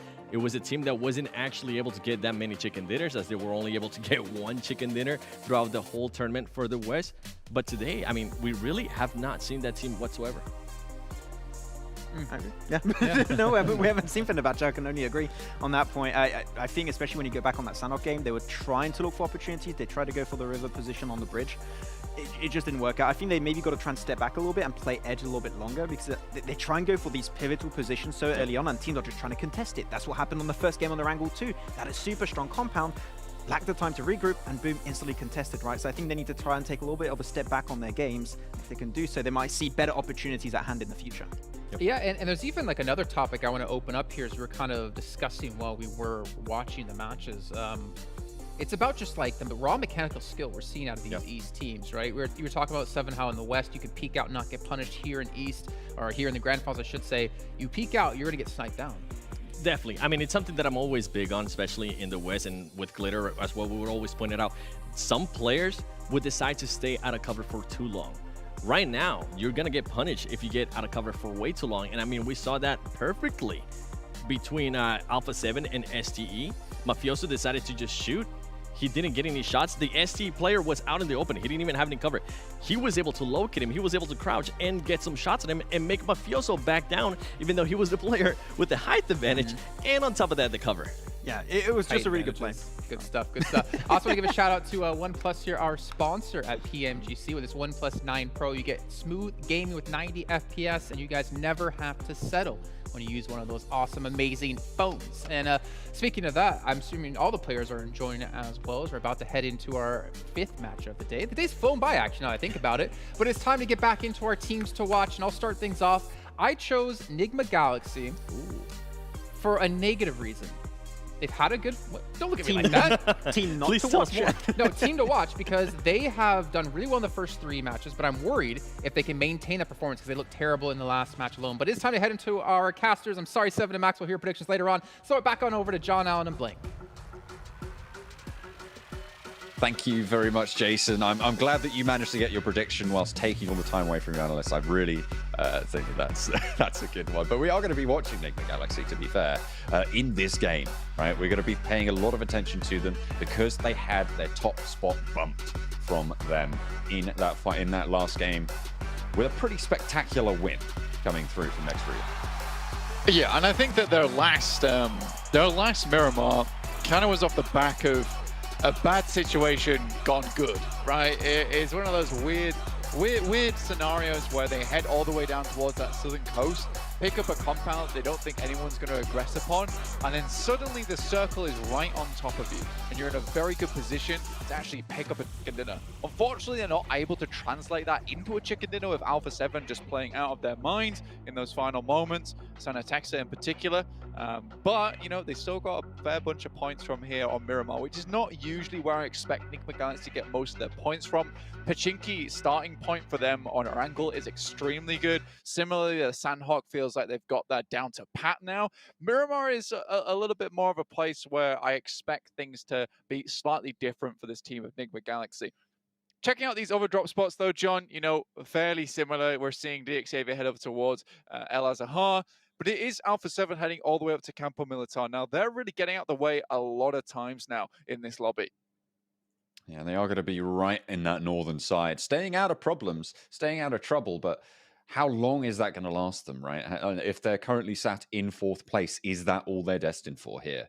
Because it's not really, again, if you're playing like that, you're not playing to win, you're playing to not lose, really, I think is the way I'd put it. Yeah, absolutely. I think that's a good way to put it. And I think for Alpha 7, you know, there's already that confidence. There's lacking almost when they don't go for that fabled boot camp drop over on Sanhok and instead head over towards that northwest island and decide not to challenge there. I don't think by any means Alpha 7's a bad team whatsoever. In fact, I think they are definitely probably the best. In fact, no, I'll rephrase it. I think they are the best in West. I think that there is reasons behind that. They are just one step ahead of everyone else. I think that they can play on par with the Eastern teams. Fenerbahçe coming towards 628 though. Just one player. Should be easy enough for him.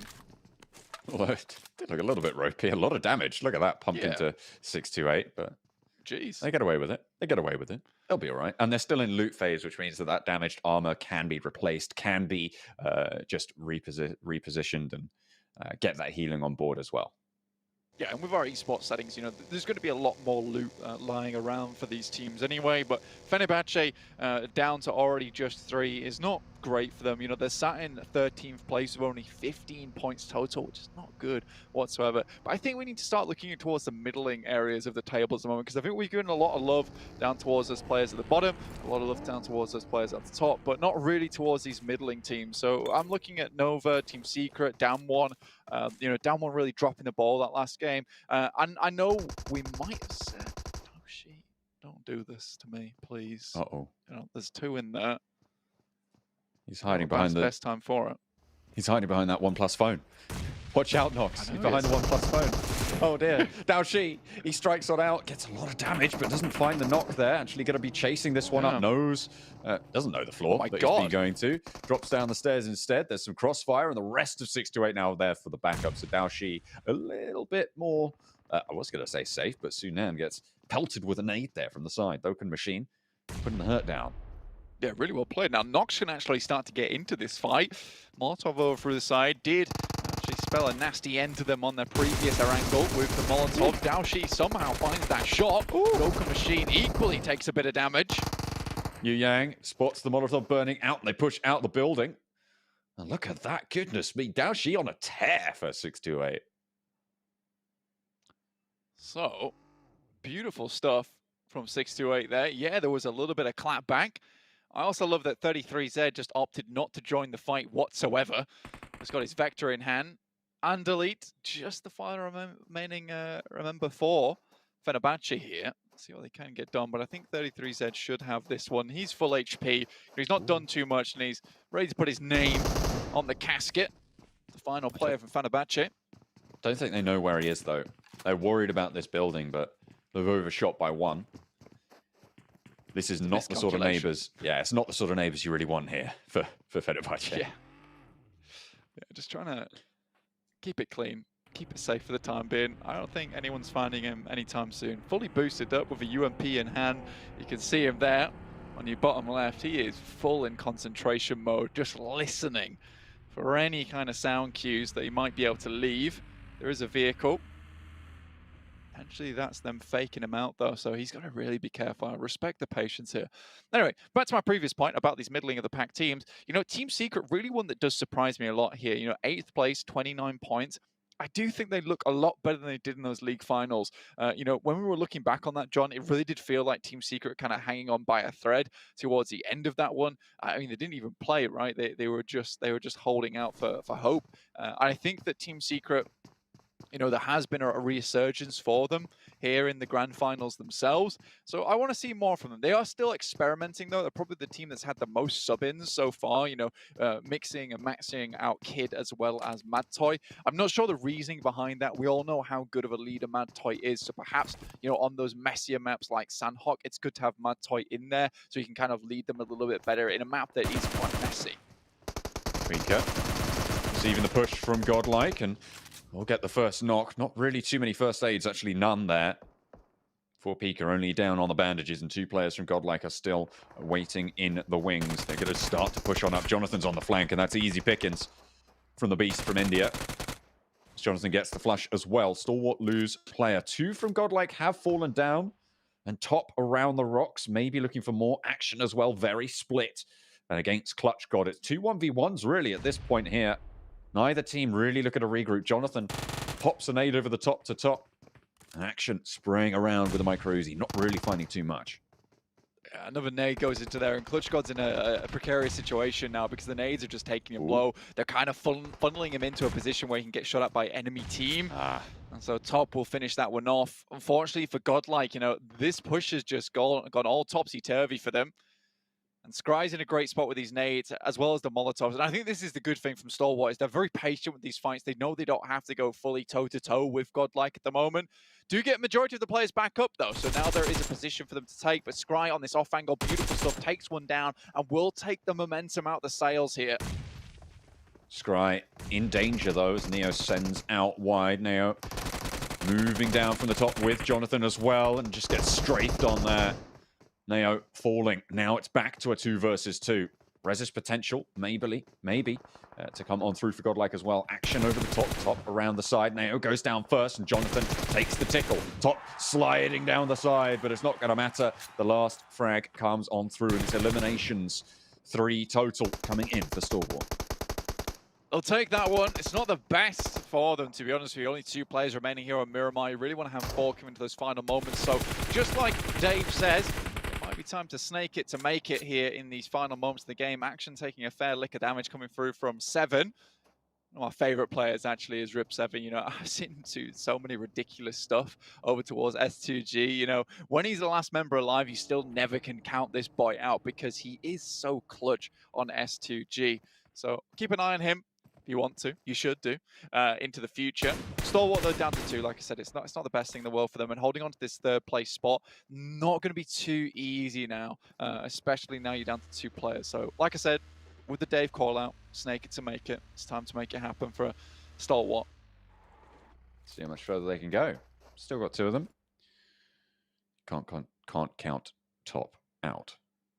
Try saying that 5 times. I thought you were just trying to say I can't count. I cannot count. I've been hiding it for too long. It's been weighing down on me. I can't count. That's it. I had to say it. Okay. Looking at this, Daoshi moving forward, you know, 628. Actually, a fairly decent start to their game versus Fenerbahçe. Luckily, you know, they were all split quite heavily, and 628 were able to pick up on that, which went out well. Down 1, though, they're in close quarters combat with some players from Nigma Galaxy at the moment. Nigma Galaxy heavily split. You see Frozen there on our screen. And the boy who really brought it back to bear in that last match. Really, really good stuff versus Down 1. And we have a quick interview dropping in.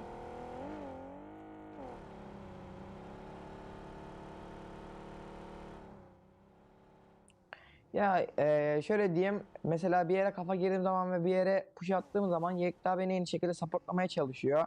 Hani adamları özellikle pick etmemeye çalışıyor ve ben rahat oyun kurabileyim diye. İkinci olarak da Kudur, rotasyon konusunda birbirimize çok yardım ediyoruz. O bana yardım ediyor, ben ona yardım ediyorum.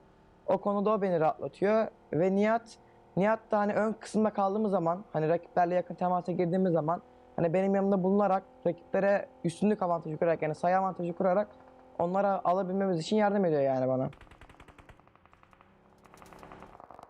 Yeah, that's pretty good to hear. I mean, really working as a team as well, actually. maybe not doing so well here. To be fair, he's talking about how.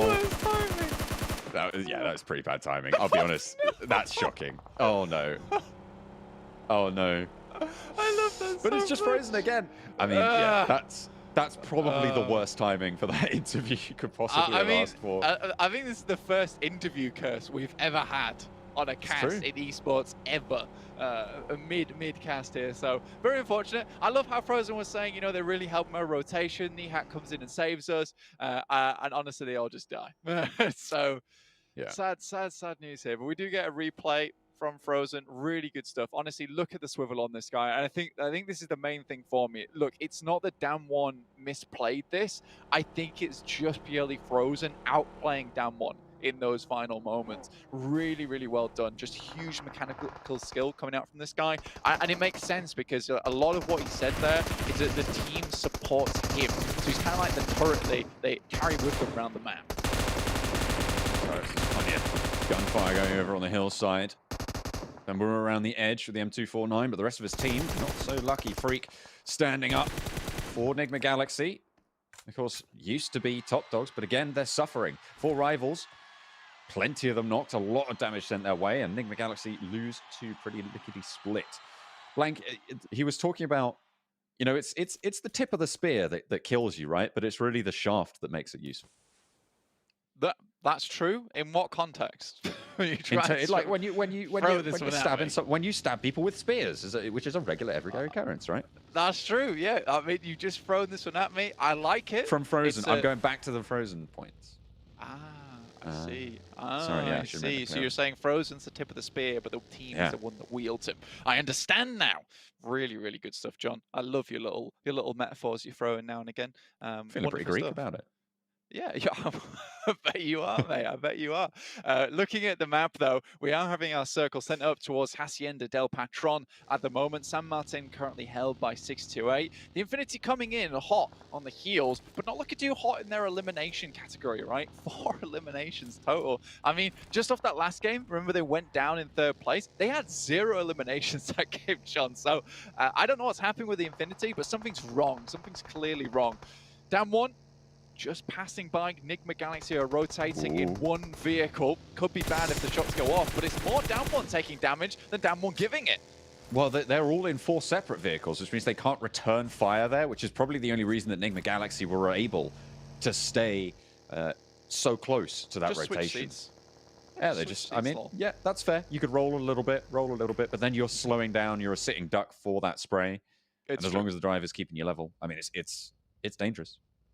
It is very dangerous, you know. I completely agree with John. Now, Stalwart right in the center of Hacienda del Patron, so there is opportunity here for Stalwart to actually pick up a few more placement points. Unlikely that they're going to be able to pick up anything else. Max, I don't know why you talk about 4 rifles, man. Like, they're running themselves over now. Oh no.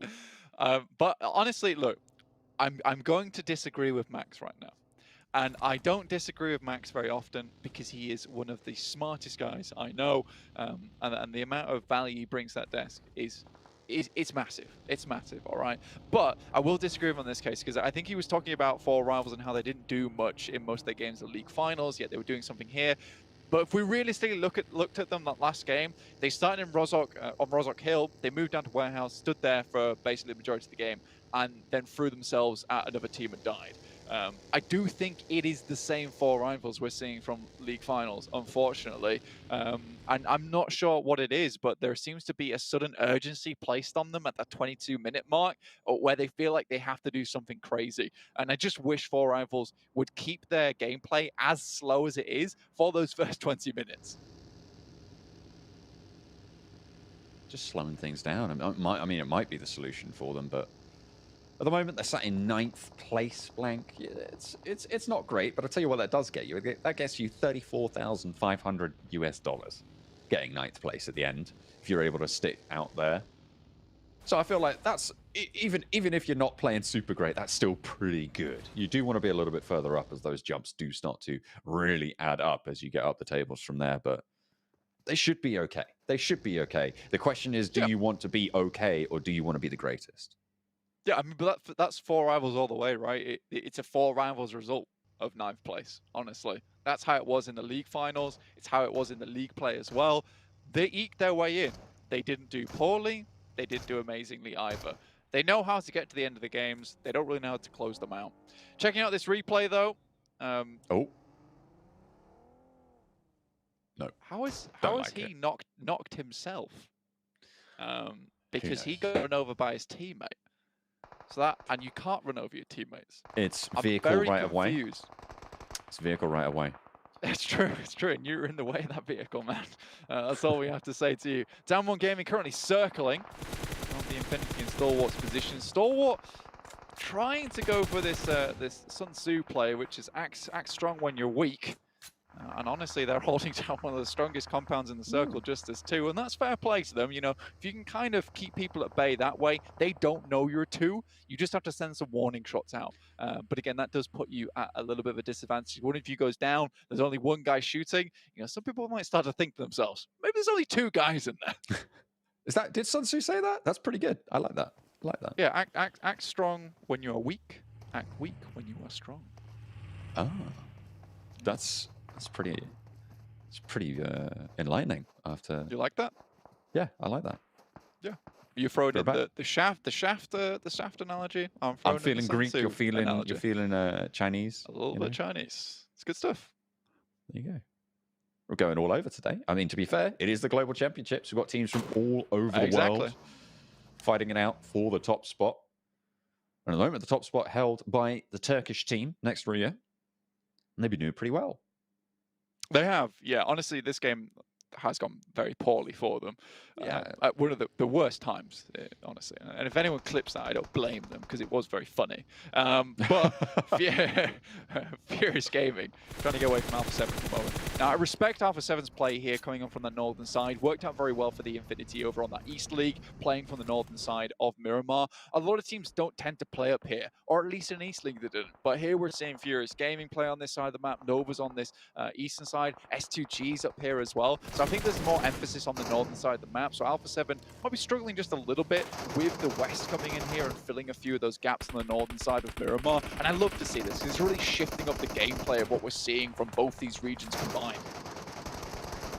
Alpha 7 taking shots. Furious Gaming just getting peppered. It's such a difficult movement here on the northern edge, but Alpha 7, they're not out of the woods. They do have to move themselves, and everybody's looking their way. The amount of gunfire that they've been sending out, they've got a lot of attention. Absolutely, and I think Alpha 7 taking 2 knocks here is horrendous, personally. You know, you have a really good little line to play from, yet you're taking knocks back, and that might be just a case of Furious Gaming having a fantastic little rundown for themselves. They've got a few off angles here. Pappy, obviously, off in the distance. Not the greatest position. We will get to see the zone shrink in exactly 6, 5, 4. I'm not going to do it the entire time, guys. That would be cringe. Sorry. But we will see it next. Heads down towards that southeast side. Goodness me. Nova very happy with this one.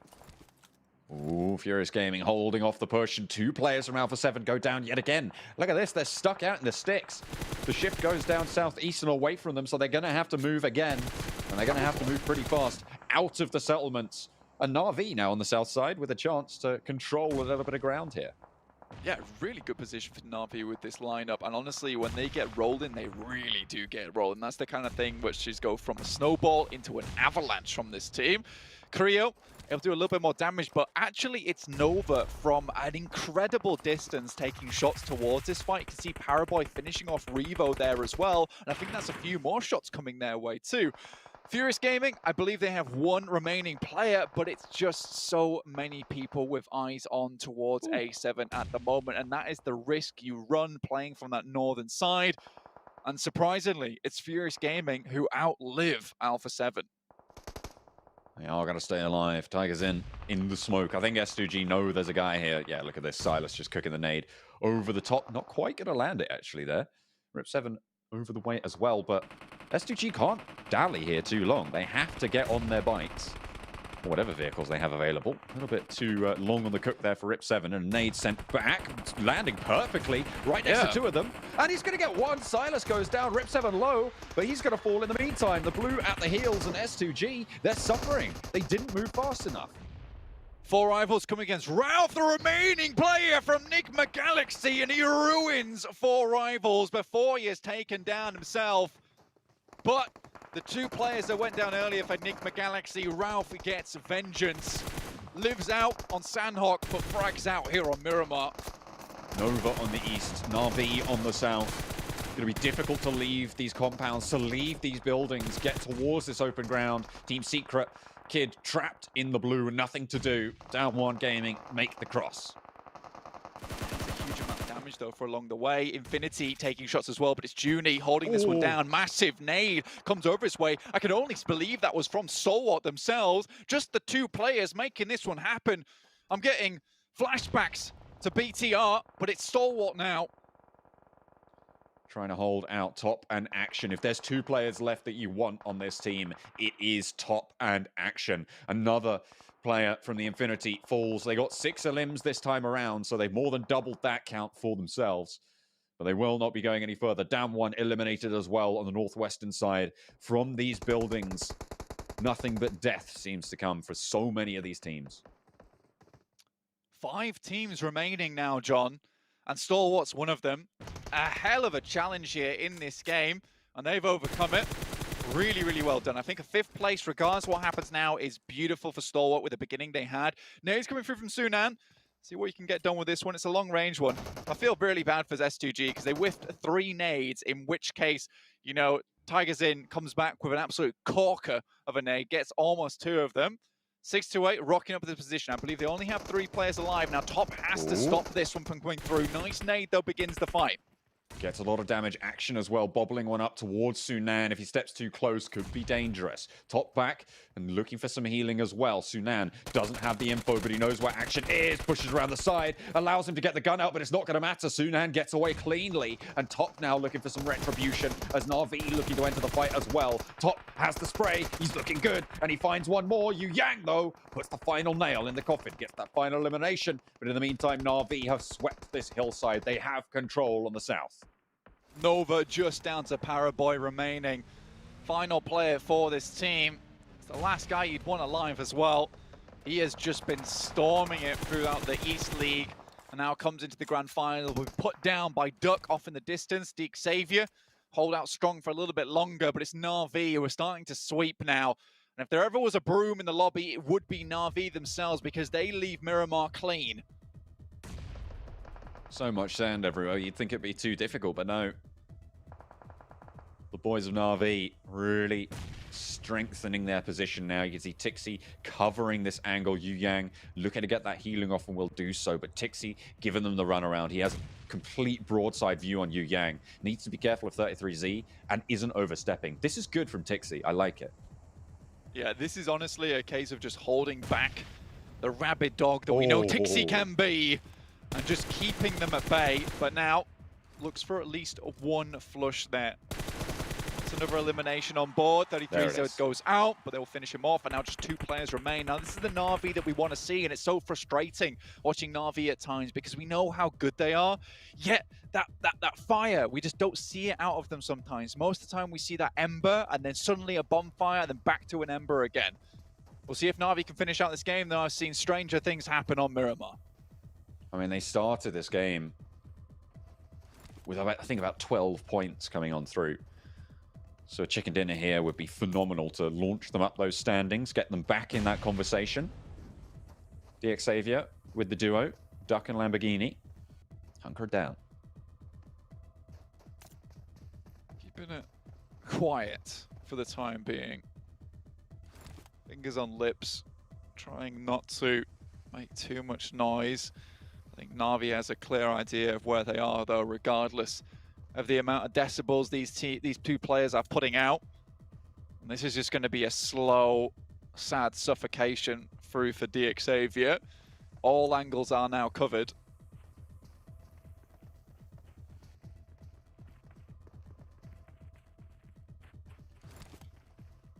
But they're not really doing anything. They're just trying to survive. Maybe they think that there's still other players alive, still other teams going.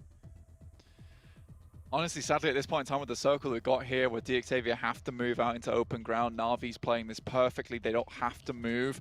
They can play outside of the circle as well because they know they have the entirety of the angles over on this eastern side, the western side, and the south side. They've cleared it all out. They know that there is only one location that DXavier can be. And I really like this. This is very, very surgical coming through from Na'Vi. They're playing passive, and I don't see it going any other way than them just clenching this one down. They get the vision. Kitsune has the sideswipe. One does get taken down. Tixi felled. The Lamborghini low and does get knocked. Just ducked now, and they have the off-angle. Meku looks to wing out and handle it. Na'Vi take the chicken dinner. Great finish there from Na'Vi. You can hear the crowd cheering as well. It's not a virtual crowd, it's real. It's in my room. All hundreds of them in this tiny office. However, Na'Vi finishing out that game very, very strong. And again, this is the bonfire that I want to see come through from Na'Vi because they are a fantastic team. But you can see them, they're not celebrating as of yet. There's still a long way to go. The high fives are coming through. That's fine. I like it. But I think that this team knows that there is still a bit of a mountain to climb here. But that's the type of performance we want to see from Na'Vi. You know, we only really saw that ending taking out DXavier, but they were also able to cleanly finish off the majority of the players from Nova and clean out that western side as well. It just really is one of the things where I want to see more of that from Na'Vi. Yeah, 10 limbs on the game as well. It's a fairly standard chicken dinner total, but they are going to get a whole heap of points for that one. 25 points added to their tally. They should be pretty happy. Let's head back to the desk.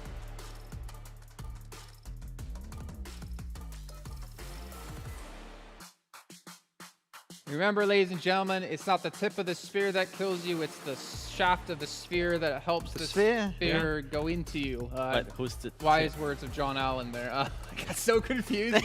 I felt so bad for Blank because I think he had no idea where he was going with, and then I think even John didn't know where he was going with. He found logic to it, and Blank found logic and gave it reason. But either way, Na'Vi did take home a chicken dinner, and again, a team that we've been kind of critical of starting stone events. Of not performing up to the expectations we have. And hey, 7, they get themselves a big victory. The main question now is, are they going to be able to carry this momentum from the win, especially going into the last match before we go to the day 2?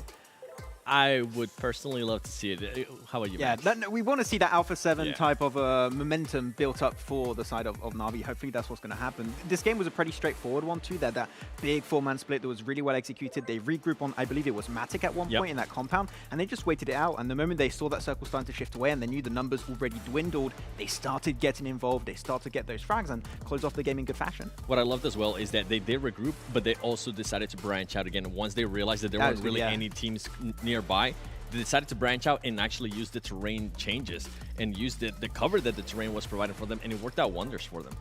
We can see here our results from the last match. Obviously, Na'Vi taking home the 10 eliminations, so 25 points in total. But for me, what was kind of a letdown actually was Nova.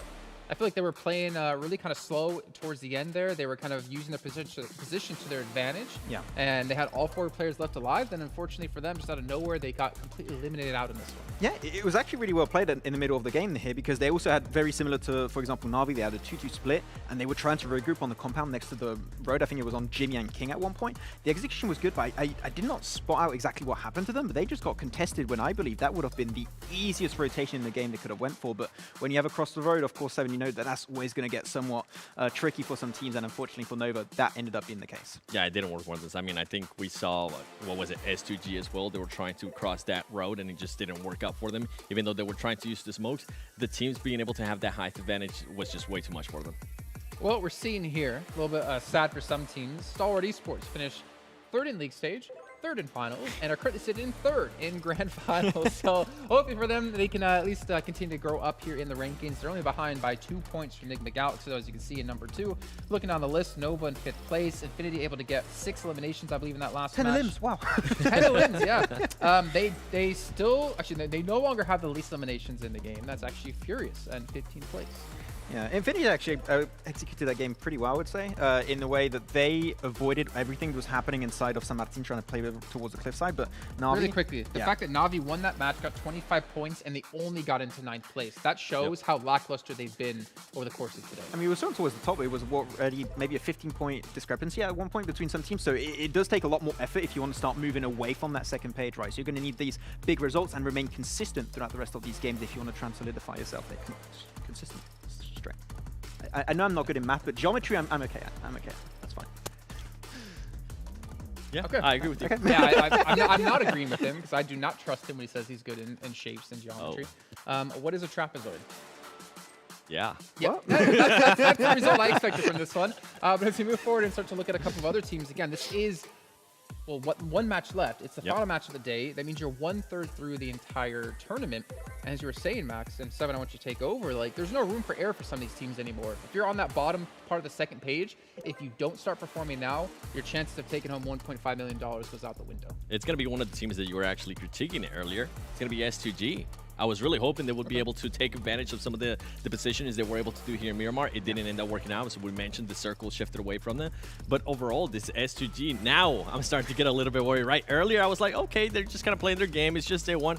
But they're just not providing me what I want to see out of a championship team. Yeah. They're just not being able to showcase that. Hopefully, in this last game, that will change because it will set them up nicely for tomorrow. But along the lines of what you just mentioned too, Jason, Na'Vi was able to get the win. They only were able to push up to 9th place. These other teams at the top, they're taking full advantage. They're being very consistent as well. Though another team actually just stepped up pretty nicely at the end of this game. Sure, it was not a win. They could have potentially pushed a little bit further. It's actually 6-8. They barely moved this entire game. They were playing the mountains south of San Martin, which was a very strong position. And they get kept so many teams. I'm thinking Damwon. I'm thinking also Xavier. I'm also thinking at one point, I think it was Infinity. They actually were trying to get in strong positions and go aggressive really early on in that late game session. So I appreciate it from 6-8, and they need to step it up because, as we said, if you're at the bottom now, we need to start seeing some results, and they started to get a few points here. Yeah, unfortunately, you know, Fierce Gaming, another team that you kind of touched on, Seven, a bit earlier on today, they are currently sitting down towards the very bottom of the table in the bottom 2. I mean, again, I think for teams like that, like we looked at with Zeus last year, it's a learning experience. I think realistically, you can't expect them to win the whole thing. You can't really expect them to be top 5, though they obviously would love to. But for them in particular, it's the fact of, all right, we're playing against these East teams for the first time. We're playing against these international rosters for the first time. They need to take every single bit of information they get, bring it back with them going into this year now competitive play. Because as we saw from James Young, the prize pool is even bigger this year. Yeah, I think with Furious Gaming, the main thing that we just haven't seen is the 2-star players. The main player, which is Papi Potro, we really haven't been able to see anything out of them. And then the second player, which was able to actually be a huge impact towards the performance in the finals of West, was Scream. None of those 2 players have been able to show up. And I know you were posing a question earlier. What's going to happen if those players don't show up? Well, we're seeing it right now perfectly with Furious Gaming. Yeah, and that's, I guess, the downside to having only like those 1 or 2 players in the roster who can perform, which we've seen a big change up in this year alone of like, if you're going to bring a team to play, to compete, you have to have everyone that can frag out when you need to. You can have everyone who can step up at that given moment. And some teams, unfortunately, just don't have that deep power within the team. Yeah, you got some teams like, for example, I would say Stalwart, and we mentioned Stalwart quite a bit, that they have even their support players, like I think the first game it was 5 eliminations going the way of Scry, and he's the one normally to set up action on top. So if you can have the entire team perform well, that is what you're going to go for. Though, here we're going to be taking a quick look into the clips of this game, and especially on Miramar, the rotation, I believe we're going to take a closer look. Once again on the top team, there's going to be Na'Vi, and we're going to see that split actually, Seven, that was so well executed, the way they regrouped, and as you mentioned also, how they took that position and that little bit of an extra breathing space towards that late game was just so well executed on their end. Yeah, it was perfect with Matic as well. I think it's them. Tell. I'm speaking them. Wait, what? Okay, yeah. Well, you know what? Let's actually talk about what we saw from earlier from Matic. He was able to hold that compound. He was able to maintain that, and he was able to relay any information to his teammates that were actually towards the top. And as soon as they realized, hey, you know what? We don't have to worry from the south. There's currently not any teams coming to attack us. So why not?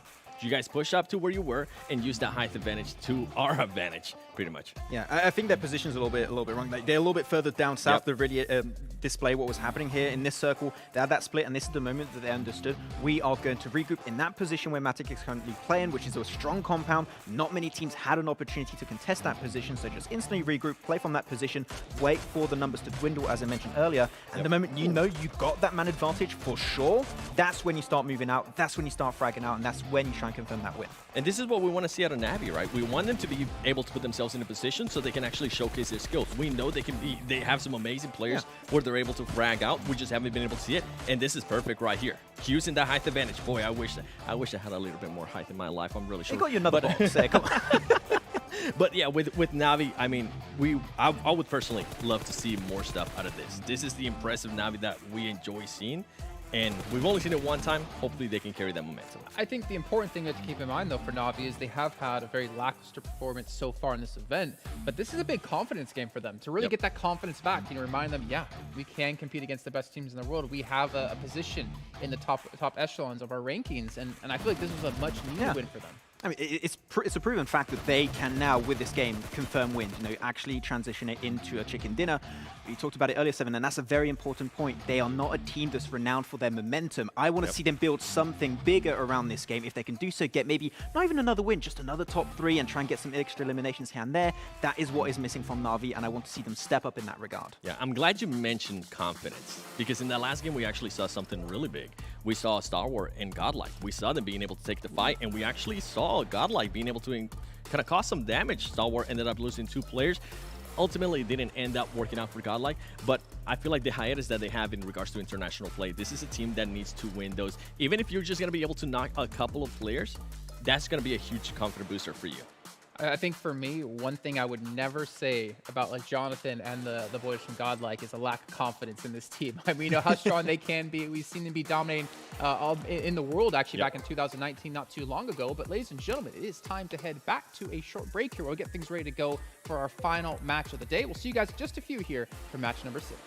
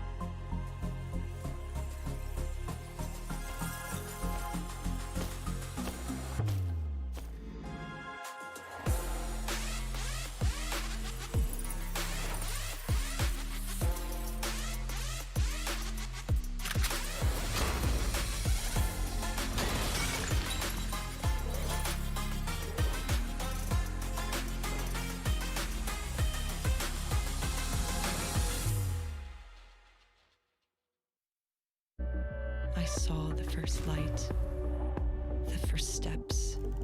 Now I see much more.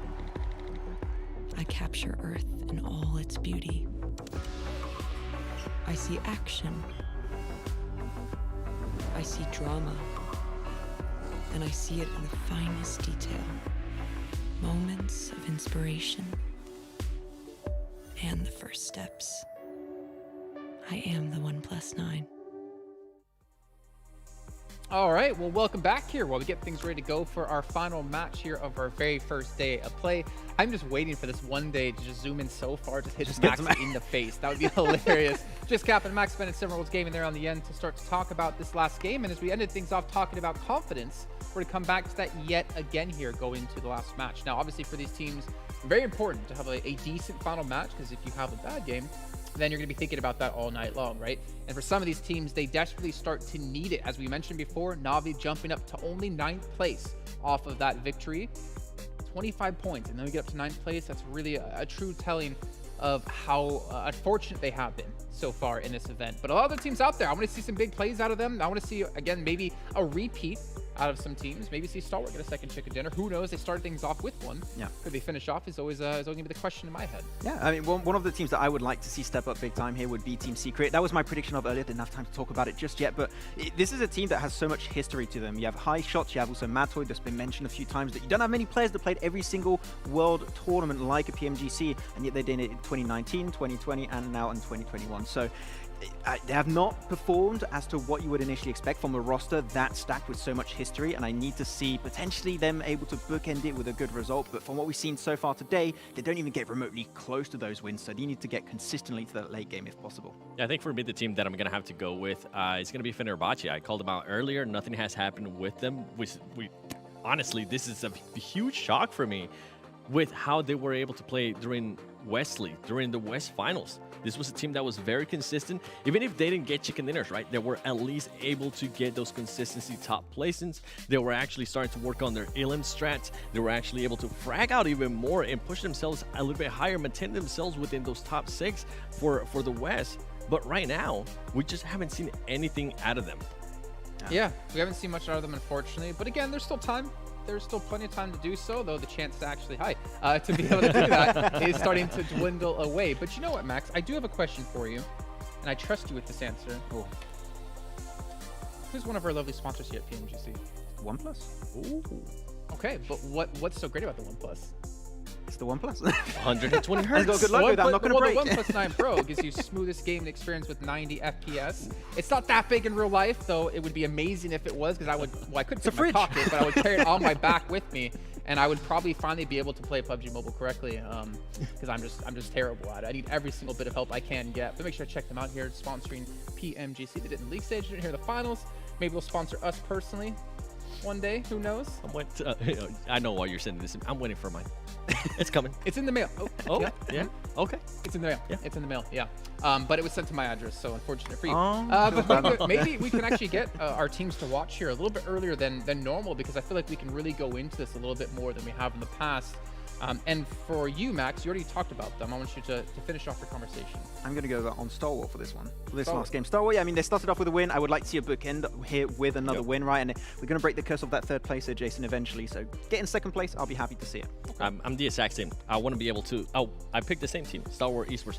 I want them to finish off on a win as well. I feel like that win, and then they ended up with the 13th place with only just one elim. It's not really what I'm expecting to be out of a championship team. If they can finish off here with a win, I think it would be great as well. Yeah, for me, I actually went with Na'Vi, because I don't want them to be a spark in the pan or whatever that saying is. Yes, it's great they had a victory last match, but for me, it's more about, can they replicate a performance like that? They don't have to win, but I want to see them get really far into the match. I want to see them pick up some good eliminations, because I feel like for them, winning and then going back to losing again and the status they've been doing so far would be a big hit to confidence. I think I would take a top 5 for them as a win. Even if they don't actually get the win, a top 5 with at least maybe call it 3 elims, that would be a win for me, because it's completely different than what we're used to seeing. They get a win and then they end up with the 10th place, 13th place. That's just not going to work here if they want to challenge for that championship. Yeah, I'm going to sound like a broken record, but back to the point you mentioned earlier, right? Momentum. We need to see them try and build something upon a big win like this. If it's their morality that's feeling really good after that game, like, okay, we just got a big win, let's try and build something upon that. I think that is the mentality we need to see from this team. A top 5, as I said, I agree. If they get top 5, that's a win in my books. They'll be looking good. Also, special mention to Nova. I mean, let's not play this down, right? They're the defending champions of PMGC 2020. They've been a little bit lackluster, though they've been kind of hovering around decent performances, but they've not had a breakthrough performance to propel them forward into first place and to take home another title. They're doing the exact same that they did last year. They're taking their time, they're gathering information, they're dissecting that data, and tomorrow, especially going into the last day, we're going to see a completely different Nova. Okay, I figured out what it was. Flash in the pan. I'm pretty sure John Allen was going to correct me if I didn't do it myself. So let's head on over to him. And of course, Blank. And so then I said, you know, Jason, you just can't. Oh, sorry. Oh, yeah, absolutely. Hi, guys. Welcome to Erangel. No, actually, it was Blank who was getting more aggy about the flash in the pan in the backstage. I'm going to throw you under the bus. Outing me? Yeah, absolutely. Can't believe you're outing me about that. I was only getting aggy because you were attacking Jason and I was defending his honor It's true. in that moment. It's true. It's true.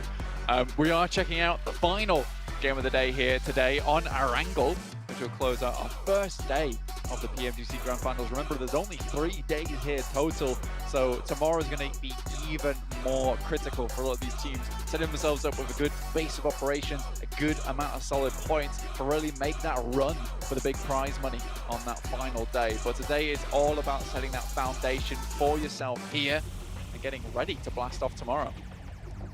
A plane from the east down to the southwest. Zucky and North Georgia a little bit further afield than maybe some of the teams would like, but everybody dropping on out for the final game of the day. Team Secret, though, unfazed up to Severny.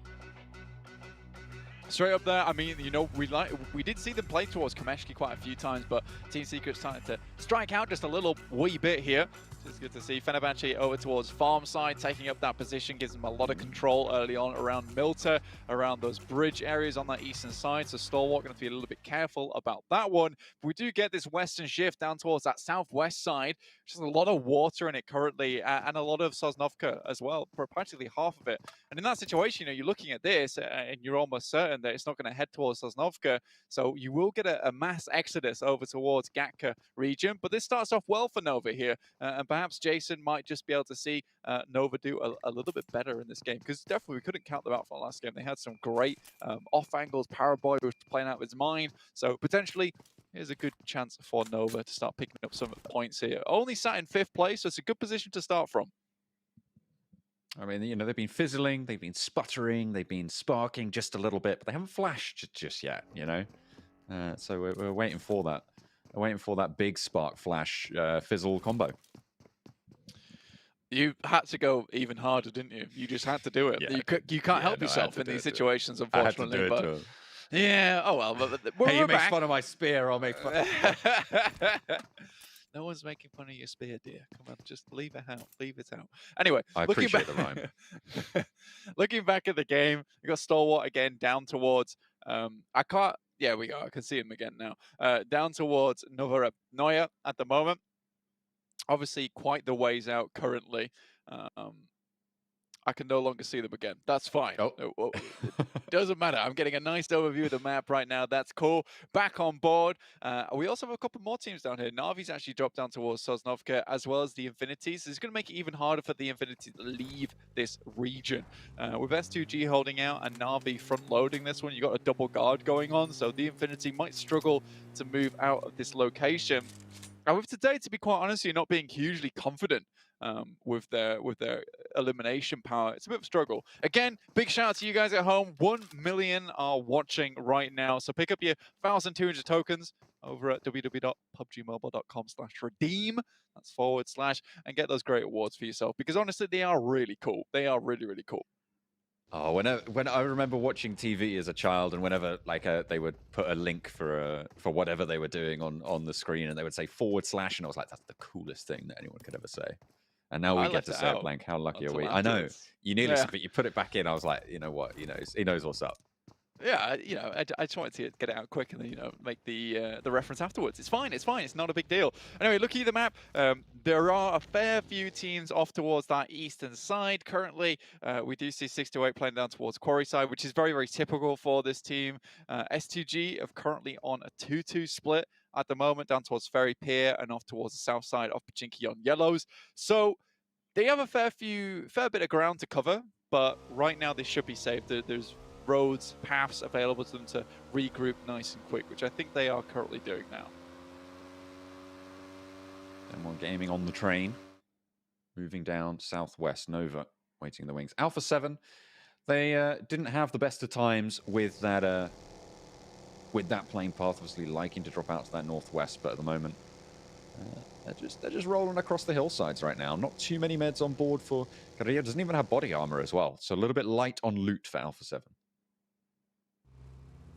I mean, this team kind of needs to get a little bit of a move on again because they're starting to slip on the standings. You know, 6th place, it's not a bad position, but you come off what was absolutely fantastic performance over towards that West League, practically blowing everyone out of the water in that region. You know, 6th place is not really good enough in my opinion.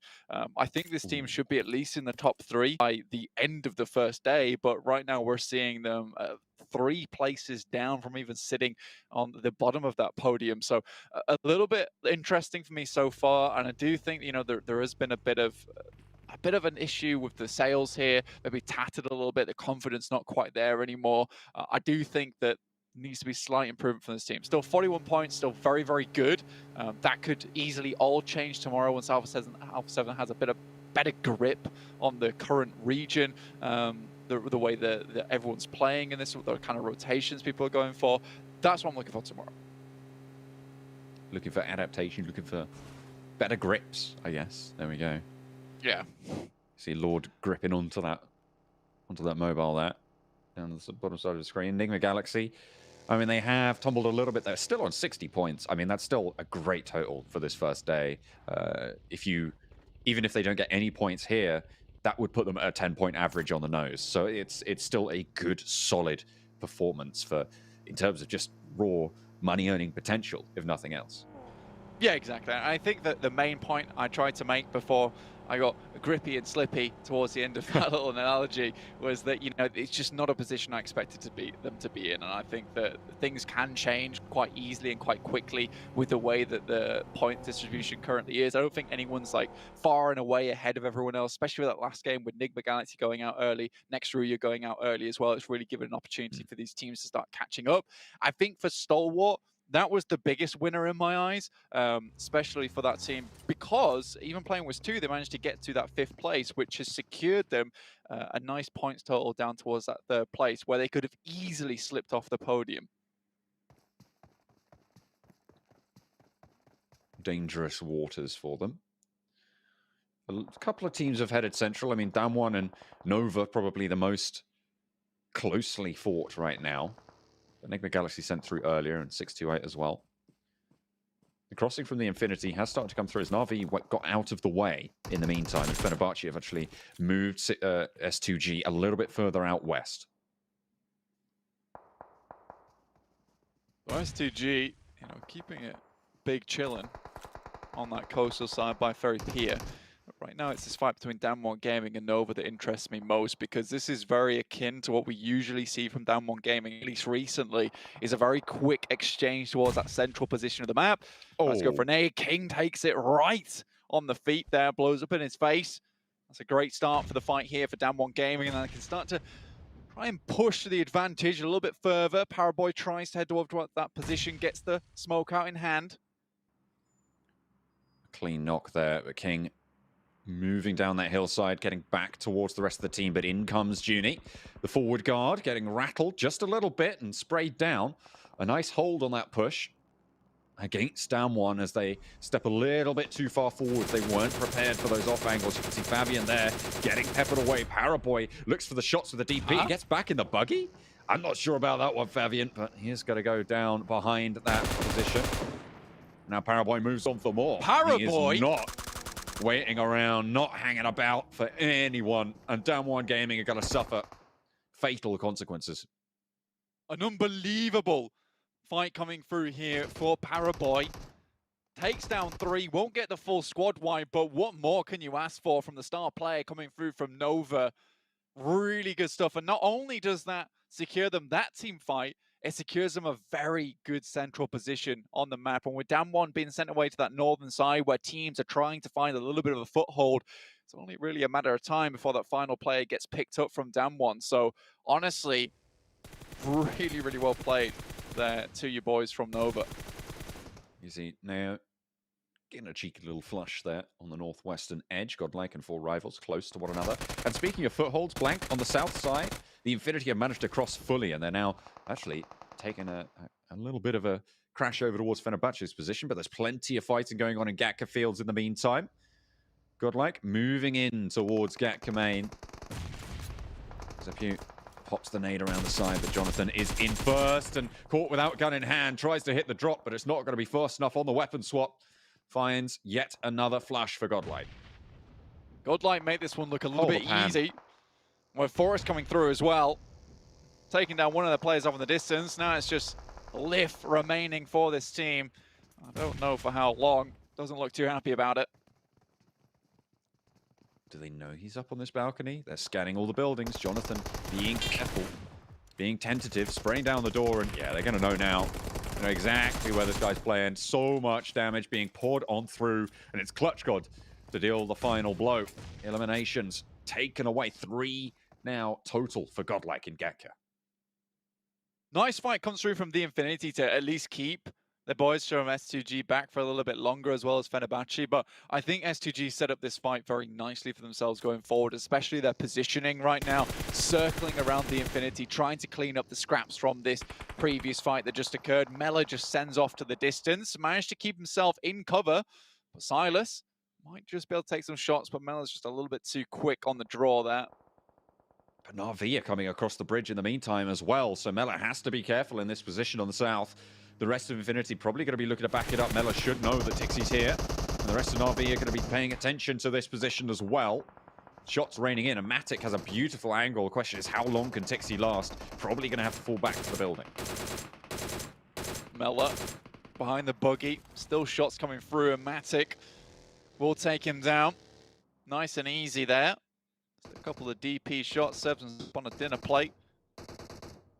Your boys are in full right now towards the south side of the island. We move away from Sosnovka, and now Na'Vi can start to keep that momentum going. Like I said, they need to fan the fires, keep that bonfire lit, because we know how good these guys are. And if they can finish today on a strong note, coming in tomorrow, you know, that 9th place could easily change.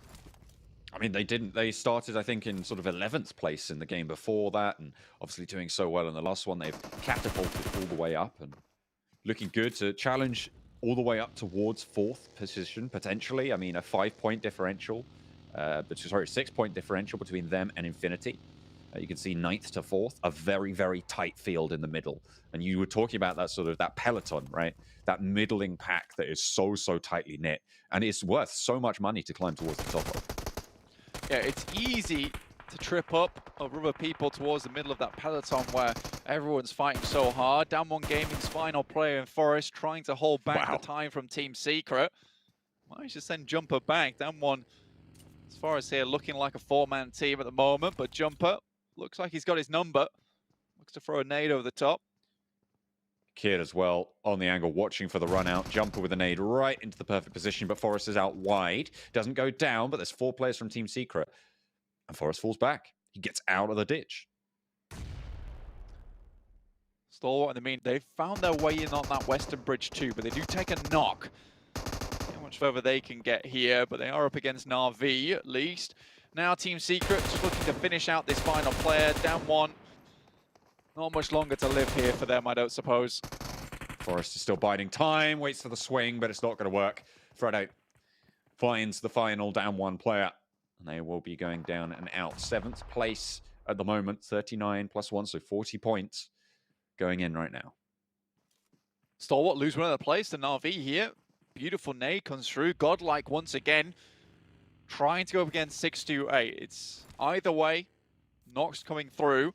Clutchgod does get flushed, and now only down to 3. 628 still have an opportunity to bring that player back up into action. GodLike very much in the midst at the moment. 31 elims for next Ruya. That's nuts. 11 more than Nigma Galaxy.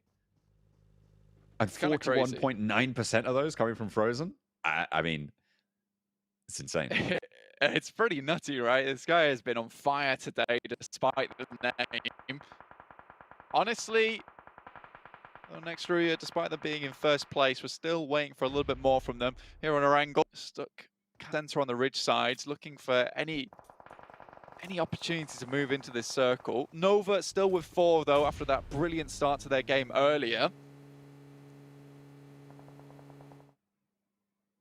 Doing pretty well. 628, I mean, they have lost a player a little bit earlier on those hillsides. Alpha 7 now starting to be a part of this conversation on the hillside at the top of GodLike. And ZGod sending in towards Yu Yang here. 33Z on the backup as well. And there should be backup coming through from GodLike, but that's a low HP player right there. Yu Yang drops the nade at the feet, and it's actually ZGod who takes both of them down. It's 2 team knocks. It's disaster for GodLike. These nades have not been playing well for them today, Blank. Maybe they should keep the pins in next time. I think so. I think it's so awkward as well when you've got a guy jumping around the corner, you've got a nade in hand, you see a nade at your feet, you drop it right in front of yourselves, blow both the teammates up in that situation. So just playing under pressure there, ZGod lets it get the better of him. Unfortunate stuff, and 628 live to fight another day, yet they are on this southwest edge. So still got further to move in. Next Ruya though, this circle actually favors them, as well as Furious Gaming and a nice compound towards the northeast, but a lot of teams still have to make their way in. Nova looking to hold out that western side. Still a lot of field in this final circle, so slightly awkward to play. You can see S2G just trying to make their way through the wheat fields. Nigma Galaxy as well, regrouping towards the top of the hillside. Right next to Ruya. Maybe looking to take that top spot back. Only 6 points separate them right now. So they'll be hanging on for that one. No one really making that first move. Fenerbahçe low, close by. The Infinity split up as well in the fields. GodTunny and Logan playing separate positions. Blank, GodTunny made an incredible play in the East League from a field cabin, from a field shack. We'll see if they can repeat it.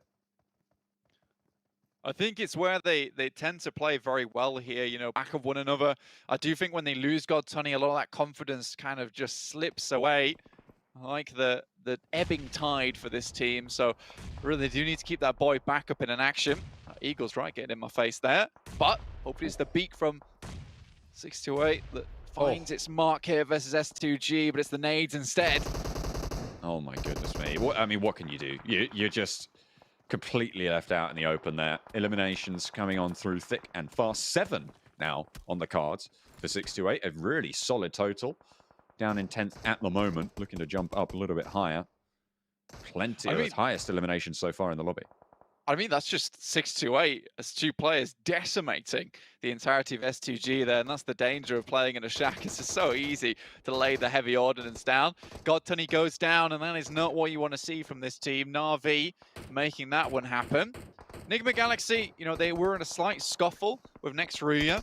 You know, first place and second place respectively. Fenerbahçe also looking towards the position, but it's Team Secret taking down 2 here, hopefully. Team Secret and Alpha 7 on this northern edge, and Nigma Galaxy retreating from this fight. Alpha 7 take first blood there into the fight, and a nade comes in the back. Team Secret taking some flak back, but it's not going to quite break them just yet.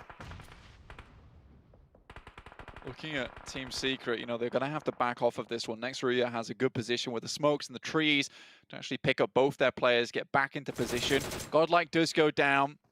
It will be them seen back up to 22 points. That in 14th place currently. It's not a great place to be. Again, all these players just trying to warm up to this massive field of incredible teams. Not to say that GodLike is not an incredible team either. You know, the amount of experience coming through from that team is unreal, and it really does feel like a match made in heaven. Strays down from next Ruya. Team Secret still holding on. Still have Kid a little bit further out for the backup. The core 3 on the forefront now. Next Ruya going to have to move towards Nigma Galaxy. One of whom is knocked at the moment, but very resible in their position right now.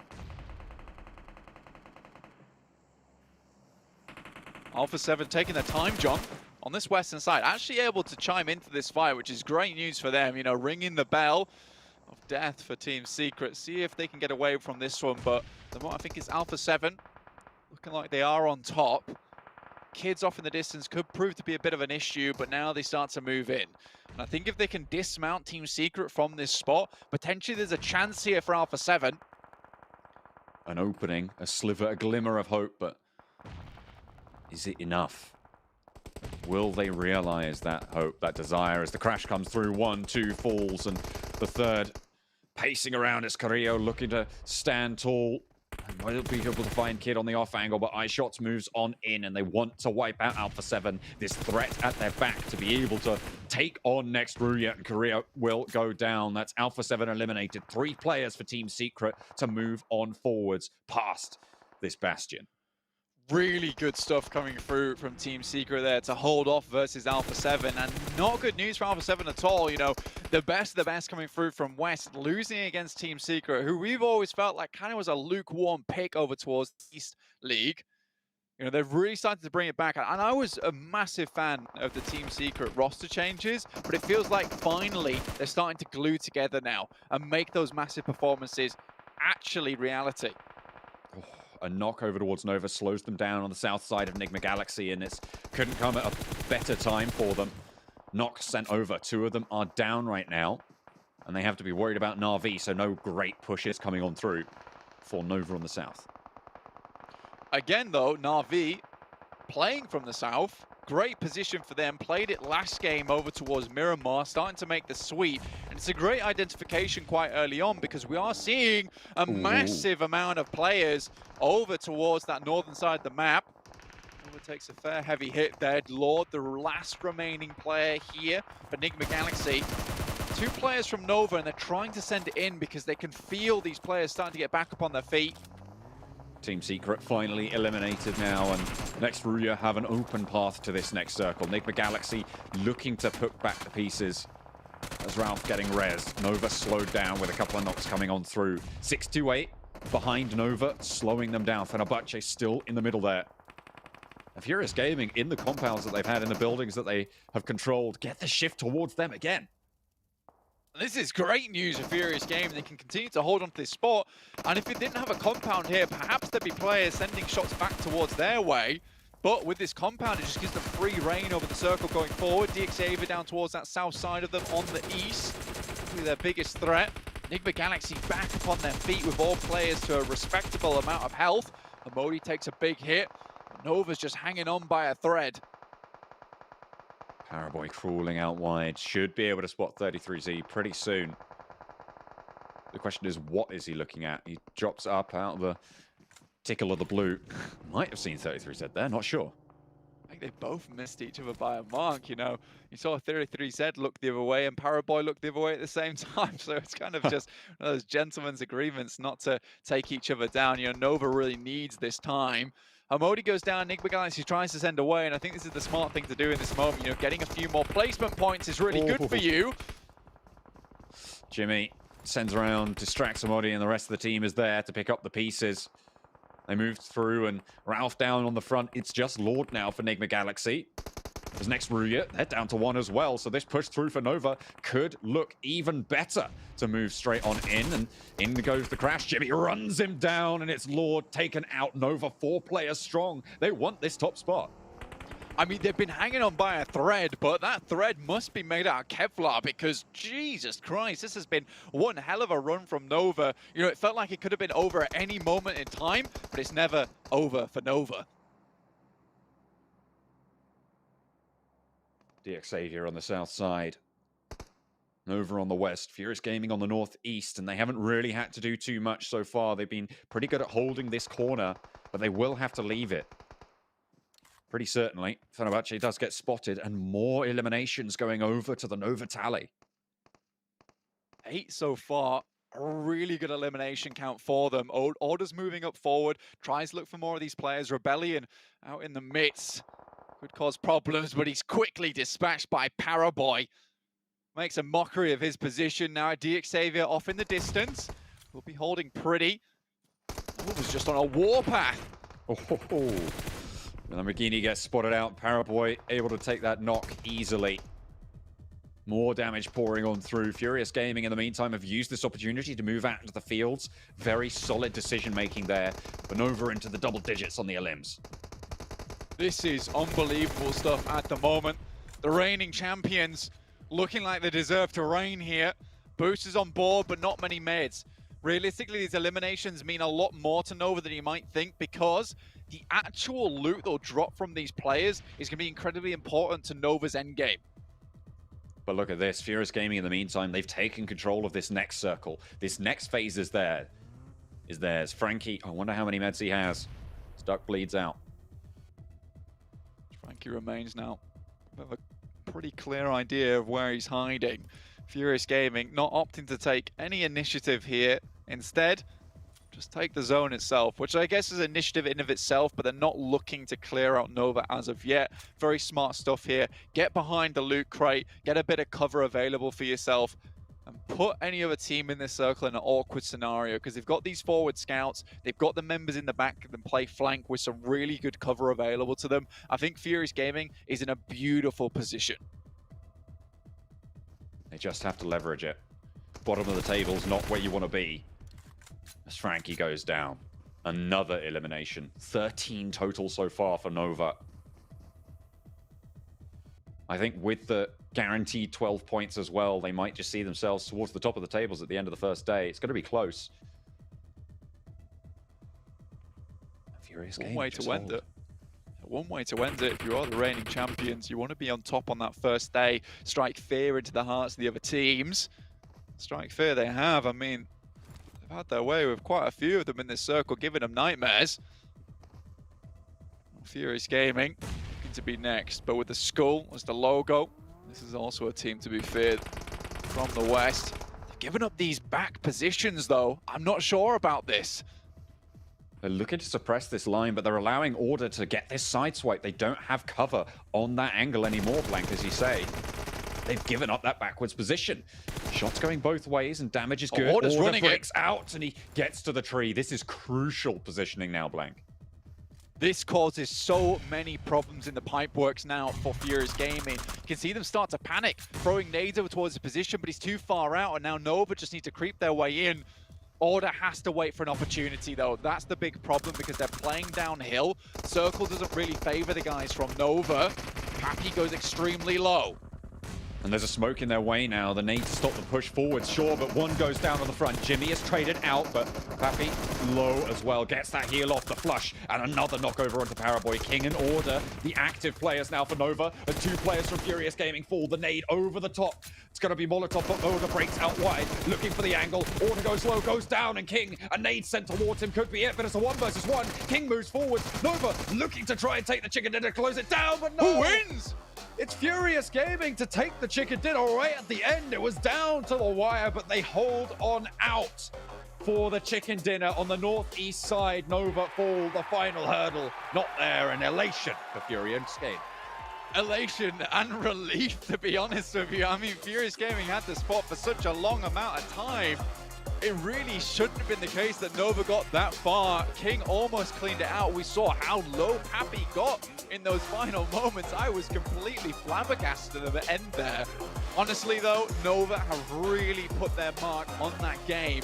Incredible stuff. I think the most unfortunate part of that is they don't get any elimination pickups towards the end there versus Furious Gaming. All players still technically alive in those final moments. Very, very well done to Nova, though. But Furious Gaming, this is how you end a game when you're in such a good spot, right, John? When you hold those compounds, when you're in a good position, take the initiative, take the zone, get set up, and then go from there. I do think there was a slight misplay at the end, actually taking away your backwards defenders, but alas, it works. I mean, they lose those angles, but they win the game. It doesn't matter in the end. Maybe something to learn from, though, and Nova falling just at the end there. Unfortunate, but Furious Gaming from the bottom of the tables get a chicken dinner. The pan has been flashed. I know, Blank, don't be too mad at me for that one. I'm sorry, man. But Furious Gaming, what a time for them to come alive. A time that they desperately needed to get a victory under their belt, but more importantly, get some confidence under their belt as well. But we were looking, honestly, at Nova in those final situations. Like Nova, they're on 13 eliminations. They still have 4 more to pick up. It could have been our biggest game of the day, but they just fall short. But either way, they're still performing well. They're being quiet, like you mentioned before, Seven, and maybe leaving it all towards that last day to just climb those final 3 or 4 rankings. What do we say? Maybe tomorrow we'll start hearing about Nova. Well, they were like, you know what? We'll jump one up. We'll start you can talk about us right now with, Nova. I mean, the way that order was able to rotate, I completely agree with what Blank was saying there. I was surprised that Furious Gaming allowed that to happen. But going to Furious Gaming, I mean, I got to give him some props because the player that I've been talking about and the player that in a way, I was calling out and hoping that we will be able to see here, Papi Potro being able to clutch up against Nova too. I mean, that is going to be such an even bigger confidence booster for that player. Yeah, look at the points though. Total 13 eliminations from Nova. They're going to be top when it comes to points won this game. But talking about Papi Potro, you got to mention that play from Nova with having the off angle being given to Order was so well executed. But the response, especially from Papi Potro behind that rock, making sure that Order could not go any further in that push, in that off angle, to make sure they were not going to get pushed back up against the blue, was the pivotal play to make sure they had an opportunity to win that play. And then it was down to the gunfights. They won the gunfights, down to the 1v1 versus King. Papi Potro, MVP of that game for sure. And something that worked wonders there, especially from Furious Gaming, is that they were able to throw away a Molotov, and it kind of forced Order to not just go in a linear, pretty much push towards them. It forced Order to just go towards this side, exposing himself even more towards Furious Gaming, and they were able to capitalize on that. Who was the player you're talking about, Max? That's Papi Potro. Okay, it's Order. I like hearing the way you say it. No, I like hearing the way you say it, man. Don't even get shy about it. Okay. Well, you see Order, though, going to be the MVP. 6 eliminations coming through, and that play obviously getting to the tree, trying to provide another angle for Nova to use. It was a smart move, but in the end, Fierce were just a little bit smarter, I guess, as you mentioned, Sam, with that Molotov coming and able to really force Order into a different position. But in the end, like, this is the first time we've seen Order. He was the MVP at the start of the day. He's the MVP at the end of the day, and you can see. Now, you got really French there for a second. You did. I got my inner Kalaris, but it became French for a second there. We had over 1,000 damage made by both Order and Paraboy, but the execution was really strong. And you got to keep in mind, when we were looking at them rotate, the entry point was a really good idea from them coming from the western side. You have that little bit of high ground position you can abuse with that third-person perspective, but there was too many teams for them to fight. There was Next Ruya, there was Team Secret, Nigma Galaxy, SIXTWOEIGHT, Fenerbahçe. It was super, super hard for them to get involved. And one thing that Blank mentioned that actually they played around really well was they were just waiting out for teams to dwindle in numbers one by one. They picked up all the loot, which I feel bad saying Blank was right because he destroyed one of my points earlier. But it was a really good execution. They were able to buy more time with the utility they picked up to try and make sure they had a shot for that chicken dinner. All this Nova love. I gotta give him more love to Furious Gaming because something that they did that I think worked out well for them is when they did have that compound, they didn't just wait there. They didn't just decide to, you know what, we'll just keep on waiting. Yeah. They were active. They were able to get those ilms. They were able to make sure they kept an eye on everybody and seeing where they were going to be going and trying to set themselves up for that win. So I think Furious Gaming, this is a huge game for them. We've always talked about, remember, we're talking about 19 ilms in one win. I mean, it wasn't 19, but... Well, I mean, at least for Furious, they were 15th, I believe, going into this match. They pushed themselves up to 10th. Unfortunately, GodLike has fallen to 16th, but as we look towards the front page here, Nova have snuck their way into second place. 0 chicken dinners. Every team around them has a chicken dinner, but 32 eliminations, the second most fragging team in the lobby so far. They've been putting on a stellar performance and put themselves in a really good position, only 9 points behind. That's 9 points. Okay, I thought we were checking, making sure it was 9 points behind. But okay, because I take a little bit longer, so I just need to make sure the math was right. But yeah, Nova, and especially looking at that, it's pretty even between the eliminations and rank points they're able to get between their games. So you can say every single time is about 50-50. You're going to be a team that's really high in the overall ranking. So happy to see it. And looking at our elim rankings in this game too, well, not in this game, so throughout the entirety of the day, Frozen's going to be on top from Turkey. Amazing thing to see once again. But Nova, able to be consistent at the end of the day, was Paraboy able to get himself 14 and Order 12. Really, really big step up from Nova. If they can continue that in day 2 and day 3, then they are a team that can significantly improve on a day-to-day basis. They could be gunning for that first place easily. I'm not gonna lie, I need to cough too looking at this one. 7 Frozen leading the way here over Paraboy. I mean, this is his first like big international global event. He was like 15 years old, I believe, when he came into the team. And he's got 15 elims. Like, this is a phenomenal performance out of him. What's crazier is he's currently tracking to actually improve on the amazing performance that he had on West League Finals. He ended up with 24 elims. Right now, he's only just 10 elims with 2 days remaining, with 12 games remaining in regards to that. And it's crazy to think that we were talking about Nova, we were saying how quiet they were being, but how consistent they were being as well. And here they show up on this final game and just kind of any doubts that we might have had, any doubts that the viewers might have had, they are the champions. They are the defending champions for a reason. And once again, Paraboy showcasing that he is, in my book, I'm going to put it out there, he is currently the GOAT. But does he follow you on Instagram? No. I just follow you. Does he follow you? Of course not. Who's gonna follow me? I got at least I got like Luxy following me. I'll take that. No. I'm pretty sure he follows Zute at least. So Zute is Who doesn't? following that over on us. But still, like, yeah, this is exactly what we saw in East League with Paraboy, right? Even though his team was doing bad, which they're not doing bad whatsoever here. Yeah. But even when his team was like 16th place, he was still top 3 when it came to eliminations and damage, right? And we're seeing right here, he hasn't been the MVP a single time for his team, and yet he is leading by 0.5 MVP points. It's just he's just so consistent when it comes to performing every single game. If it's in terms of damage, survival time, any situation you throw his way, he will find a way to make it work in any way, shape, or form. And that's just why he's on top of his game every time. But now having Order back him up, being on top of almost MVP there, being actually in second place for the MVP race is impressive. Is what we needed to see from them from the Eastern League, and now they're actually performing at the top tier. There's no room for mistakes, and they knew that coming into this. Yep. I think the only letdown for me, unfortunately, and I do love you guys. I mean, I predicted you guys almost every single time when it came to the league stage. We're not seeing Newsy from Infinity. I mean, he was typically like the one to always stand out. He was one of the top 2 fraggers, I believe, throughout the entire event. And he's been non-existent so far. I think at the start of that game, we saw some stats pop up, and I think only 2 players in the team had eliminations before that. That means you have 2 players in the team before this game that had 0 eliminations apiece. So they need to try and find the issues, fix them ASAP, because you only have 2 more days of play. That is maybe not going to be enough to step up. At least now they're starting to get elims, right? Hey, no, that's so an they got improvement. that going their way. Well, here's a quick little recap. Looks like coming in for Furious and how things went throughout this match. And again, I think for them, like, such a big confidence booster. This is the perfect way to end off the day. Get a nice little victory, get some confidence back into your team. Again, this is your first big international event on a global scale. And that might give them the boost they need coming into day 2, saying that, all right, we can pick up victories. We can get wins. Let's continue this momentum into day 2 and shoot up, even further in the rankings. Yeah, one thing that I'm able to see actually with this map feed that I wasn't able to see actually in the games itself, their response time to every single circle shift is insanely fast. Yeah. The execution on that end, they see circle, like, boom, okay, we have a game plan, we're going to execute it, we're going to get in position, and that's what we said also earlier. They had that strong position towards the end. You might think some teams would maybe play a little bit too passive, but here, they were willing to take shots. I think they even took a huge third party, what was it, versus Team Secret versus Next Ruya, getting those extra eliminations left and right. I like seeing that proactiveness towards the late game, and they made sure also that worked out in that fight versus Nova. I was impressed. I think this is a good performance from these guys. And this is exactly what we were talking about, right? We were talking about them being in the compound, but they were still making sure they were active. They were still making sure they weren't hiding away from a fight in a way.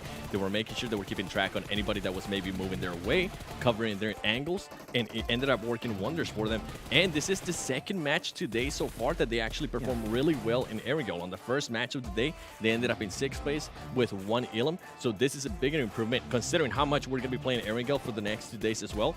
This can be promising for this team. Yeah, what was said earlier on the cast, I think it was act weak when you're strong and act strong when you're weak. But what happens to act strong when you're strong? Just do it. Go for it. You have a strong compound. Teams literally have nothing to defend themselves from. Just take shots. And even if you're not going to get eliminations, you're not going to win any ground on you. You're keeping that space built up for yourself. Yep. I think John and Blink were talking about Furious here in the position they took towards the end. Blink was saying like they're not being proactive, but they are getting into the zone, which is proactive in itself. And we see them taking that zone was obviously a very crucial point of them even winning right against Nova here.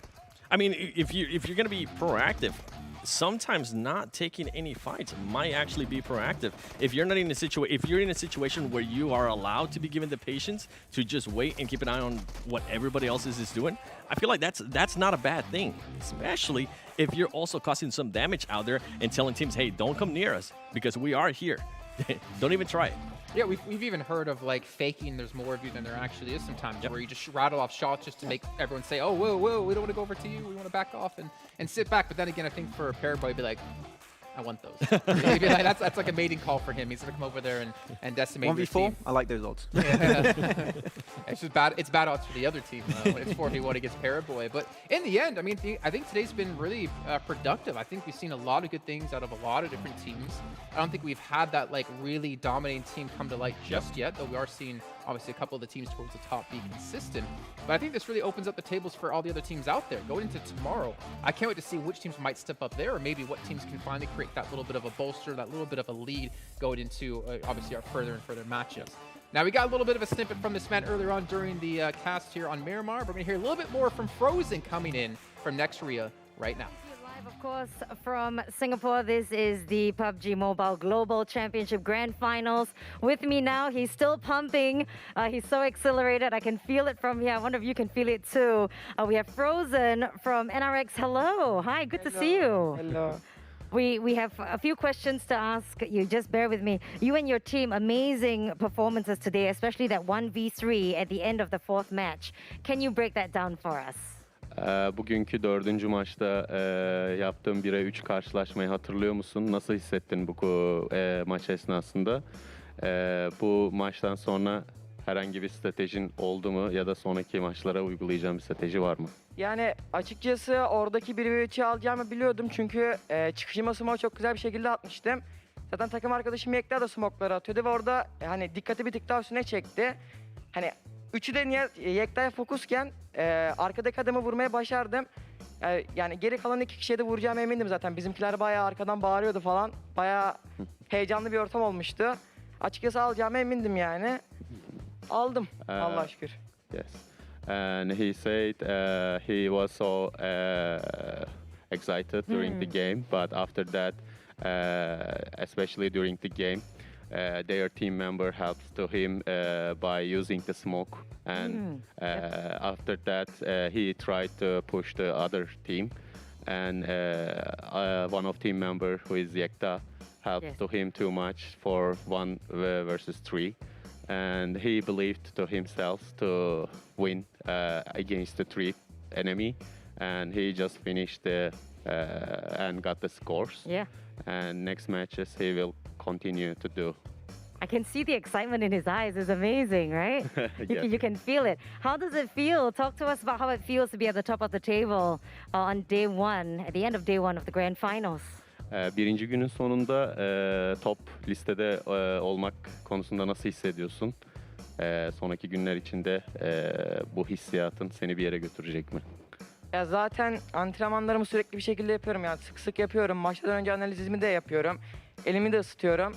Ya ben devam edeceğini düşünüyorum. Hani istiklalimi bozmuyorum asla. Hani elimden geldiğin en iyisini yapmaya çalışıyorum. İnşallah devam eder yani bir sonraki günlerde.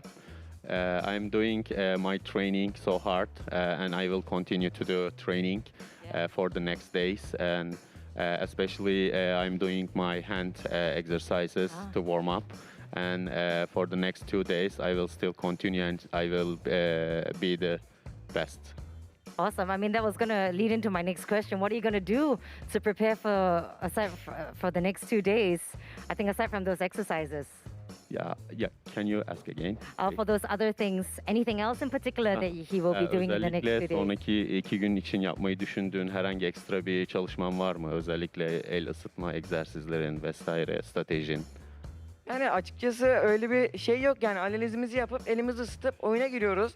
Farklı bir stratejimiz yok. Sadece kendimizi motive ederek heyecanlanmayıp hani rakiplerimizi çok büyütmeyip yolumuza devam etmeyi düşünüyoruz. Ben açıkçası Allah nasip ederse 1-2 gün sonra da aynı performansı vereceğimizi düşünüyorum yani sorun olmazsa. We will still continue to do our hand warm-up exercises and do our analysis with my team. And if anything, if we have luck, and we will work hard, we still believe we will be the first team for the next 2 days. All right.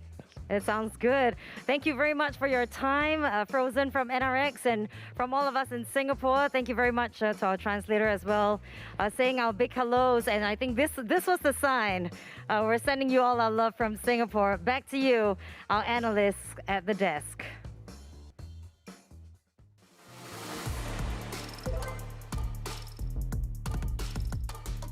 Excitement is definitely something Frozen has an abundance of there, as you saw there on the screen. And, you know, to be fair to her and to them, we should do our little...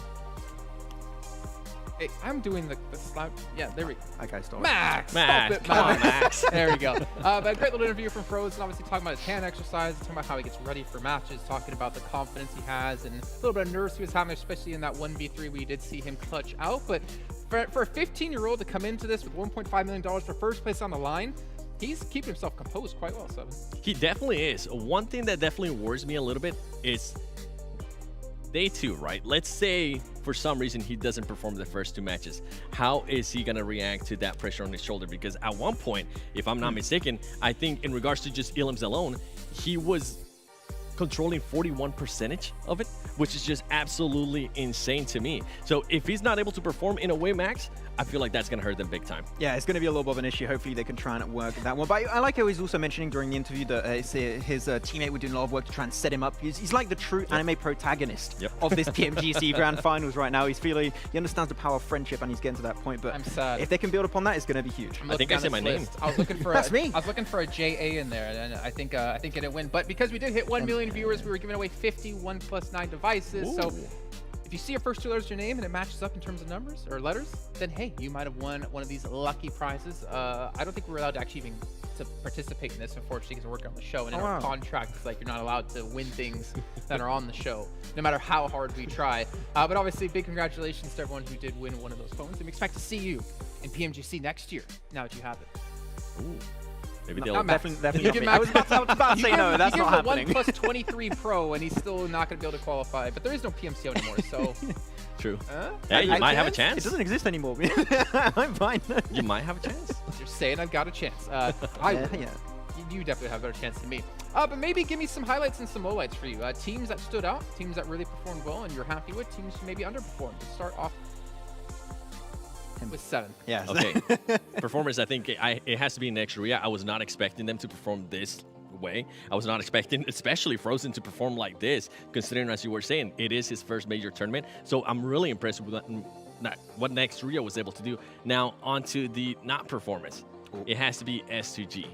I was giving them a break, and then all of a sudden it just went downhill, and it's to the point where you don't want to be in that position, especially if you're gonna be even wanting to challenge the top 3. Right now they're seeing that top 3 get farther and farther away.